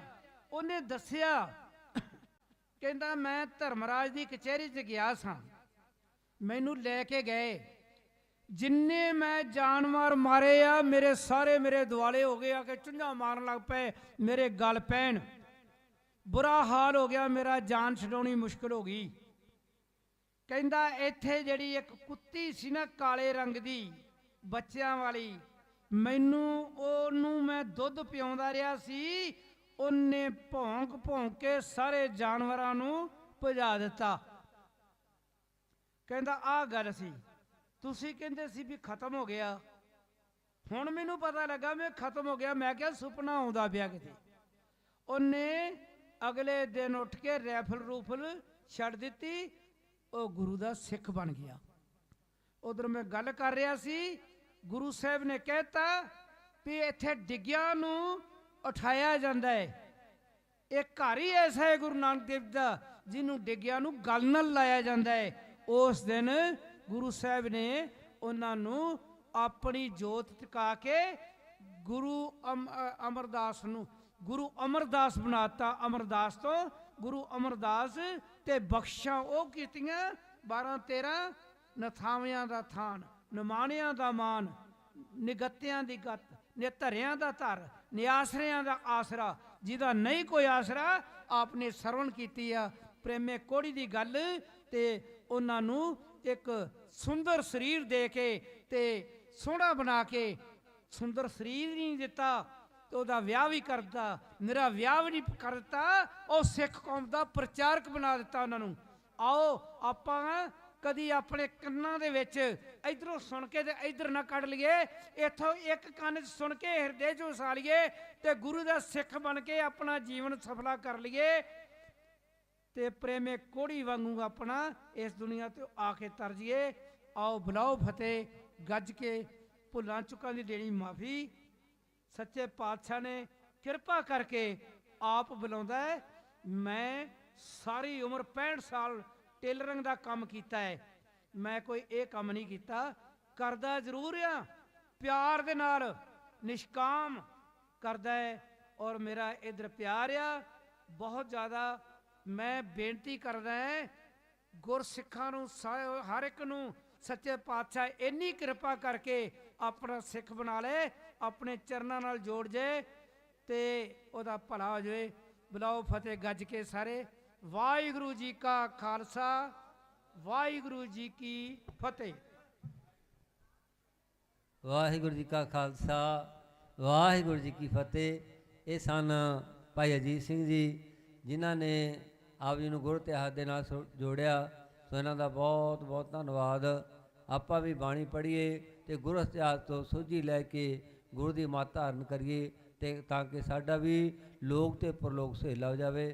ਹੁਣ ਮੈਂ ਬੇਨਤੀ ਕਰਾਂ ਭਾਈ ਧਰਮਪਾਲ ਸਿੰਘ ਜੀ ਘਟੌਰ ਤੋਂ, ਉਹ ਵੀ 5-7 ਮਿੰਟ ਲਈ ਆਪਣੇ ਵਿਚਾਰ ਸੰਗਤਾਂ ਨਾਲ ਸਾਂਝੇ ਕਰਨ। ਅਤੇ ਜਿਹੜਾ ਜਥਾ ਗਿਆ ਅੱਜ 31 ਮੈਂਬਰੀ ਜਥੇ ਦੇ ਵਿੱਚ, ਉਹਨਾਂ ਸਾਰਿਆਂ ਦਾ ਬਹੁਤ ਬਹੁਤ ਧੰਨਵਾਦ। ਅਤੇ ਮੈਂ ਬੇਨਤੀ ਕਰਾਂ ਕਿ ਆਪਾਂ ਉੱਥੇ ਜਾ ਕੇ ਆਪਣੀ ਮਰਜ਼ੀਆਂ ਨਹੀਂ ਕਰਨੀਆਂ। ਸੋ ਆਪਾਂ ਕੇਵਲ ਅਤੇ ਕੇਵਲ ਜਾਬਤੇ ਵਿੱਚ ਰਹਿ ਕੇ ਗੁਰਮਤਿ ਅਨੁਸਾਰ ਨਾਮ ਜਪਣਾ ਹੈ। ਅਤੇ ਜਿਹੜੇ ਆਪਣੇ ਨਾਰੇ ਕੇਵਲ ਅਤੇ ਕੇਵਲ ਬੰਦੀ ਸਿੰਘ ਰਿਹਾ ਕਰੋ ਅਤੇ ਗੁਰੂ ਗ੍ਰੰਥ ਸਾਹਿਬ ਬੇਅਦਬੀਆਂ ਦੇ ਦੋਸ਼ੀਆਂ ਨੂੰ ਸਜ਼ਾ ਦਿਓ, ਇਹੋ ਜਿਹੇ ਲਗਾਉਣੇ ਹੈ। ਇਹੋ ਜਿਹੇ ਨਹੀਂ ਕਰਨਾ ਤਾਂ ਕਿ ਇਸ ਕੋ ਮੋਰਚੇ ਨੂੰ ਢਾਲ ਲੱਗੇ। ਸੋ ਬੇਨਤੀ ਪ੍ਰਵਾਨ ਕਰਨੀ। ਆਓ ਨਾ ਪਾਸੋਂ ਵਿਚਾਰ ਸਰਵਣ ਕਰੀਏ ਜੀ। ਵਾਹਿਗੁਰੂ ਜੀ ਕਾ ਖਾਲਸਾ, ਵਾਹਿਗੁਰੂ ਜੀ ਕੀ ਫਤਿਹ। ਵਾਹਿਗੁਰੂ ਜੀ ਕਾ ਖਾਲਸਾ, ਵਾਹਿਗੁਰੂ ਜੀ ਕੀ ਫਤਿਹ। ਗੁਰੂ ਗ੍ਰੰਥ ਸਾਹਿਬ ਦੀ ਹਜ਼ੂਰੀ 'ਚ ਬੈਠੀ ਸਾਧ ਸੰਗਤ ਜੀ, ਮੈਂ ਬੇਨਤੀ ਕਰਾਂ, ਅੱਜ ਕਿਸ ਚੀਜ਼ ਦੀ ਲੋੜ ਹੈ? ਲੋੜ ਅੱਜ ਇਸ ਕੌਮ ਨੂੰ ਜਦੋਂ ਲੱਗਦੀ ਹੈ ਕਸਵੱਟੀ ਸੱਚੇ ਤੇਰੇ ਨਾਮ ਦੀ, ਪਾਸ ਹੁੰਦੇ ਮਰ ਜੀਵੜੇ। ਅੱਜ ਖਾਲਸਾ ਜੀ ਸਾਨੂੰ ਮਰ ਜੀਵੜਿਆਂ ਦੀ ਲੋੜ ਹੈ। ਅੱਜ ਜਿੰਨੀ ਸੰਗਤ ਇੱਥੇ ਬੈਠੀ ਹੈ, ਇਹ ਕੌਣ ਹੈ? ਇਹ ਮਰ ਜੀਵੜਿਆਂ ਦੀ ਫੌਜ ਹੈ, ਜਿਹੜੀ ਆਪਣੇ ਘਰਦਾਰ ਨੂੰ ਛੱਡ ਕੇ ਇੱਥੇ ਆਈ ਹੈ। ਔਰ ਬਾਬਾ ਜੀ ਨੇ ਪਹਿਲਾਂ ਵੀ ਦੱਸੀ ਹੈ, ਸੱਕ ਤੇ ਸ਼ੁਕਰ ਭਲਾ। ਇਹ ਮਨਮੁੱਖ, ਉਹ ਮਨਮੁੱਖਾ, ਤੈਨੂੰ ਤਾਂ ਸੂਰ ਨਾਲੋਂ ਵੀ ਭੈੜਾ ਦੱਸਦਾ। ਸੂਰ ਗੰਦਗੀ ਤਾਂ ਸਾਫ਼ ਕਰਦਾ, ਮਨਮੁੱਖੋ ਲੋਕੋ। ਉਹ ਜਿਸ ਗੁਰੂ ਗ੍ਰੰਥ ਸਾਹਿਬ ਨੂੰ ਤੁਸੀਂ ਚੌਰਾਂ ਚੱਕ ਕੇ ਚੌਰਾਂ ਝੋਲਦੇ ਹੋ, ਉਹ ਇੱਥੇ ਕਿਉਂ ਨਹੀਂ ਆਉਂਦੇ? ਮੈਂ ਬੇਨਤੀ ਕਰਾਂ, ਪ੍ਰਬੰਧਕ ਕਮੇਟੀ ਸਤਿਕਾਰਯੋਗ ਹੈ,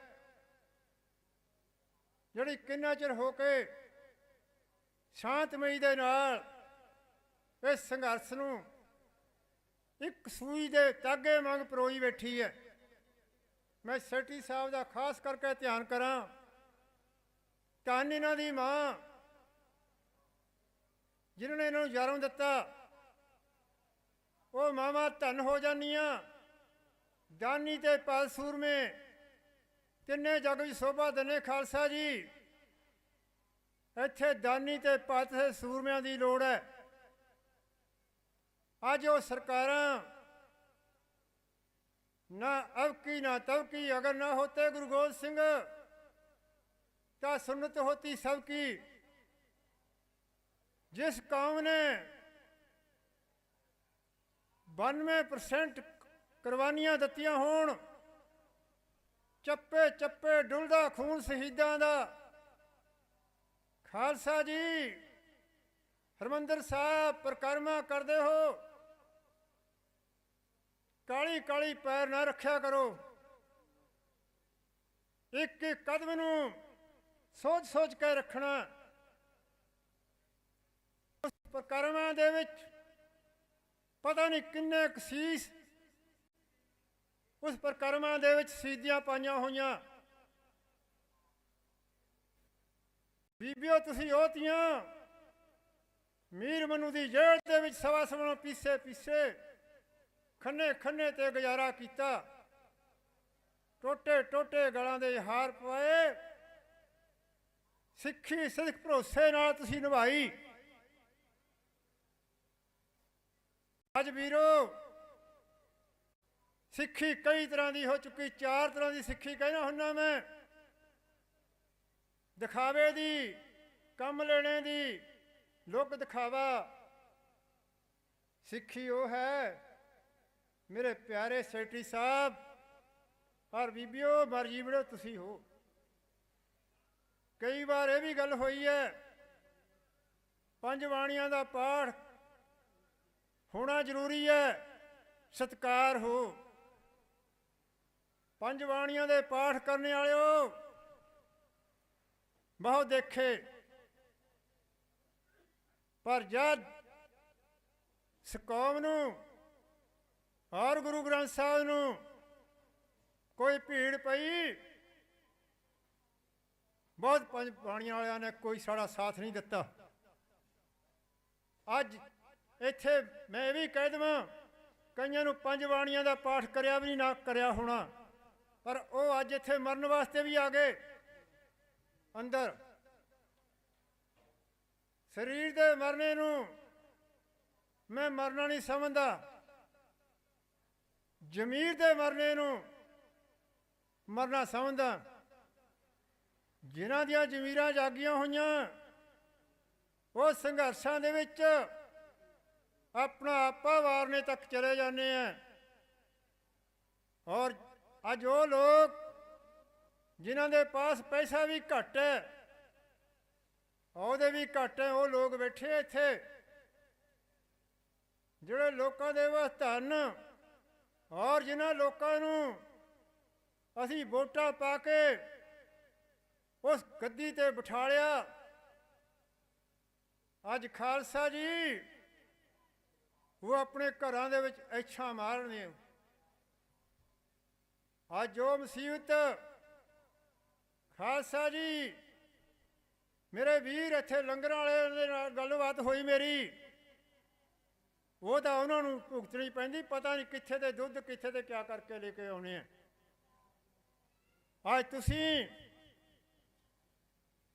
ਇਸ ਡੇਰੇਵਾਦ ਦੀਆਂ ਗੱਲਾਂ ਜੇ ਮੈਂ ਕਰ ਦੇਵਾਂ, ਇਹਨਾਂ ਡੇਰੇ ਕਿਉਂ ਬਣਾਏ? ਉਹਨਾਂ ਡੇਰਿਆਂ ਵਾਲਿਆਂ ਨੂੰ ਨੋਟਾਂ ਦੀ ਲੋੜ ਤੇ ਸਾੜੀਆਂ ਸਰਕਾਰਾਂ ਨੂੰ ਵੋਟਾਂ ਦੀ ਲੋੜ ਹੈ। ਉਹ ਸਾਧ ਬਲਾਤਕਾਰ ਕਰ ਦੇਵੇ ਕਿਸੇ ਧੀ ਦੇ ਨਾਲ, ਕਿਸੇ ਨੂੰ ਮਾਰ ਦੇਵੇ, ਕੋਈ ਪਰਚਾ ਨਹੀਂ ਹੈ। ਮੌਕੇ ਸਰਕਾਰ ਉਹਨੂੰ ਬਚਾਉਂਦੀ ਹੈ, ਕਿਉਂ ਤੇ ਵੋਟਾਂ ਲੈਣੀਆਂ। ਪਰ ਇੱਕ ਇੱਕ ਆਉਣ ਵਾਲਾ ਸਮਾਂ, ਮੈਂ ਪਹਿਲਾਂ ਵੀ ਗੱਲ ਕਹਿ ਚੁੱਕਿਆ ਕਿਤੇ, ਜਿਸ ਝੰਡੇ ਦੇ ਹੇਠਾਂ ਕੇਸਰੀ ਨਿਸ਼ਾਨ ਦੇ ਹੇਠਾਂ ਉਹ ਛਤਰਛਾਇਆ ਦੇ ਹੇਠ ਆਪਾਂ ਦਾ ਹੱਕ ਬਣਦਾ ਔਰ ਹੱਕਦਾਰ ਹੈ।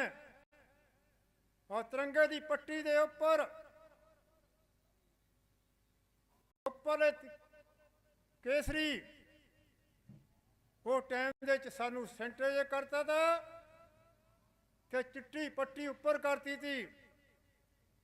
ਤੇ ਜਦ ਯੁੱਧ ਦਾ ਸਮਾਂ ਆਇਆ, ਬਾਬਾ ਖੜਕ ਸਿੰਘ ਕਹਿੰਦਾ ਭਾਈ ਯੁੱਧ ਦਾ ਵੇਲਾ ਮੂਹਰੇ ਹੋ, ਕਹਿੰਦੇ ਅਸੀਂ ਨਹੀਂ ਜਾ ਸਕਦੇ, ਇੱਥੇ ਨਹੀਂ ਜਾ ਸਕਦੇ। ਫਿਰ ਖੱਟੇ ਦਾ ਇਨਸਾਨ ਕੇਸਰੀ ਉੱਪਰ ਤਦ ਆਇਆ ਤਾ ਬੀਬੀਓ। ਗੁਰੂ ਤੇਗ ਬਹਾਦਰ ਦਿੱਲੀ ਦੇ ਸੀਸ ਨਾ ਦਿੰਦੇ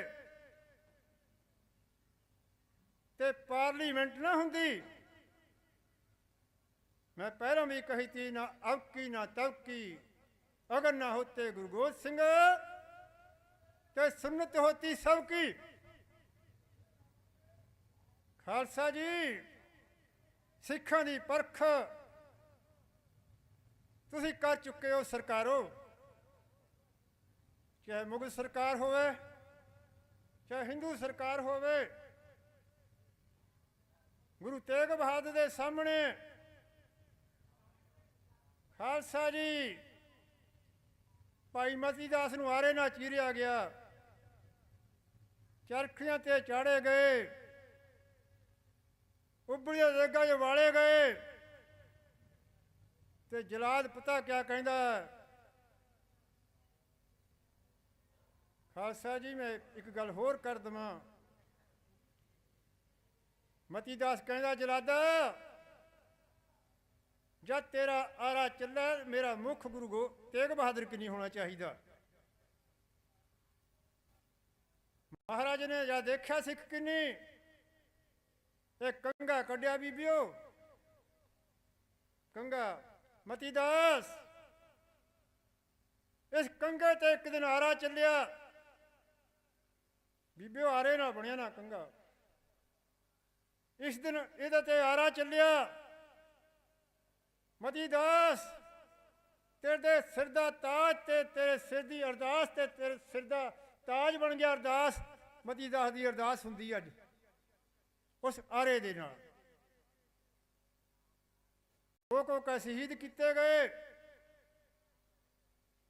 ਤੇ ਇੱਥੇ ਵੀ ਬਸ ਨਾ ਰਹੀ ਗੁਰੂ ਤੇਗ ਬਹਾਦਰ ਨੂੰ ਜਲਾਦ ਕਹਿੰਦਾ ਜੋ ਹਾਲ ਇਹਨਾਂ ਦੇ ਨਾਲ ਹੋਇਆ ਹਜੇ ਵੀ ਤੁਸੀਂ ਇਸਲਾਮ ਕਬੂਲ ਕਰ ਲਓ ਗੁਰੂ ਤੇਗ ਬਹਾਦਰ ਕਹਿੰਦੇ ਸਾਰੀ ਜ਼ਿੰਦਗੀ ਮੁਸਕਰਾਏ ਨਹੀਂ ਥੇ ਹੱਸੇ ਨਹੀਂ ਥੇ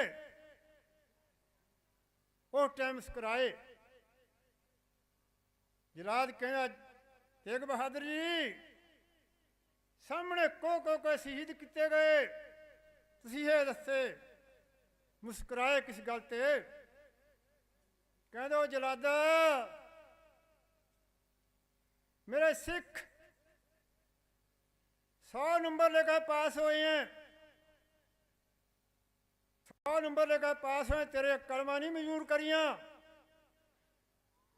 मनु मान है मेरे सिख 100 नंबर लेकर पास हुए मैं तामस कराया खालसा जी मैं उजड़ा मेरा पंथ बसा मैं उजड़ा मेरा पंथ वसै खालसा जी अज पंथ दियां ये करतूतां पंथ दियां मैं श्रोमणी कमेटी के प्रबंधकां नूं ये भी बेनती कर दवां अज मैं भट्ठा साहब एक दिन चले गया ਉਹ ਪਾਰਕ ਦੇ ਵਿੱਚ ਗੈਂਦੇ ਦੇ ਫੁੱਲ ਲੱਗੇ ਹੋਏ ਕਹਿੰਦੇ ਬਾਬਾ ਜੀ ਕਿਆ ਸੋਹਣੇ ਫੁੱਲ ਲੱਗੇ ਗੈਂਦੇ ਦੇ ਅੱਜ ਕੇਸਰੀ ਨਿਸ਼ਾਨ ਕੇਸਰੀ ਦੁਪੱਟੇ ਬੀਬੀਓ ਔਰ ਕੇਸਰੀਆਂ ਪੱਗਾਂ ਥੋੜੇ ਦੇ ਹੋਣੀਆਂ ਚਾਹੀਦੀਆਂ ਤੀਆਂ ਕਿਉਂ ਸਾਡੀ ਸਰਮਾਦ ਜਿਹੜੀ ਤੀ ਉਹ ਇੱਕ ਪੈਸੇ ਦੇ ਮਗਰ ਲੱਗ ਚੁੱਕੀ ਔਰ ਇੱਥੇ ਵੀ ਮੈਂ ਕਹਿ ਦਵਾਂ ਅੱਜ ਲੋੜ ਕਿਸ ਚੀਜ਼ ਦੀ ਹੈ ਜਾਗਣ ਦੀ ਲੋੜ ਹੈ ਸੈਕਟਰੀ ਸਾਹਿਬ 2 ਮਿੰਟ ਮੈਨੂੰ ਹੋਰ ਦੇ ਦਿਓ ਜੇ ਛਤਰਸ਼ਾਹ ਦੇ ਤੁਸੀਂ ਬੈਠੇ ਹੋ ਮੇਰੇ ਨਾਲੇ ਪਿੰਡੇ ਮਰੰਡਾ ਕੋਤਵਾਲੀ ਉੱਥੇ ਬੇਅਦਬੀ ਹੋਈ ਹੈ ਉਹ ਸਰਕਾਰਾਂ ਕਹਿੰਦੀਆਂ ਹੁੰਦੀਆਂ ਤੀਆਂ ਫਲਾਣੇ ਦੇ ਪਰਚਾ ਕਰਦੇ ਫਲਾਣੇ ਦੇ ਨਾਂ ਨਾ ਲਵਾਂ ਅੱਜ ਪਰਚੇ ਨੂੰ ਸਾਡੇ ਦਾੜੇ ਪ੍ਰਕਾਸ਼ ਵਾਲੀ ਪਾਰਟੀ ਵੰਡ ਚੁੱਕੇ ਜਿਸਦਾ ਰਾਸ਼ਟਰੀ ਹਿੰਦੂ ਰਾਸ਼ਟਰ ਦਾ ਥੋੜਾ ਝੰਡਾ ਸਾਹਮਣੇ ਆ ਗਿਆ ਕਿਆ ਦਾੜੀਆਂ ਵਾਲਾ ਤੁਸੀਂ ਜਾਓਗੇ ਜੇ ਜਾਣੇ ਤਾਂ ਮਰਦੇ ਆ ਨਹੀਂ ਜਾਣ ਤਾਂ ਕੁਰਬਾਨੀ ਤਾਂ ਤੁਹਾਨੂੰ ਇੱਕ ਦਿਨ ਦੇਣੀ ਪੈਣੀ ਹੈ ਆਪਣੀ ਕੌਮ ਨੂੰ ਬਚਾਉਣੇ ਵਾਸਤੇ ਉਹ ਚਮਕੌਰ ਦੀ ਗੜੀ और सरहद दियां नीहां खास करके दिखाओ ਇਹਦੇ ਨਾਲੋਂ ਵੀ ਥੋੜੀ ਮੇਰਾ ਖਿਆਲ ਹੈ ਵੀ ਸਮਾਂ ਜਿਹੜਾ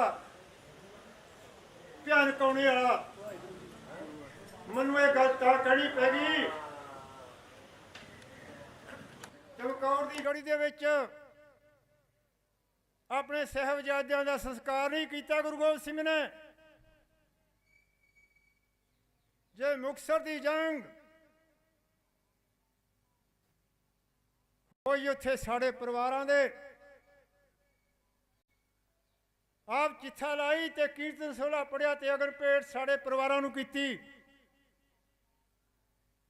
ਜਿਨ੍ਹਾਂ ਦੇ ਵਿੱਚ ਇਹ ਸਾਡੇ ਪਰਿਵਾਰ ਦਾ ਨਾਮ ਉਹ 40 ਮੁਕਤੀਆਂ ਦੇ ਵਿੱਚ ਹੈ। ਸਾਨੂੰ ਉਹ ਜਗੀਰ ਖਾਨ ਦਾ ਨੰਬਰ 2526 ਬੋਲ ਕੇ ਮੇਰੇ ਵਾਸਤੇ ਅਰਦਾਸ ਕਰ ਦਿਓ। हे ਗੁਰੂ ਗ੍ਰੰਥ ਸਾਹਿਬ, ਉਹ ਦਿਨ ਕਿਹੜਾ ਹੋਣਾ ਜਿਸ ਦਿਨ ਤੁਸੀਂ ਅੱਧੀ ਰਾਤ ਨੂੰ ਆਨੰਦਗੜ੍ਹ ਦਾ ਕਿਲ੍ਹਾ ਛੱਡਿਆ ਹੋਣਾ। ਖਾਲਸਾ ਜੀ 30 ਸਾਲ ਬਾਪੂ ਜੀ ਤੁਸੀਂ ਰਹਿ ਕੇ ਕਿਸੇ ਮਕਾਨ ਦੇ ਵਿੱਚ 10 ਲੱਖ ਦਾ ਬਣਾ ਕੇ ਅੱਗੇ 20 ਲੱਖ ਦਾ ਵੇਚਤਾ ਮੈਂ 10 ਲੱਖ ਫਿਰ ਤੁਸੀਂ ਦਾ ਮੋਹ ਹੋਊਗਾ ਮੈਂ ਕਿਲੇ ਇਸ ਘਰ 'ਚ ਰਹਿੰਦਾ ਹੋਣਾ। ਉਹ ਕਿਹੜੀ ਘੜੀ ਹੋਣੀ ਹੈ ਜਾਂ ਕਿਲ੍ਹਾ ਛੱਡਿਆ ਹੋਣਾ ਜਿੱਥੇ ਗਾਹਾਂ ਵੀ ਕੋਈ ਘਰ ਨਾ ਖਰੀਦਿਆ ਹੋਵੇ। ਅੱਜ ਉਸ ਘੜੀ ਨੂੰ ਭੁੱਲ ਕੇ ਤੁਸੀਂ ਲੀਡਰਾਂ ਦੇ ਮਗਰ ਲੱਗ ਕੇ ਆਪਣਾ ਆਪਾ ਗਵਾ ਚੁੱਕੇ। ਉਹ ਸਿੱਖੀ ਤੁਸੀਂ ਸਿੰਘ ਤੇ ਨਾਂ ਲਿਖਾ ਕੇ ਤੁਸੀਂ ਆਪਣਾ ਗੋਤ ਵੀ ਲਾਗੇ ਲਿਖਾਉਣ। ਮੈਂ ਇੱਥੇ ਤੱਕ ਵੀ ਕਹਿ ਦੇਵਾਂ, ਉਹ ਸਨੀਹਾਂ ਦੀ ਮੈਂ ਗੱਲ ਕਰ ਦੇਵਾਂ ਛੋਟੇ ਸਾਹਿਬਜ਼ਾਦੇ ਸਿੱਖੀ ਵਾਸਤੇ ਕਲੀਨ ਸ਼ੇਪ ਸਿਰ ਤੇ ਬਾਲਣੀ ਕੈਪਰੀ ਪਾਈ ਹੋਈ ਹੈ, ਸਿੱਧਾ ਗੁਰੂ ਗ੍ਰੰਥ ਸਾਹਿਬ ਨੂੰ ਬਾਹੋ ਸਿੱਖਾ। ਉਹ 10ਵੇਂ ਪਾਤਸ਼ਾਹ ਕਹਿੰਦੇ ਇਹਨਾਂ ਪੁੱਤਾਂ ਪਰ 4 ਪੁੱਤ ਵਾਰੇ ਤੇ ਅੱਜ ਇਹ ਹਾਲ ਹੋ ਗਿਆ। ਹਾਂ 10ਵੇਂ ਪਾਤਸ਼ਾਹ ਤੈਨੂੰ ਜੱਫੀ ਪਾਊਗਾ। ਉਹ ਇਹਨਾਂ ਵਾਸਤੇ ਮੈਂ 4 ਪੁੱਤ ਸੀਸ ਕਰਾਏ ਸਿੱਖੀ ਵਾਸਤੇ। ਆਉਣ ਵਾਲੇ ਸਮੇਂ ਨੂੰ ਸੈਕਟਰੀ ਸਾਹਿਬ ਇਹ ਸੰਗਤਾਂ ਵੀ ਜਾਗੋ, ਜਮੀਰ ਨੂੰ ਜਾਗੋ। ਮਰਨਾ ਅੱਜ ਵੀ ਹੈ ਤੇ ਕੱਲ ਵੀ ਮਰਨਾ। ਜੇ ਸੰਘਰਸ਼ਾਂ 'ਚ ਮਰ ਜੂਗੇ ਤੇ ਕਦਰ ਤਾਂ ਪੈ ਜੂਗੀ।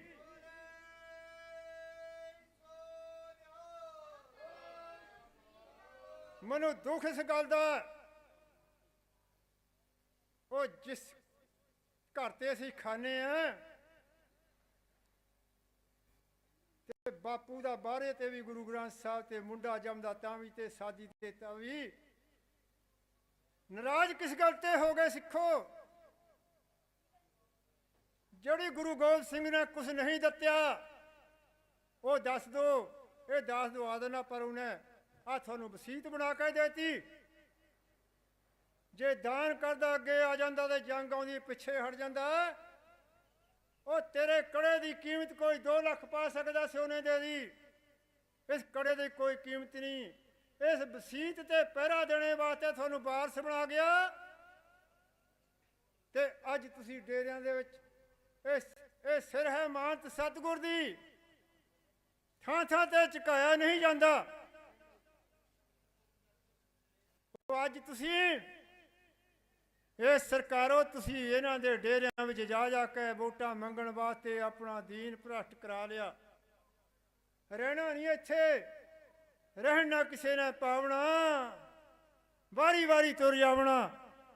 ਖਾਲਸਾ ਜੀ ਇਸ ਗੱਲ ਤੇ ਪਹਿਰਾ ਦੇਣਾ। ਮੈਂ ਉਹ ਜਿਹੜਾ ਮੇਰਾ ਪੰਥ ਵਸੈ ਗੁਰਤਾ ਗੱਦੀ ਦੇ ਕੇ ਗੁਰੂ ਗੋਬਿੰਦ ਸਿੰਘ ਨੇ ਇੱਕੋ ਗੱਲ ਕਹੀ ਤੀ, ਗੁਰੂ ਮਾਨਿਓ ਗ੍ਰੰਥ जो मुझे परमेश्वर माने नर कुंड में परे।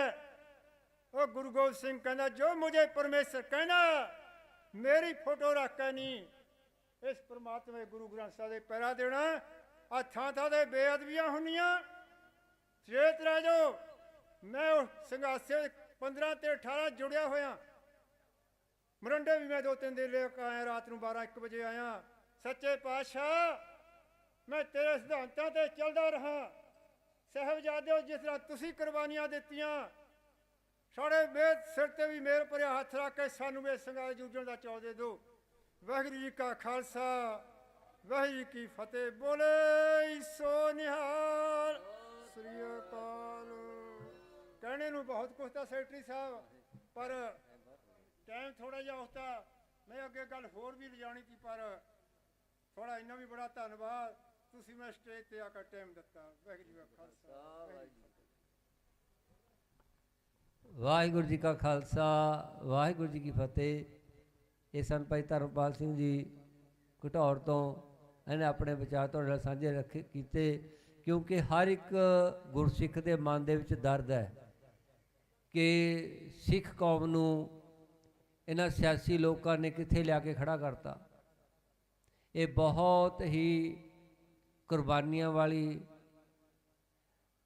ਲੋਕਾਂ ਦੇ ਭਲੇ ਲਈ ਆਪਣਾ ਆਪ ਨਿਸ਼ਾਵਰ ਕਰਨ ਵਾਲੀ ਕੌਮ, ਤੇ ਉਹਨਾਂ ਦੇ ਨਾਲ ਐਡਾ ਵੱਡਾ ਧੋਖਾ ਹੋ ਗਿਆ ਤੇ ਅੱਜ ਸਾਨੂੰ ਸੜਕਾਂ ਤੇ ਬੈਠਣਾ ਪੈ ਗਿਆ। ਸੋ ਇਹ ਦਰਦ ਹਰ ਇੱਕ ਗੁਰਸਿੱਖ ਦੇ ਮਨ ਦੇ ਵਿੱਚ ਹੈ। ਹਰ ਬੱਚੇ ਨੂੰ ਪਤਾ ਹੈ ਕਿ ਸਿੱਖ ਕੌਮ ਦੇ ਨਾਲ ਇਹਨਾਂ ਸਿਆਸੀ ਲੋਕਾਂ ਨੇ ਕਿਵੇਂ ਧੋਖਾ ਕੀਤਾ ਹੈ, ਪੰਜਾਬ ਦਾ ਕਿਵੇਂ ਨੁਕਸਾਨ ਕੀਤਾ ਹੈ, ਸਾਡੇ ਬਿਜਲੀ ਪਾਣੀ ਜਿਹੜੇ ਉਹ ਵੇਚਤੇ, ਤੇ ਸਾਡੇ ਜੋ ਸੰਵਿਧਾਨਕ ਹੱਕ ਹੈ ਉਹ ਸਾਨੂੰ ਨਹੀਂ ਮਿਲ ਰਹੇ। ਸ਼੍ਰੋਮਣੀ ਕਮੇਟੀ ਵੱਲੋਂ ਸਾਡੇ ਇਤਿਹਾਸ ਦੇ ਨਾਲ ਛੇੜਛਾੜ ਕੀਤੀ ਜਾ ਰਹੀ ਹੈ। ਸੋ ਇਹਨਾਂ ਸਾਰੀਆਂ ਗੱਲਾਂ ਨੂੰ ਲੈ ਕੇ ਹਰ ਇੱਕ ਗੁਰਸਿੱਖ ਦੇ ਮਨ ਦੇ ਵਿੱਚ ਦਰਦ ਹੈ। ਸੋ ਗੁਰੂ ਸਾਹਿਬ ਕਿਰਪਾ ਕਰਨ, ਸਾਨੂੰ ਇਕੱਠੇ ਹੋਣ ਦਾ ਬਲ ਬਖਸ਼ਣ, ਕਿਉਂਕਿ ਵੱਖੋ ਵੱਖਰੀਆਂ ਪਾਰਟੀਆਂ ਦੇ ਵਿੱਚ ਇਹਨਾਂ ਸਿਆਸੀ ਲੋਕਾਂ ਨੇ ਸਾਨੂੰ ਵੰਡ ਦਿੱਤਾ ਤੇ ਅਸੀਂ ਲਾਲਚ ਮਗਰ ਲੱਗ ਕੇ ਕਦੇ ਉਸ ਪਾਰਟੀ ਦੇ ਮਗਰ, ਕਦੇ ਉਸ ਪਾਰਟੀ ਦੇ ਮਗਰ, ਤੇ ਆਪਣੇ ਗੁਰੂ ਨੂੰ ਛੱਡ ਬੈਠੇ ਆ। ਮਹਾਰਾਜ ਕਹਿੰਦੇ ਖਸਮ ਛੋੜ ਦੂਜੇ ਲੱਗੇ, ਡੁੱਬੇ ਸੇ ਬਣ ਜਾ ਰਿਹਾ। ਜਿਹੜੇ ਆਪਣੇ ਖਸਮ ਨੂੰ ਛੱਡ ਕੇ, ਆਪਣੇ ਗੁਰੂ ਨੂੰ ਛੱਡ ਕੇ ਹੋਰ ਪਾਸੇ ਜਾਂਦੇ ਆ, ਉਹ ਡੁੱਬ ਜਾਣਗੇ। ਤਰਨਗੇ ਉਹੀ ਜਿਹੜੇ ਗੁਰੂ ਸਾਹਿਬ ਦਾ ਪੱਲਾ ਫੜ ਲੈਣਗੇ। ਕਿਉਂਕਿ ਜਿਵੇਂ ਭਾਈ ਸਾਹਿਬ ਨੇ ਦੱਸਿਆ ਕਿ ਗੁਰੂ ਸਾਹਿਬ ਸਾਨੂੰ ਸ੍ਰੀ ਗੁਰੂ ਗ੍ਰੰਥ ਸਾਹਿਬ ਮਹਾਰਾਜ ਦੇ ਲੜ ਲਾ ਕੇ ਗਏ ਹੈ, ਤੇ ਨਾਲ ਹੁਕਮ ਕੀਤਾ ਹੈ, ਆਗਿਆ ਪਈ ਅਕਾਲ ਕੀ ਤਵੀ ਚਲਾਇਓ ਪੰਥ। ਮੈਨੂੰ ਅਕਾਲ ਪੁਰਖ ਦਾ ਹੁਕਮ ਹੋਇਆ ਤਾਂ ਮੈਂ ਪੰਥ ਬਣਾਇਆ। ਇਹ ਪੰਥ ਤੋਂ ਭਾਵ ਹੁੰਦਾ ਰਸਤਾ, ਸਾਨੂੰ ਇਹ ਰਸਤੇ ਤੋਰਿਆ। ਸਭ ਸਿੱਖਣ ਕੋ ਹੁਕਮ ਹੈ, ਸਾਰੇ ਸਿੱਖਾਂ ਨੂੰ ਮੇਰਾ ਇਹ ਹੁਕਮ ਹੈ। ਬੇਨਤੀ ਨਹੀਂ ਕੀਤੀ, ਗੁਰੂ ਮਾਨਿਓ ਗ੍ਰੰਥ, ਕਿ ਕੇਵਲ ਤੇ ਕੇਵਲ ਸ੍ਰੀ ਗੁਰੂ ਗ੍ਰੰਥ ਸਾਹਿਬ ਮਹਾਰਾਜ ਨੂੰ ਗੁਰੂ ਮੰਨਣਾ। ਮੰਨਣਾ ਵੀ ਕਿਵੇਂ ਹੈਗਾ? ਗੁਰੂ ਗ੍ਰੰਥ ਜੀ ਮਾਨਿਓ ਪ੍ਰਗਟ ਗੁਰਾਂ ਕੀ ਦੇ, ਕਿ ਹਾਜ਼ਰ ਨਾਜ਼ਰ ਧੰਨ ਧੰਨ ਗੁਰੂ ਨਾਨਕ ਪਾਤਸ਼ਾਹ ਬੈਠੇ ਹੈ, ਧੰਨ ਧੰਨ ਗੁਰੂ ਅਰਜਨ ਦੇਵ ਮਹਾਰਾਜ ਬੈਠੇ ਹੈ, ਧੰਨ ਧੰਨ ਗੁਰੂ ਗੋਬਿੰਦ ਸਿੰਘ ਮਹਾਰਾਜ ਬੈਠੇ ਹੈ। ਇਸ ਤਰ੍ਹਾਂ ਸਮਝਣਾ ਹੈ, ਤੇ ਜਿਹੜਾ ਇਸ ਤਰ੍ਹਾਂ ਸਮਝੇਗਾ ਉਹਦੀਆਂ ਸਾਰੀਆਂ ਇਛਾਵਾਂ ਵੀ ਪੂਰੀਆਂ ਹੋਣਗੀਆਂ, ਬਖਸ਼ਾਂ ਵੀ ਉਹਨੂੰ ਮਿਲਣਗੀਆਂ। ਤੇ ਜੇ ਆਪਾਂ ਆਏ ਧਿਆਨ ਹੋਰ ਪਾਸੇ ਆਏਗਾ, ਮੱਥਾ ਟੇਕਿਆ, ਗੇੜਾ ਕੱਢਿਆ, ਪ੍ਰਸ਼ਾਦ ਲਿਆ, ਘਰ ਨੂੰ ਚਲੇ ਗਏ, ਲੰਗਰ ਛਕਿਆ, ਘਰ ਨੂੰ ਚਲੇ ਗਏ, ਫਿਰ ਇਹ ਚੀਜ਼ਾਂ ਨਹੀਂ ਮਿਲਦੀਆਂ। ਗੱਲ ਤਾਂ ਭਾਵਨਾ ਦੀ ਹੈ। ਜਿੰਨੀ ਆਪਣੇ ਮਨ ਦੇ ਵਿੱਚ ਭਾਵਨਾ ਹੋਊਗੀ, ਗੁਰੂ ਪ੍ਰਤੀ ਸ਼ਰਧਾ ਹੋਏਗੀ, ਉਨੀ ਗੁਰੂ ਸਾਹਿਬ ਦੀਆਂ ਬਖਸ਼ਾਂ ਸਾਨੂੰ ਪ੍ਰਾਪਤ ਹੋ ਜਾਣਗੀਆਂ। ਜੋ ਪ੍ਰਭ ਕੋ ਮਿਲ ਬੋਚ ਹੈ ਖੋਜ ਸ਼ਬਦ ਮਿਲੇ। ਜਿਹੜਾ ਚਾਹੁੰਦਾ ਮੈਂ ਪਰਮਾਤਮਾ ਨੂੰ ਮਿਲਣਾ, ਕਹਿੰਦੇ ਉਹ ਬਾਣੀ ਨੂੰ ਖੋਜ ਲਵੇ। ਕਿਸੇ ਬਾਬੇ ਕੋਲ ਜਾਣ ਦੀ ਲੋੜ ਨਹੀਂ, ਕਿਸੇ ਡੇਰੇ 'ਤੇ ਜਾਣ ਦੀ ਲੋੜ ਨਹੀਂ। ਗੁਰੂ ਗ੍ਰੰਥ ਸਾਹਿਬ ਦੀ ਬਾਣੀ ਪੜ੍ਹੋ ਅਤੇ ਵਿਚਾਰੋ। ਬਾਣੀ ਵਿਰਲੋ ਵਿਚਾਰ ਸੀ ਜੇ ਕੋ ਗੁਰਮੁਖ ਹੋਵੇ। ਆਪਾਂ ਗੁਰਮੁਖ ਬਣਨਾ ਹੈ ਅਤੇ ਬਾਣੀ ਨੂੰ ਵਿਚਾਰ ਕੇ ਪੜ੍ਹਨਾ ਹੈ। ਭਾਵੇਂ ਥੋੜ੍ਹੀ ਪੜ੍ਹ ਲਓ, ਇਹ ਨਹੀਂ ਵੀ ਇੰਨੇ ਅਖੰਡ ਪਾਠ ਰੱਖ ਲਏ ਜੀ, ਸੁਣਿਆ ਇੱਕ ਵੀ ਨਹੀਂ ਅੱਖਰ। ਏਕ ਅੱਖਰ ਹਰ ਮਨ ਵਸਤ, ਨਾਨਕ ਹੋਤ ਨਿਹਾਲ। ਤੇ ਇੱਕ ਮੈਨੂੰ ਗੱਲ ਯਾਦ ਆ ਗਈ, ਗੁਰੂ ਗੋਬਿੰਦ ਸਿੰਘ ਮਹਾਰਾਜ ਦੇ ਸਮੇਂ ਦੇ ਵਿੱਚ ਅਨੰਦਪੁਰ ਸਾਹਿਬ 'ਚ ਇੱਕ ਅਨਪੜ੍ਹ ਸੇਵਾਦਾਰ ਸੀਗਾ। ਬਹੁਤ ਸੇਵਾ ਕਰਨੀ ਉਹਨੇ ਹਰ ਸਮੇਂ, ਤੇ ਨਾਮ ਜਪਦੇ ਰਹਿਣਾ। ਗੁਰੂ ਸਾਹਿਬ ਕਹਿੰਦੇ ਆਨੰਦ ਦੇ ਵਿੱਚ ਰਹਿੰਦਾ ਸੀ ਹਰ ਸਮੇਂ, ਤੇ ਗੁਰੂ ਸਾਹਿਬ ਕਹਿੰਦੇ ਭਾਈ ਐਂ ਕਰੋ, ਇਹਨੂੰ ਆਨੰਦ ਸਾਹਿਬ ਦੀ ਬਾਣੀ ਸਿਖਾ ਦਿਓ। ਇਹ ਗੁਰਸਿੱਖ ਦੀ ਡਿਊਟੀ ਲਾਤੀ ਵੀ ਇਹਨੂੰ ਆਨੰਦ ਸਾਹਿਬ ਸਿਖਾਉਣਾ ਹੈਗਾ। ਕਹਿੰਦੇ 7 ਬਚਨ ਜੀ, ਉਹਨੇ ਇੱਕ ਇੱਕ ਪੰਕਤੀ ਕਰਕੇ ਕਹਿੰਦੇ ਉਹ ਸਿਖਾ ਦਿਓ ਸਾਰਾ ਹੀ ਆਨੰਦ ਸਾਹਿਬ। ਉਹਨੇ ਪਹਿਲੀ ਪੰਕਤੀ ਸੁਣਾਈ ਉਹਨੂੰ, ਆਨੰਦ ਭਿਆ ਮੇਰੀ ਮਾਏ ਸਤਿਗੁਰੂ ਮੈਂ ਪਾਇਆ। ਕਹਿੰਦੇ ਇਹਨੂੰ ਭਾਈ ਪੱਕਾ ਕਰ ਲੈ, ਕਿਉਂਕਿ ਅਨਪੜ੍ਹ ਸੀ ਨਾ ਵਿਚਾਰਾ। ਉਹਨੇ ਉਹ ਇੰਨਾ ਪੱਕਾ ਕਰ ਲਿਆ, ਆਨੰਦ ਭਿਆ ਮੇਰੀ ਮਾਏ ਸਤਿਗੁਰੂ ਮੈਂ ਪਾਇਆ, ਆਨੰਦ ਭਿਆ ਮੇਰੀ ਮਾਏ ਸਤਿਗੁਰੂ ਮੈਂ ਪਾਇਆ। ਹਰ ਸਮੇਂ ਇਸ ਤਰ੍ਹਾਂ ਕਰਦਾ ਫਿਰੀ ਗਿਆ, ਸੇਵਾ ਕਰੀ ਜਾਵੇ ਨਾਲੇ ਕਹੀ ਜਾਵੇ, ਆਨੰਦ ਭਿਆ ਮੇਰੀ ਮਾਏ ਸਤਿਗੁਰੂ ਮੈਂ ਪਾਇਆ। ਅੰਦਰੋਂ ਸੱਚੇ ਮਨ ਨਾਲ ਕਰਦਾ ਸੀ ਨਾ, ਤੇ ਗੁਰੂ ਸਾਹਿਬ ਦਾ ਉਹਨੂੰ ਇਹੋ ਜਿਹਾ ਆਨੰਦ ਆਇਆ। ਉਹ ਅਗਲੀ ਪੰਕਤੀ ਕਹਿੰਦੇ ਇਹਨੂੰ ਸਿਖਾਇਆ ਕਿ ਨਹੀਂ ਭਾਈ? ਕਹਿੰਦੇ ਜੀ ਉਹ ਤਾਂ ਮੁੜ ਕੇ ਆਇਆ ਹੀ ਨਹੀਂ, ਉਹ ਤਾਂ ਆਨੰਦ 'ਚ ਮਸਤ ਹੋ ਗਿਆ। ਸੋ ਇੱਕ ਅੱਖਰ ਜੋ ਮਨ ਵਸਤ, ਨਾਨਕ ਹੋਤ ਨਿਹਾਲ, ਉਹ ਇੱਕ ਅੱਖਰ ਦੇ ਨਾਲੇ ਨਾਲ ਆਨੰਦ 'ਚ ਆ ਗਿਆ। ਤੇ ਆਪਾਂ ਐਡੇ ਐਡੇ ਬਾਣੀਆਂ ਪੜ੍ਹਦੇ ਹਾਂ, ਅਖੰਡ ਪਾਠ ਸੁਣਦੇ ਹਾਂ, ਪਰ ਮਨ ਦੇ ਵਿੱਚ ਨਹੀਂ ਵਸਾਉਂਦੇ। ਸੋ ਗੁਰੂ ਸਾਹਿਬ ਕਿਰਪਾ ਕਰਨ, ਸਾਡੇ ਸਾਰਿਆਂ ਦੇ ਮਨ ਦੇ ਵਿੱਚ ਬਾਣੀ ਵਸ ਜਾਵੇ, ਕੋਈ ਅੱਖਰ ਸਾਡੇ ਮਨ ਦੇ ਵਿੱਚ ਵਸ ਜਾਵੇ ਤਾਂ ਕਿ ਅਸੀਂ ਵੀ ਨਿਹਾਲ ਹੋ ਜਾਈਏ। ਸਤਿਗੁਰਾਂ ਦਾ ਕੋਟਾਨ ਕੋਟਾਨ ਧੰਨਵਾਦ। ਸੇਵਾ ਕਰਦਿਆਂ ਹੋਈਆਂ ਬਹਿੰਦ ਭਲਾਂ ਦੀ ਖਿਮਾ ਬਖਸ਼ਣਾ ਜੀ। ਸਾਰੀਆਂ ਸੰਗਤਾਂ ਦਾ ਬਹੁਤ ਬਹੁਤ ਧੰਨਵਾਦ, ਜਿਹੜੇ ਕਿ ਅੱਜ ਮੀਂਹ ਦੇ ਮੌਸਮ ਦੇ ਵਿੱਚ ਵੀ ਕੌਮੀ ਇਨਸਾਫ ਮੋਰਚੇ ਨੂੰ ਪਿਆਰ ਕਰਨ ਵਾਲੇ, ਗੁਰੂ ਪ੍ਰਤੀ ਸ਼ਰਧਾ ਰੱਖਣ ਵਾਲੇ ਇੱਥੇ ਪਹੁੰਚੇ ਹੈਗੇ। ਸੋ ਉਹਨਾਂ ਦਾ ਬਹੁਤ ਬਹੁਤ ਧੰਨਵਾਦ ਕੌਮੀ ਇਨਸਾਫ ਮੋਰਚੇ ਵੱਲੋਂ, ਪ੍ਰਬੰਧਕਾਂ ਵੱਲੋਂ। ਅਤੇ ਜਿਹੜੇ ਵੀਰ ਸਵੇਰ ਤੋਂ ਲੈ ਕੇ ਸ਼ਾਮ ਤੱਕ ਇੱਥੇ ਸੇਵਾਵਾਂ ਨਿਭਾ ਰਹੇ ਆ ਲੰਗਰਾਂ ਦੇ ਵਿੱਚ, ਹਰ ਪਾਸੇ ਜਿੱਥੇ ਜਿੱਥੇ ਗੁਰੂ ਸਾਹਿਬ ਨੇ ਸੇਵਾ ਬਖਸ਼ੀ ਹੈ, ਉਹਨਾਂ ਸਾਰਿਆਂ ਵੀਰਾਂ ਦਾ ਬਹੁਤ ਬਹੁਤ ਧੰਨਵਾਦ। ਗੁਰੂ ਸਾਹਿਬ ਕਿਰਪਾ ਕਰਨ, ਗੁਰਸਿੱਖੀ ਜੀਵਨ ਨਾਮ ਦੀਆਂ ਦਾਤਾਂ ਬਾਣੀ ਬਾਣੀ ਨਾਲ ਜੋੜ ਕੇ ਆਪਣੇ ਚਰਨਾਂ ਨਾਲ ਜੋੜ ਰੱਖਣ। ਸੋ ਸਾਰੀਆਂ ਸੰਗਤਾਂ ਦਾ ਧੰਨਵਾਦ। ਅਤੇ ਹੁਣ ਸਟੇਜ ਦੀ ਸਮਾਪਤੀ ਹੈ ਅਤੇ 7 ਵਜੇ ਫਿਰ ਰਹਿਰਾਸ ਸਾਹਿਬ ਦੇ ਟਾਈਮ ਸੰਗਤਾਂ ਨੇ ਹਾਜ਼ਰ ਹੋਣ ਦੀ ਕਿਰਪਾਲਤਾ ਕਰਨੀ। ਸੋ ਜੈਕਾਰੇ ਨਾਲ ਆਪਾਂ ਸਮਾਪਤੀ ਕਰੀਏ। ਬੋਲੇ ਸੋ ਨਿਹਾਲ। ਵਾਹਿਗੁਰੂ ਜੀ ਕਾ ਖਾਲਸਾ, ਵਾਹਿਗੁਰੂ ਜੀ ਕੀ ਫਤਿਹ।